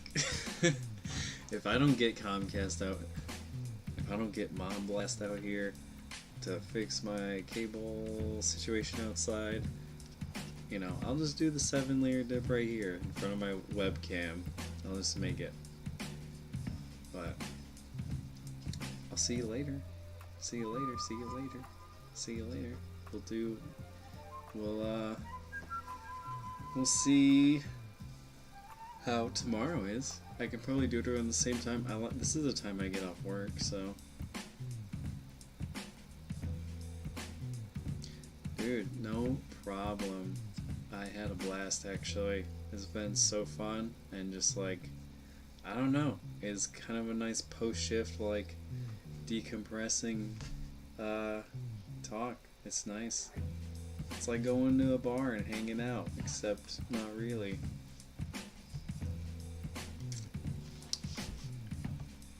Ooh, what do these panels do? What is this? Oh, I can clip it? Oh. Wow. Okay.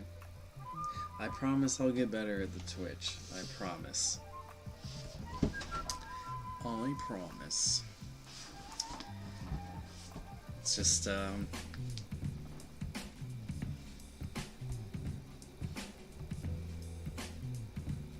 it's crazy too, like the interactions I've had on here. I think I have it streaming.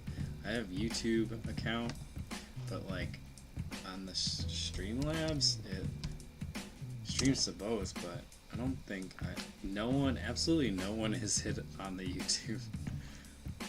And I don't really use it. I mean, like this janky ass Skyrim video. At least until my internet. I will continue that once I'm able to stream in that high fidelity account. But like on the Streamlabs, yeah, man, streams to both. But I don't think absolutely no one has hit on the YouTube. And I don't really use it. I mean, like the YouTube one, janky ass Skyrim video, is very different. And there's one watching. At least until my internet. Oh, that's me though, right? Continue that once. I don't know how this works. The stream. Yeah, I didn't have like no one on the YouTube. And then like Twitch starts popping off. It's like everyone's like, oh, Twitch is dying. It's like, I don't know about that. I think everyone left Twitch, and like after like everyone was leaving like 2 years ago because of what was it? Mixer came out. People left, but like that's like leaving. I don't know. It leaves a lot open for other things and other people. La ciudad de Real Madrid, tiempo de descanso. Vamos a preguntar también a los porteros del Real Madrid Castilla. Vamos a ver también si va a producir cambios en estos segundos. Bueno, no estaba hablando en condicional. Seguro que se van a producir cambios. I don't know. I've just been on here for a los porteros del Real Madrid Castilla. Vamos a ver también si va a producir cambios en estos segundos. Bueno, no estaba hablando en condicional. Seguro que se van a producir cambios. A los porteros del Real Madrid Castilla, vamos a ver también si va a producir cambios en estos segundos. Bueno, no estaba hablando en condicional. Seguro que se van a producir cambios. A los porteros del Real Madrid Castilla, vamos a ver también si va a producir cambios en estos segundos. Bueno, no estaba hablando en condicional. Seguro que se van a producir cambios. Oh my god, my eyes are going crossed.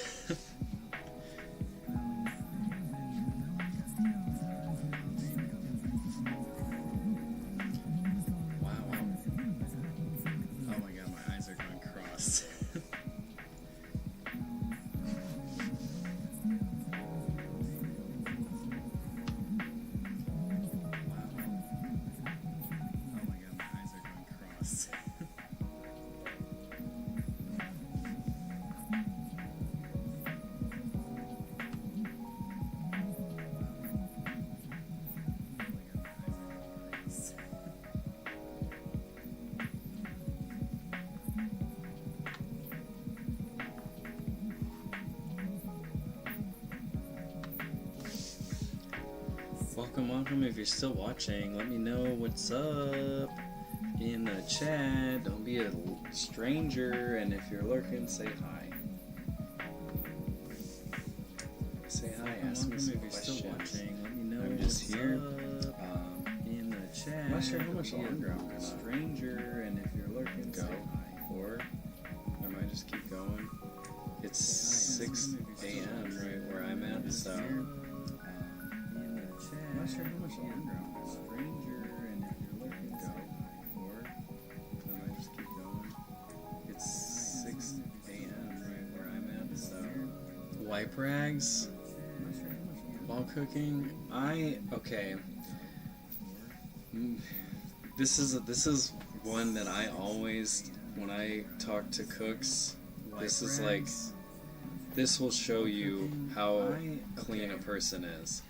And a few places, not a lot, a few places where I've worked, you're like only given a certain amount of towels, and you are like, you have to keep them clean, and you have to basically be like, a few places, one is wet, one is dry, and it's always a certain amount of towels, and you are like, you have to keep them clean, and you have to basically be like, a few places, one is wet, one is dry. Oh!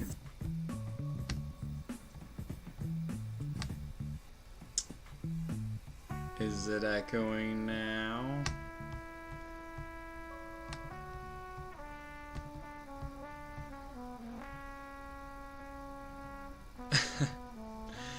Okay, no, I think I had something open on accident. Yeah. So, I don't know, like wipe rags, like a towel, like, hold on.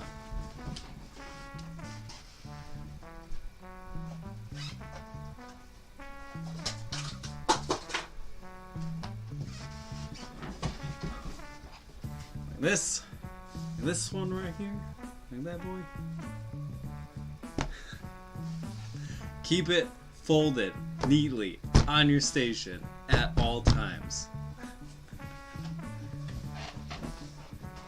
Yeah, I got one. These are like, this one literally I stole from work, and I keep it in my backpack as like a oh shit towel. But you know, I think over the course of restaurants I worked, I've taken a good bit of them. but yeah, I like them. Yeah, the last place I was at, the chef there who hated me because I was just more cognizant of how things would work, he would like have the same rag that he used to like wipe the fucking beef juice and stuff from like the pass and whatever, and then he'd like wipe plates with it, and I'm like, what? Like, we do those little or personally those little, like, they're like little microfibers, and you can cut them with scissors, or even like if you get like a C-fold or something and like roll it up tight and like keep it in a little like deli on the side of like Expo, you can just use that to wipe things, and if you keep it wet. Oh yeah, that's the story of all restaurants, actually. Okay, that's the story of like 90% of restaurants. Do you work in a restaurant, or have you worked in a restaurant? Because that's, if you do, this is the place for you. We're gonna carve this little hole out of the internet, so, you know. Hell yeah. Hell yeah. Welcome. Welcome to the channel. It's been a blast. We missed some knife talk, and we were looking up some eggs, some what is it called? I forgot what it's called.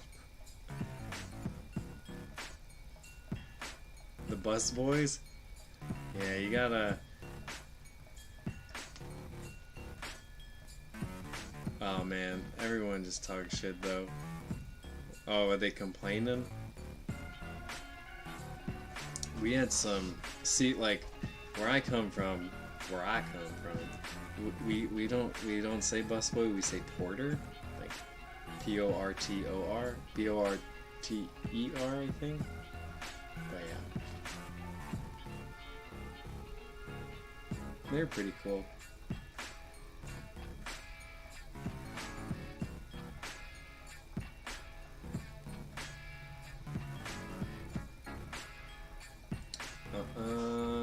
Where you work? Where you work at? What kind of restaurants you work at?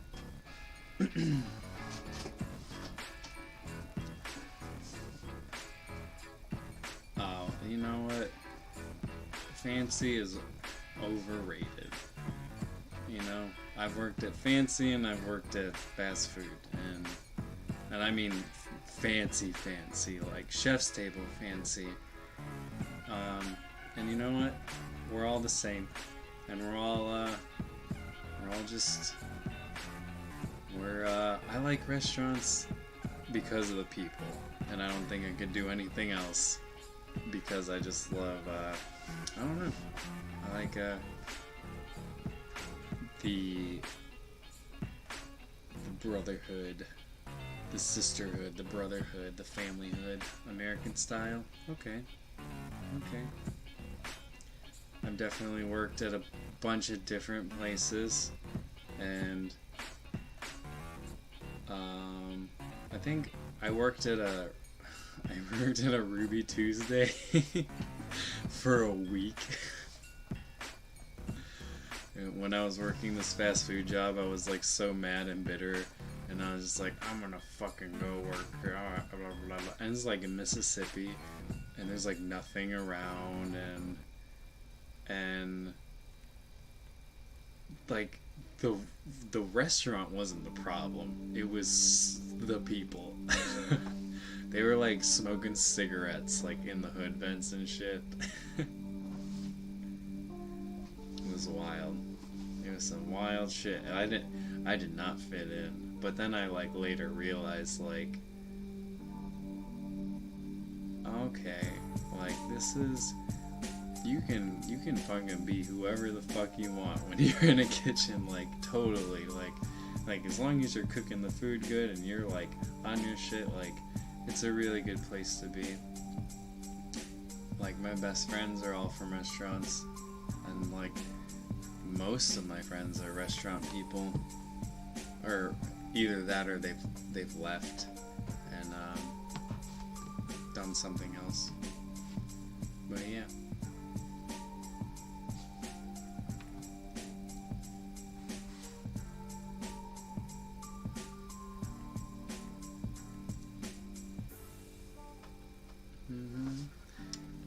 Well, welcome, Broken Power Supply. Welcome to this first little stream that kind of like popped off for a minute.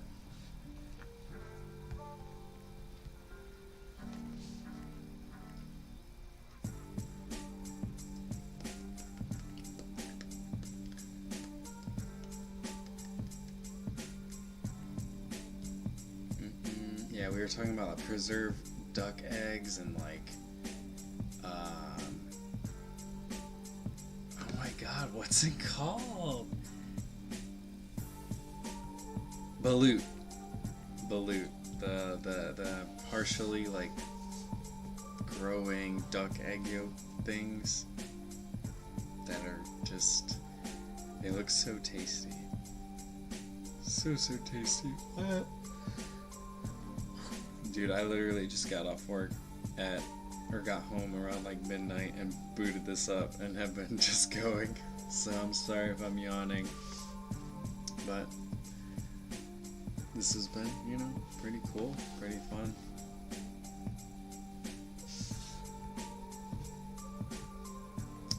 Damn, Daniel.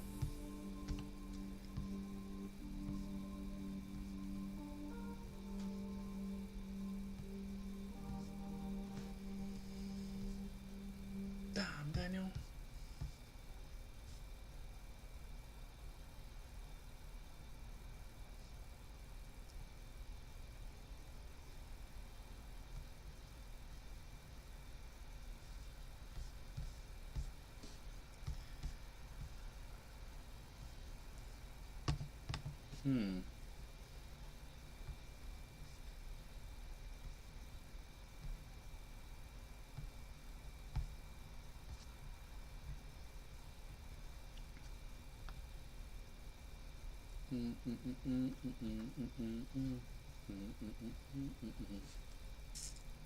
Yeah.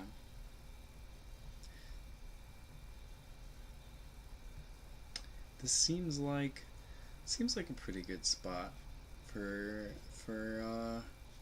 calling it. It's pretty good. Pretty good first run. 4.5 hours of just, I don't know, I've been looking at the video too. It hasn't been really dipping too much. It's actually amazing how it's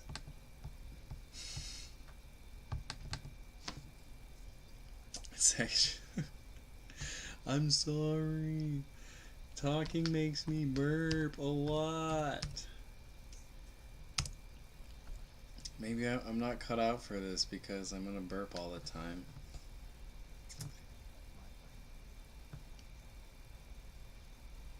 Bruh. Bruh. It was a great first run. Especially, we can definitely run this the next few days.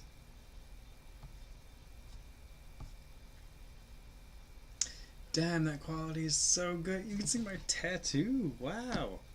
Look at that. That never happens. Maybe they did fix it. Did they?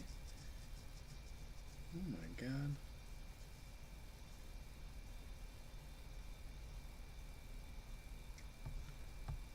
Oh my god.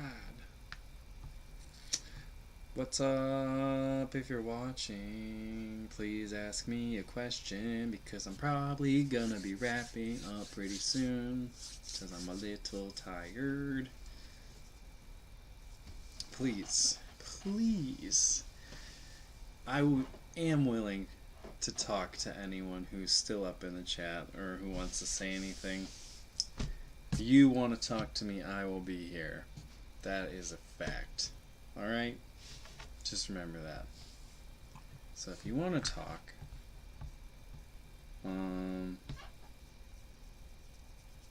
just say something. Say it. Do it now. Do it now.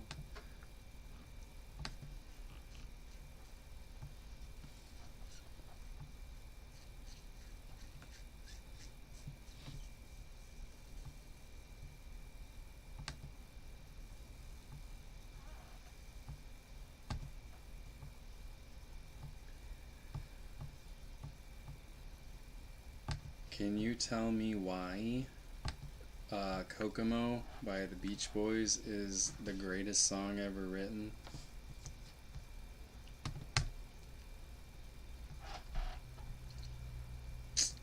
Damn, Daniel.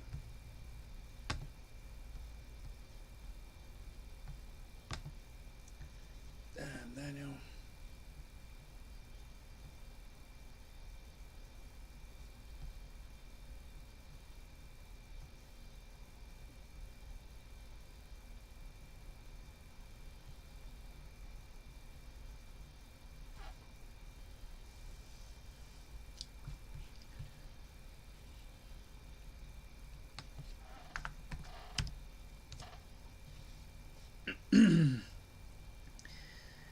I promise also I will be working on this, or at least improving the stream every day. So, and that just means like layout, things like that. I definitely want to keep working on improving it. Definitely too, like, it'd be cool to be able to highlight questions that are in the chat and like throw them up on the screen. And then those are the questions that I answer, because a lot of times, like, looking at it now, seeing how it goes, it'd be so cool to just like click on one and then just it boops right onto the screen, and then it's like there so people know what I'm talking about. That would be really cool. Really cool.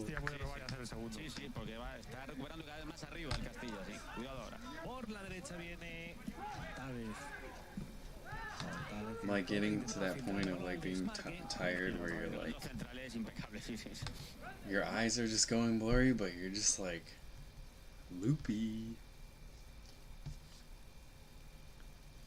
Loopy, loopy.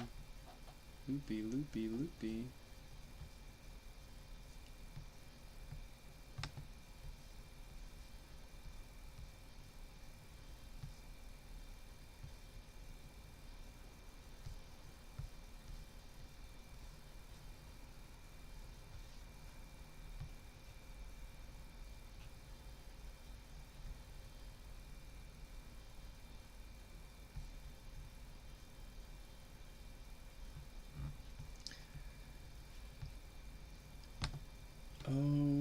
goodness. Did it not refresh? Where'd it go? Oh, that's what it is. Okay. Well, hey, if you're watching there and you got any questions, now's your time. It's just you and me, baby, because I can give it another. You can do 5 hours, right? 5 hours? You can do longer than that. I see you watching. I see you. Come talk to me. I got stories.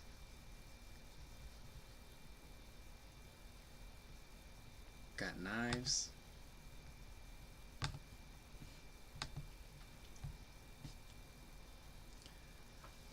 It makes me wonder how. Should I lower this? I feel like. Yeah, there we go. Oh my god! I'm learning new things, but I can just sit back and have my microphone like this. Oh, neat. This is just tired mode. Yeah, I don't mind doing it late. I think that's pretty much gonna be how it has to be since I have a full-time job. Oh my god. I've been streaming for fucking 5 hours and now you hop on?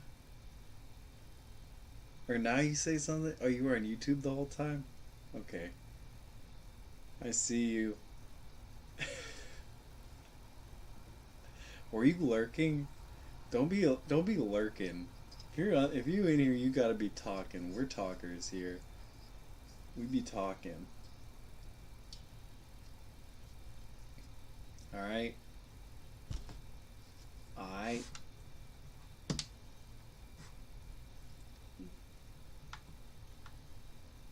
didn't even mean to stream this long. It just happened.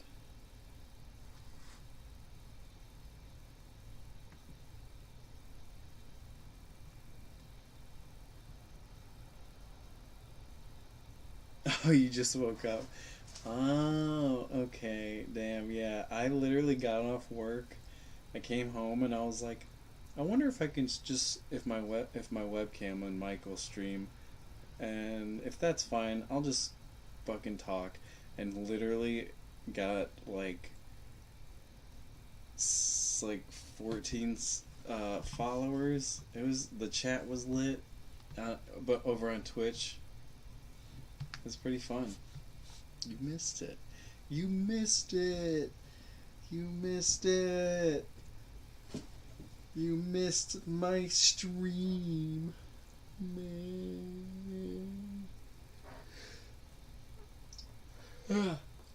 I keep burping into the mic because I've been talking so much and I swallow all that air.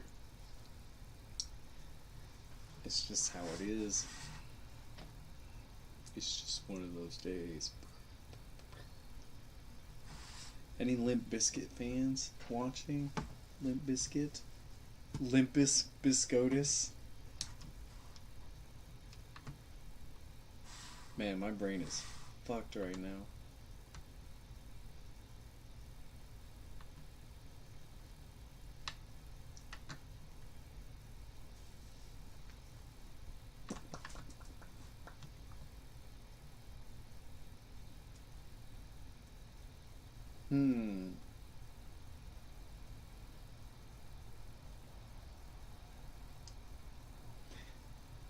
Next time, well, yeah.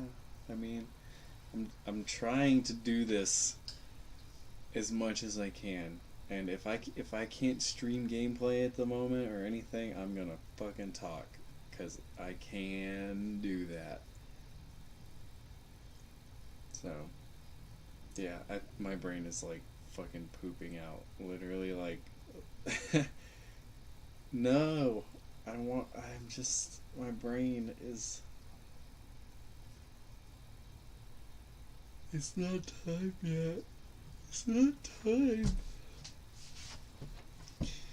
Maybe. I'm gonna make it. I want it to make it to 5 hours. I'm gonna stream for 5 hours. I ain't streaming for less than 5. No, no, no. I'm gonna play with my microphone. Damn, you woke up at 6? What are you, going to work? 6 a.m.? That's crazy people hours.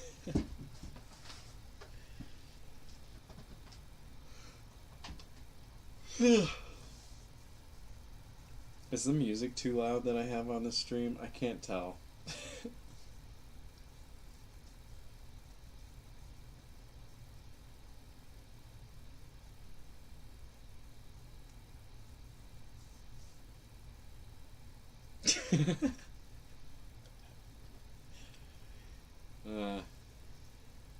Insert dick memes when I yawn.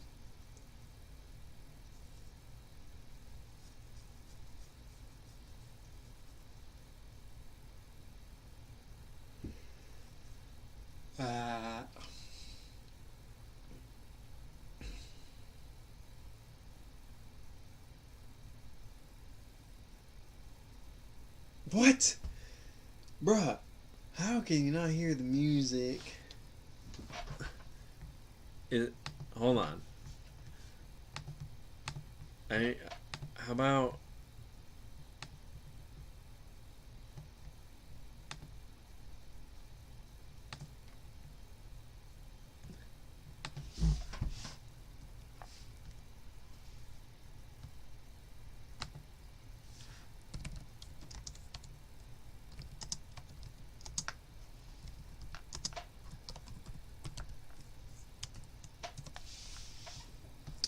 Bruh.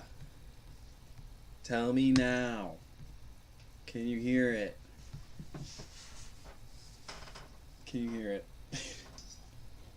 What? Man, I just went... I started out strong at the beginning of this, and now everything's falling apart, and I'm like leaning in my chair, and... Shit. Shit. Shit.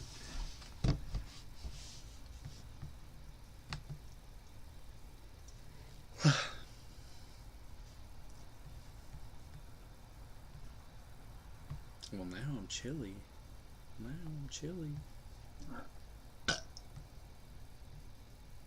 Oh, bro, my music stopped playing. That's why. I have to keep going in. It stopped playing music. I'm sorry.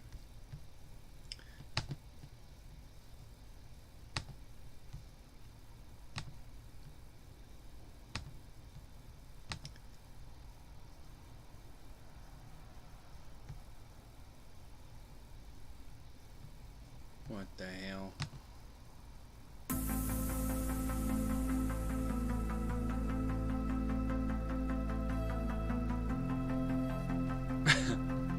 That's not what I want. You want polka? What do you want?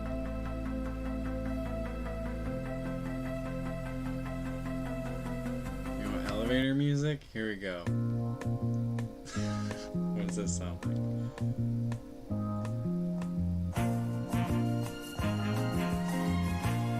Ooh, this is good.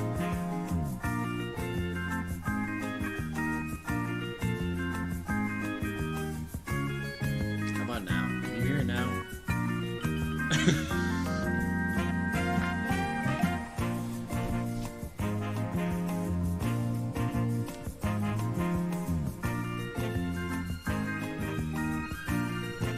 There's a polka channel. There's a bunch of channels. Do you hear it or not?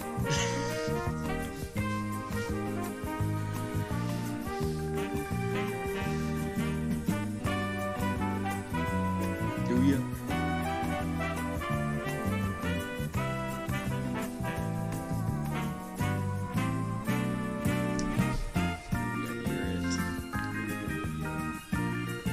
I hear it coming up in my little audio boom thingy.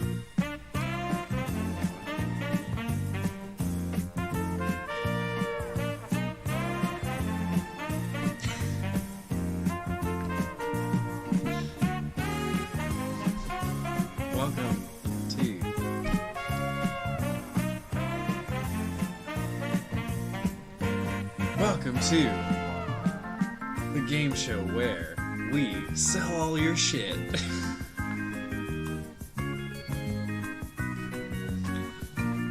This is not elevator music. This is like you're about to win a new car music.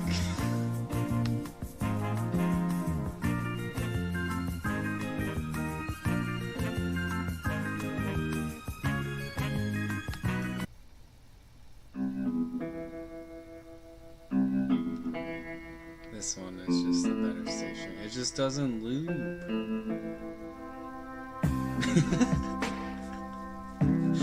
Here's our leaving vacancy. Is it too loud? Or is it just right?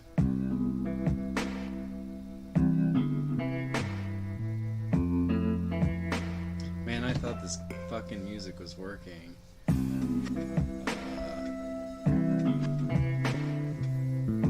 I've had it so low the whole time.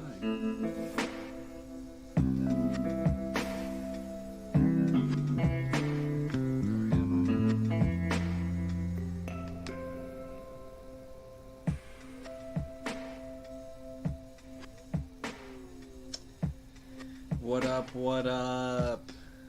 I am good. I am good right now. Very good. It's literally like my first stream and I got like a bunch of followers and I didn't even try and I was just trying to just talk after work and test my stuff out. Welcome, Foxy. Hello, hello. I am fixing my music.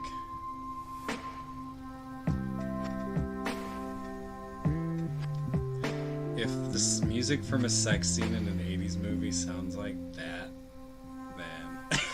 then I changed it. I changed it. I'm sorry. It did seem a little aggressive.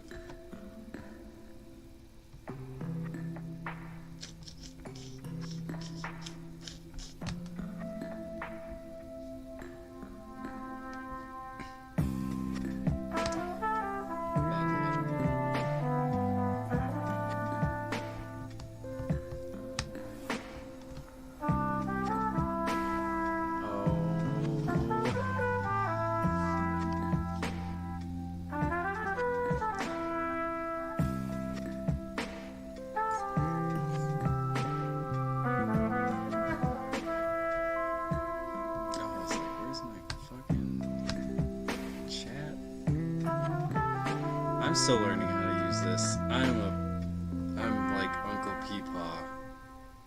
This is just stuff I've learned like over the past like week. Yeah, literally, yeah, I've been streaming today. I got off work and then I started the stream, so I'm literally like running on this crazy stream chat adrenaline. Next time I'll make myself maybe some tea. But I'm trying to make it past 5 hours. I think it's been solid and pretty fun. But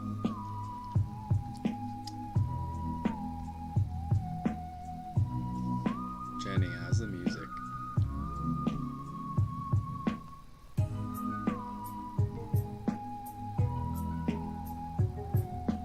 How loud is it? Oh, man, I'm still learning. Bro, I had this turned up too high. Too high. There we go. I am a noob. I'm sorry. I'm very new to this, okay? Just because you spell it with umlauts on top doesn't make it any fancier, okay?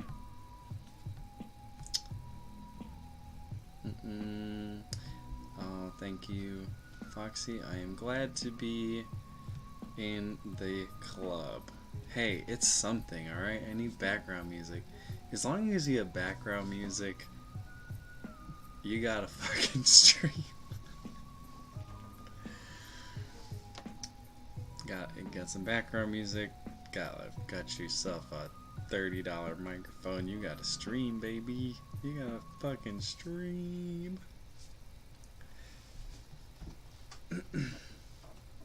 See, the thing is, I can't play like regular music, Jenny. Okay.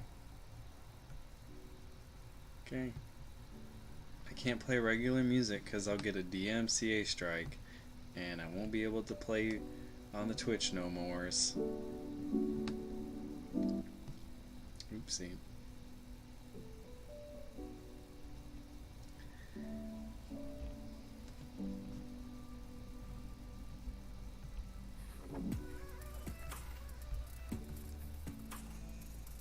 How do I put in the chat? I can't even do it. Why can't I type in the stream chat on freaking... What's the fucking... Can I swear? How many times can I swear?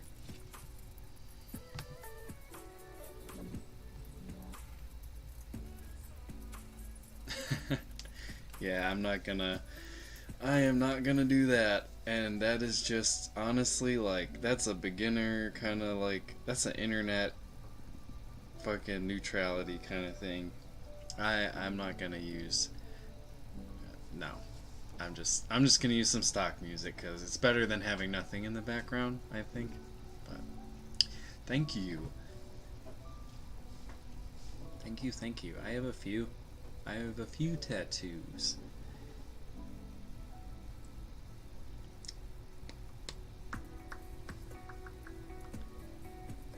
I feel like I'm getting that second wind. I feel like I can like change my clothes and like do a quick change and then come back and be like, "Whoa, good morning." And then just, you know, slowly but surely die inside. And I feel like my answers to questions will just mostly be progressively worse and worse as time goes on. But Jenny, shut up, okay? You know what? I've earned these. You know how much shit I've gotten for these my whole life, by the way? Do you know? Do you know how much shit I've gotten for these my whole life? Bruh. Gilmore, rest in peace. He was, this is gonna make me sad. Don't do that. Okay? I just feel like I got those tattoos when I was 18, and when I was at Northeast, I was cocky. I was very, very cocky. But I've also been very, very humbled, and I've worked at places that have humbled me in a way, and that, like, now, like, this is like, no one laughs at this anymore. No one laughs at this because I fucking made it to Alinea. Like, nobody fucking laughs at me now. You know? So, that was what, 2012? How long ago? 2011, 2010, yeah. No. Yeah, fall 2010. Right? Yeah, because I turned 18. Those are new. That was my first tattoo. These are my first ones. I got these. Oh. It's backwards. These I got in Nashville. Or this one. Oh my god, how do I do this? This one I got in Nashville. It's so cool because it fits like my hands so perfectly. And it's like spooky, and it's so cool, and it's like that perfect like clean line design.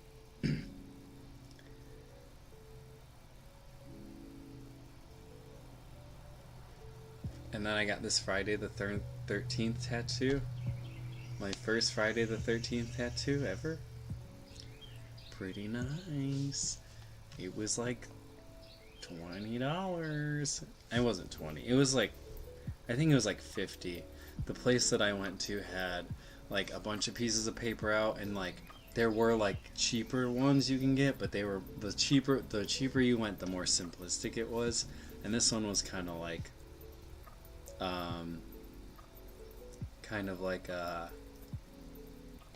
the mid-range. Like there was like $120 ones. Hold on, there's a hair in my mouth and it's gross. Anyways,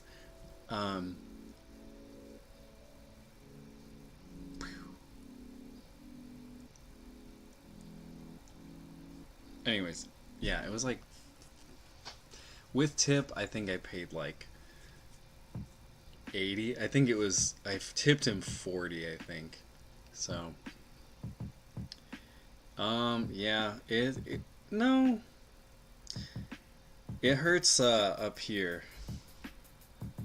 That one, that line right there, that line, this right here, this shit hurt. It like, it puts like a fucking thing like right here.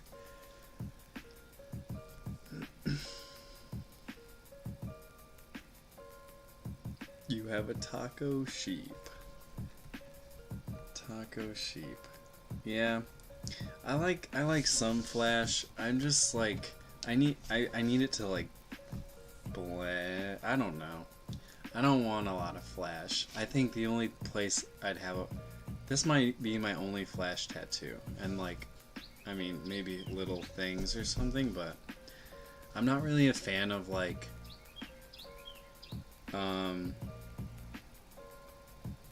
just like mismatched stuff. I kind of want things to keep going, but with my hand I just kind of went wild, I guess. I don't know. It's just the way it is, I guess. Oh, I got this one too. On my thumb. It's a little dagger. How do I show this? It's a little dagger. It's faded a lot because like it's on my... How do I do this? How do I... There it is. Yeah, it's... I got this one a while ago, but you can just tell just from like washing, like these ones have stayed so, like they're pretty new, but like I literally put Aquaphor on them like constantly.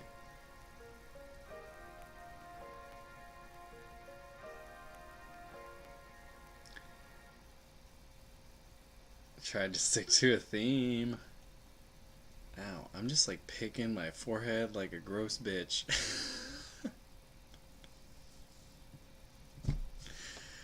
I'm never gonna be popular. I'm never gonna be popular. I'm like burping in my microphone the whole time. Jenny, you gotta watch me on Twitch. I got more hits on Twitch than I did simulcasting on YouTube. Like YouTube, I didn't get shit. I got you on there. You gotta make a Twitch account. Yes, it is a little dagger. It's a little dagger. It's a little dagger. Oh, that's better. It's so... It's like you can see... Oh, God. You can see, like, the hilt. Ow. That hurts. That hurts. Mother...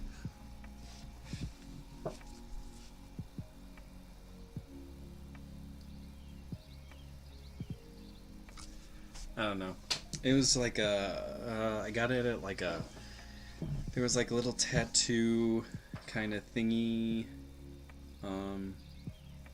like booth set up at this like fair. It was from like a local shop, and they like brought out their stuff and like set up chairs, and they were gonna do, they had like, you can get like a $50 one, or you can get like a $350 one. Thank you, Jenny. Welcome. Yeah. I'm gonna build the YouTube out. I figured like I would try simulcasting and see like some of the analytics.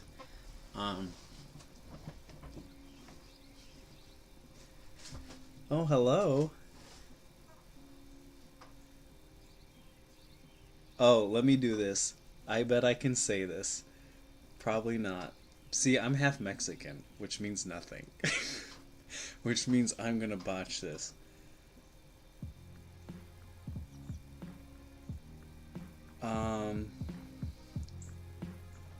Zefarancho?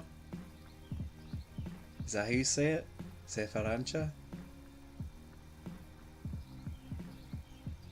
And I can't roll. I can't roll. I can't roll my R's.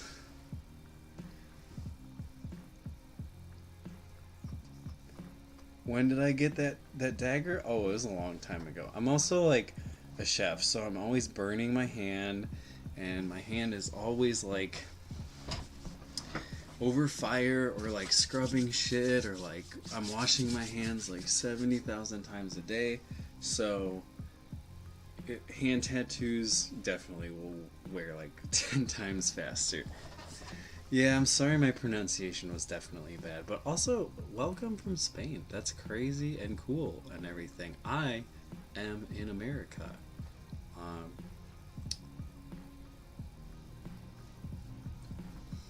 I love making new friends. Welcome, welcome. Jenny's here, finally off YouTube, all by herself in the YouTube chat. I had to move her over.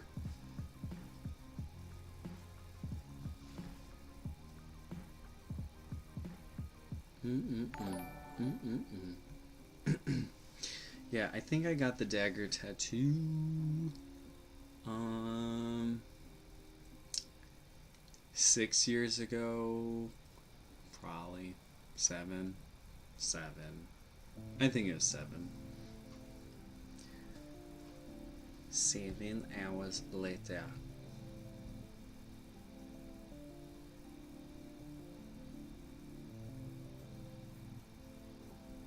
Damn, these fucking songs are short.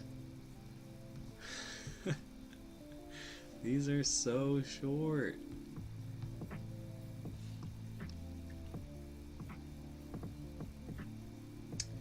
Well, I don't think anyone has ever cooked for like 1 million people.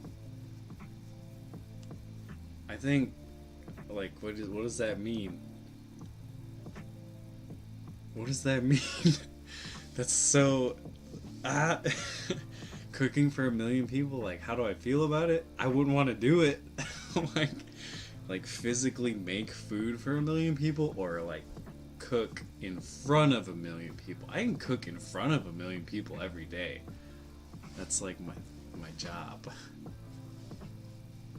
I can do that, but I don't know about cooking for 1 million people. I don't think I have the resources. I don't think anyone around here has the resources.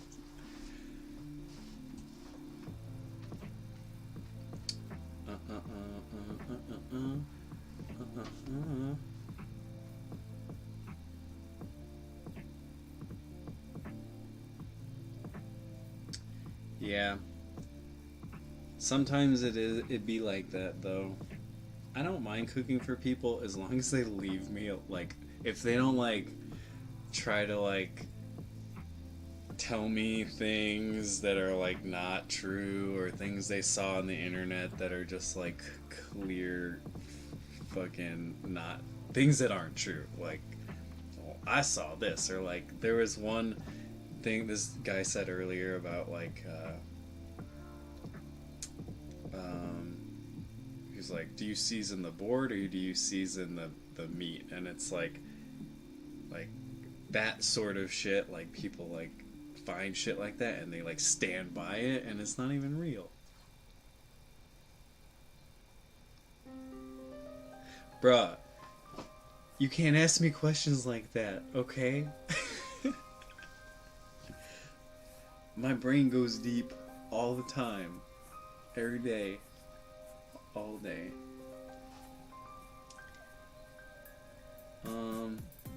How did... Oh. Oh. I read that wrong. That's my bad. Oh, okay. How did I decide? I don't really know.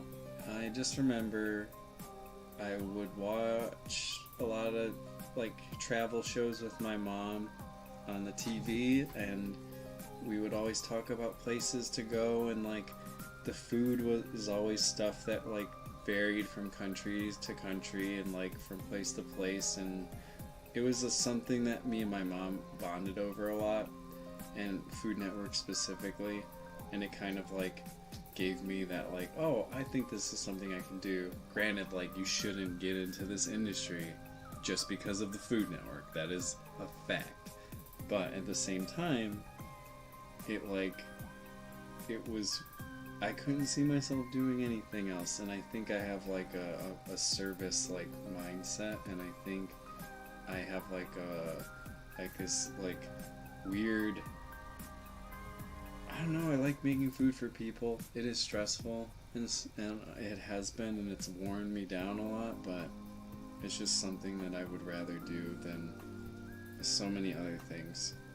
And like, this is the only other thing I could think of doing, but it's like, I still have a full-time job, so, you know, pretty, it's an okay life, I guess.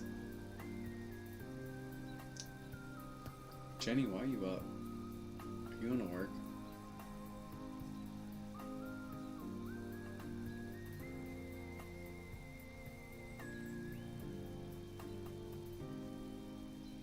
But yeah, I don't think I can do, it's not that I don't think I can do other things, it's just I don't think I would like myself if I had like went to college and went and did like,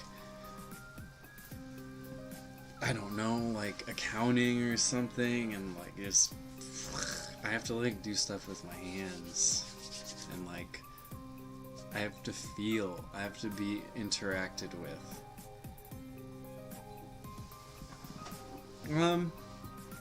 No, because I don't think that that's weird. I personally don't like, if I'm gonna get a steak, I won't,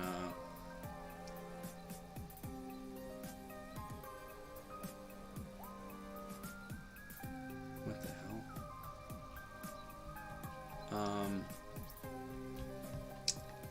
Like, you think of like carne asada and things like that, it's like all well done. Like, well done meat doesn't taste bad. It's just like a well done steak is just kind of like, steak is like considered a luxury thing, and like having it cooked less is considered like more luxurious, but it is also way more tender and does taste a little bit better.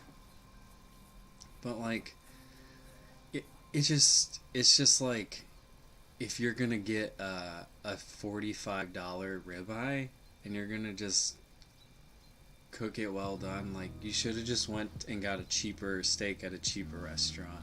That's my only advice, really. Really?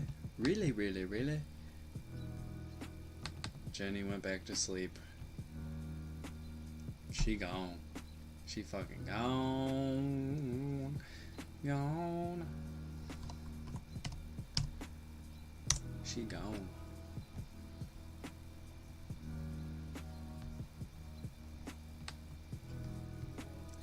She is motherfucking gone.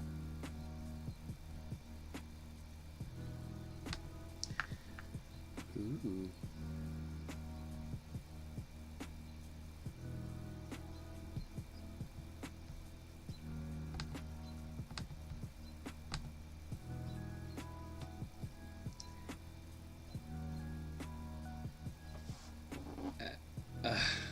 I can't.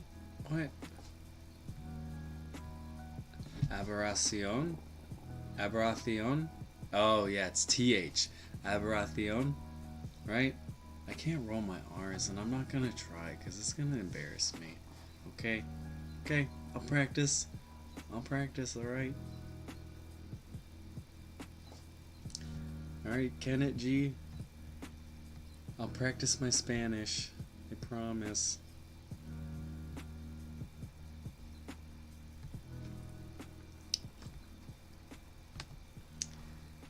Oh, yeah.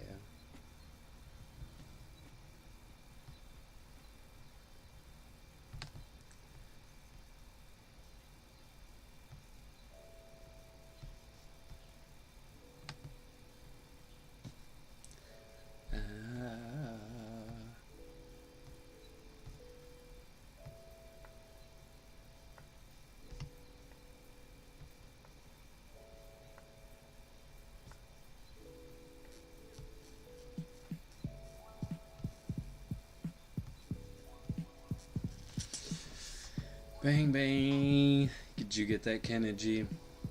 Do you want me to say it again? Do ya? Do ya? Do ya?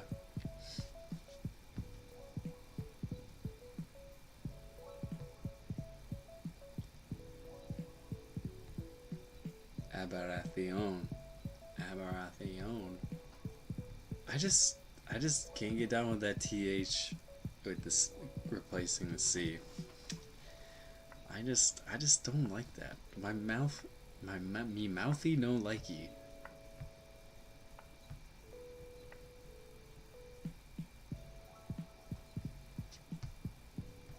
Bruh.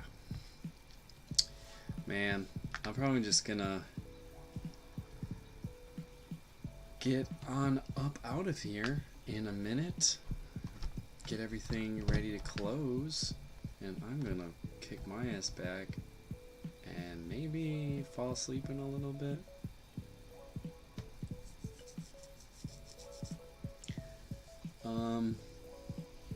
Anyone and everyone is welcome. Thank you. Thank you, thank you. Wow.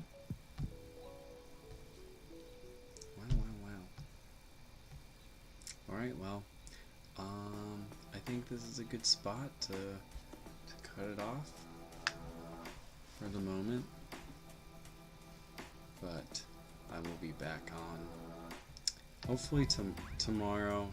I think I can get this going. We might do a little fixing up and a little maybe put some stuffs and maybe mess around with that, and if not a more reasonable part of the day, maybe I'll just keep the schedule kind of the same. Do like midnight, start at midnight, and then kind of go over. I think that's gonna be the way to go.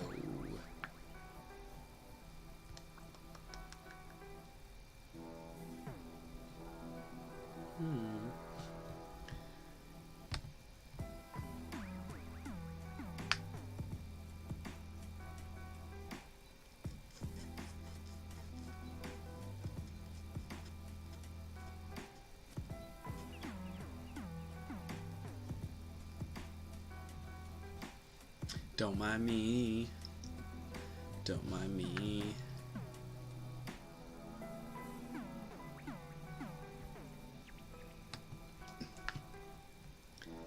How did you...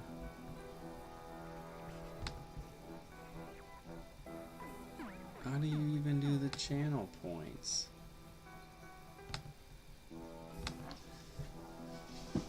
Man.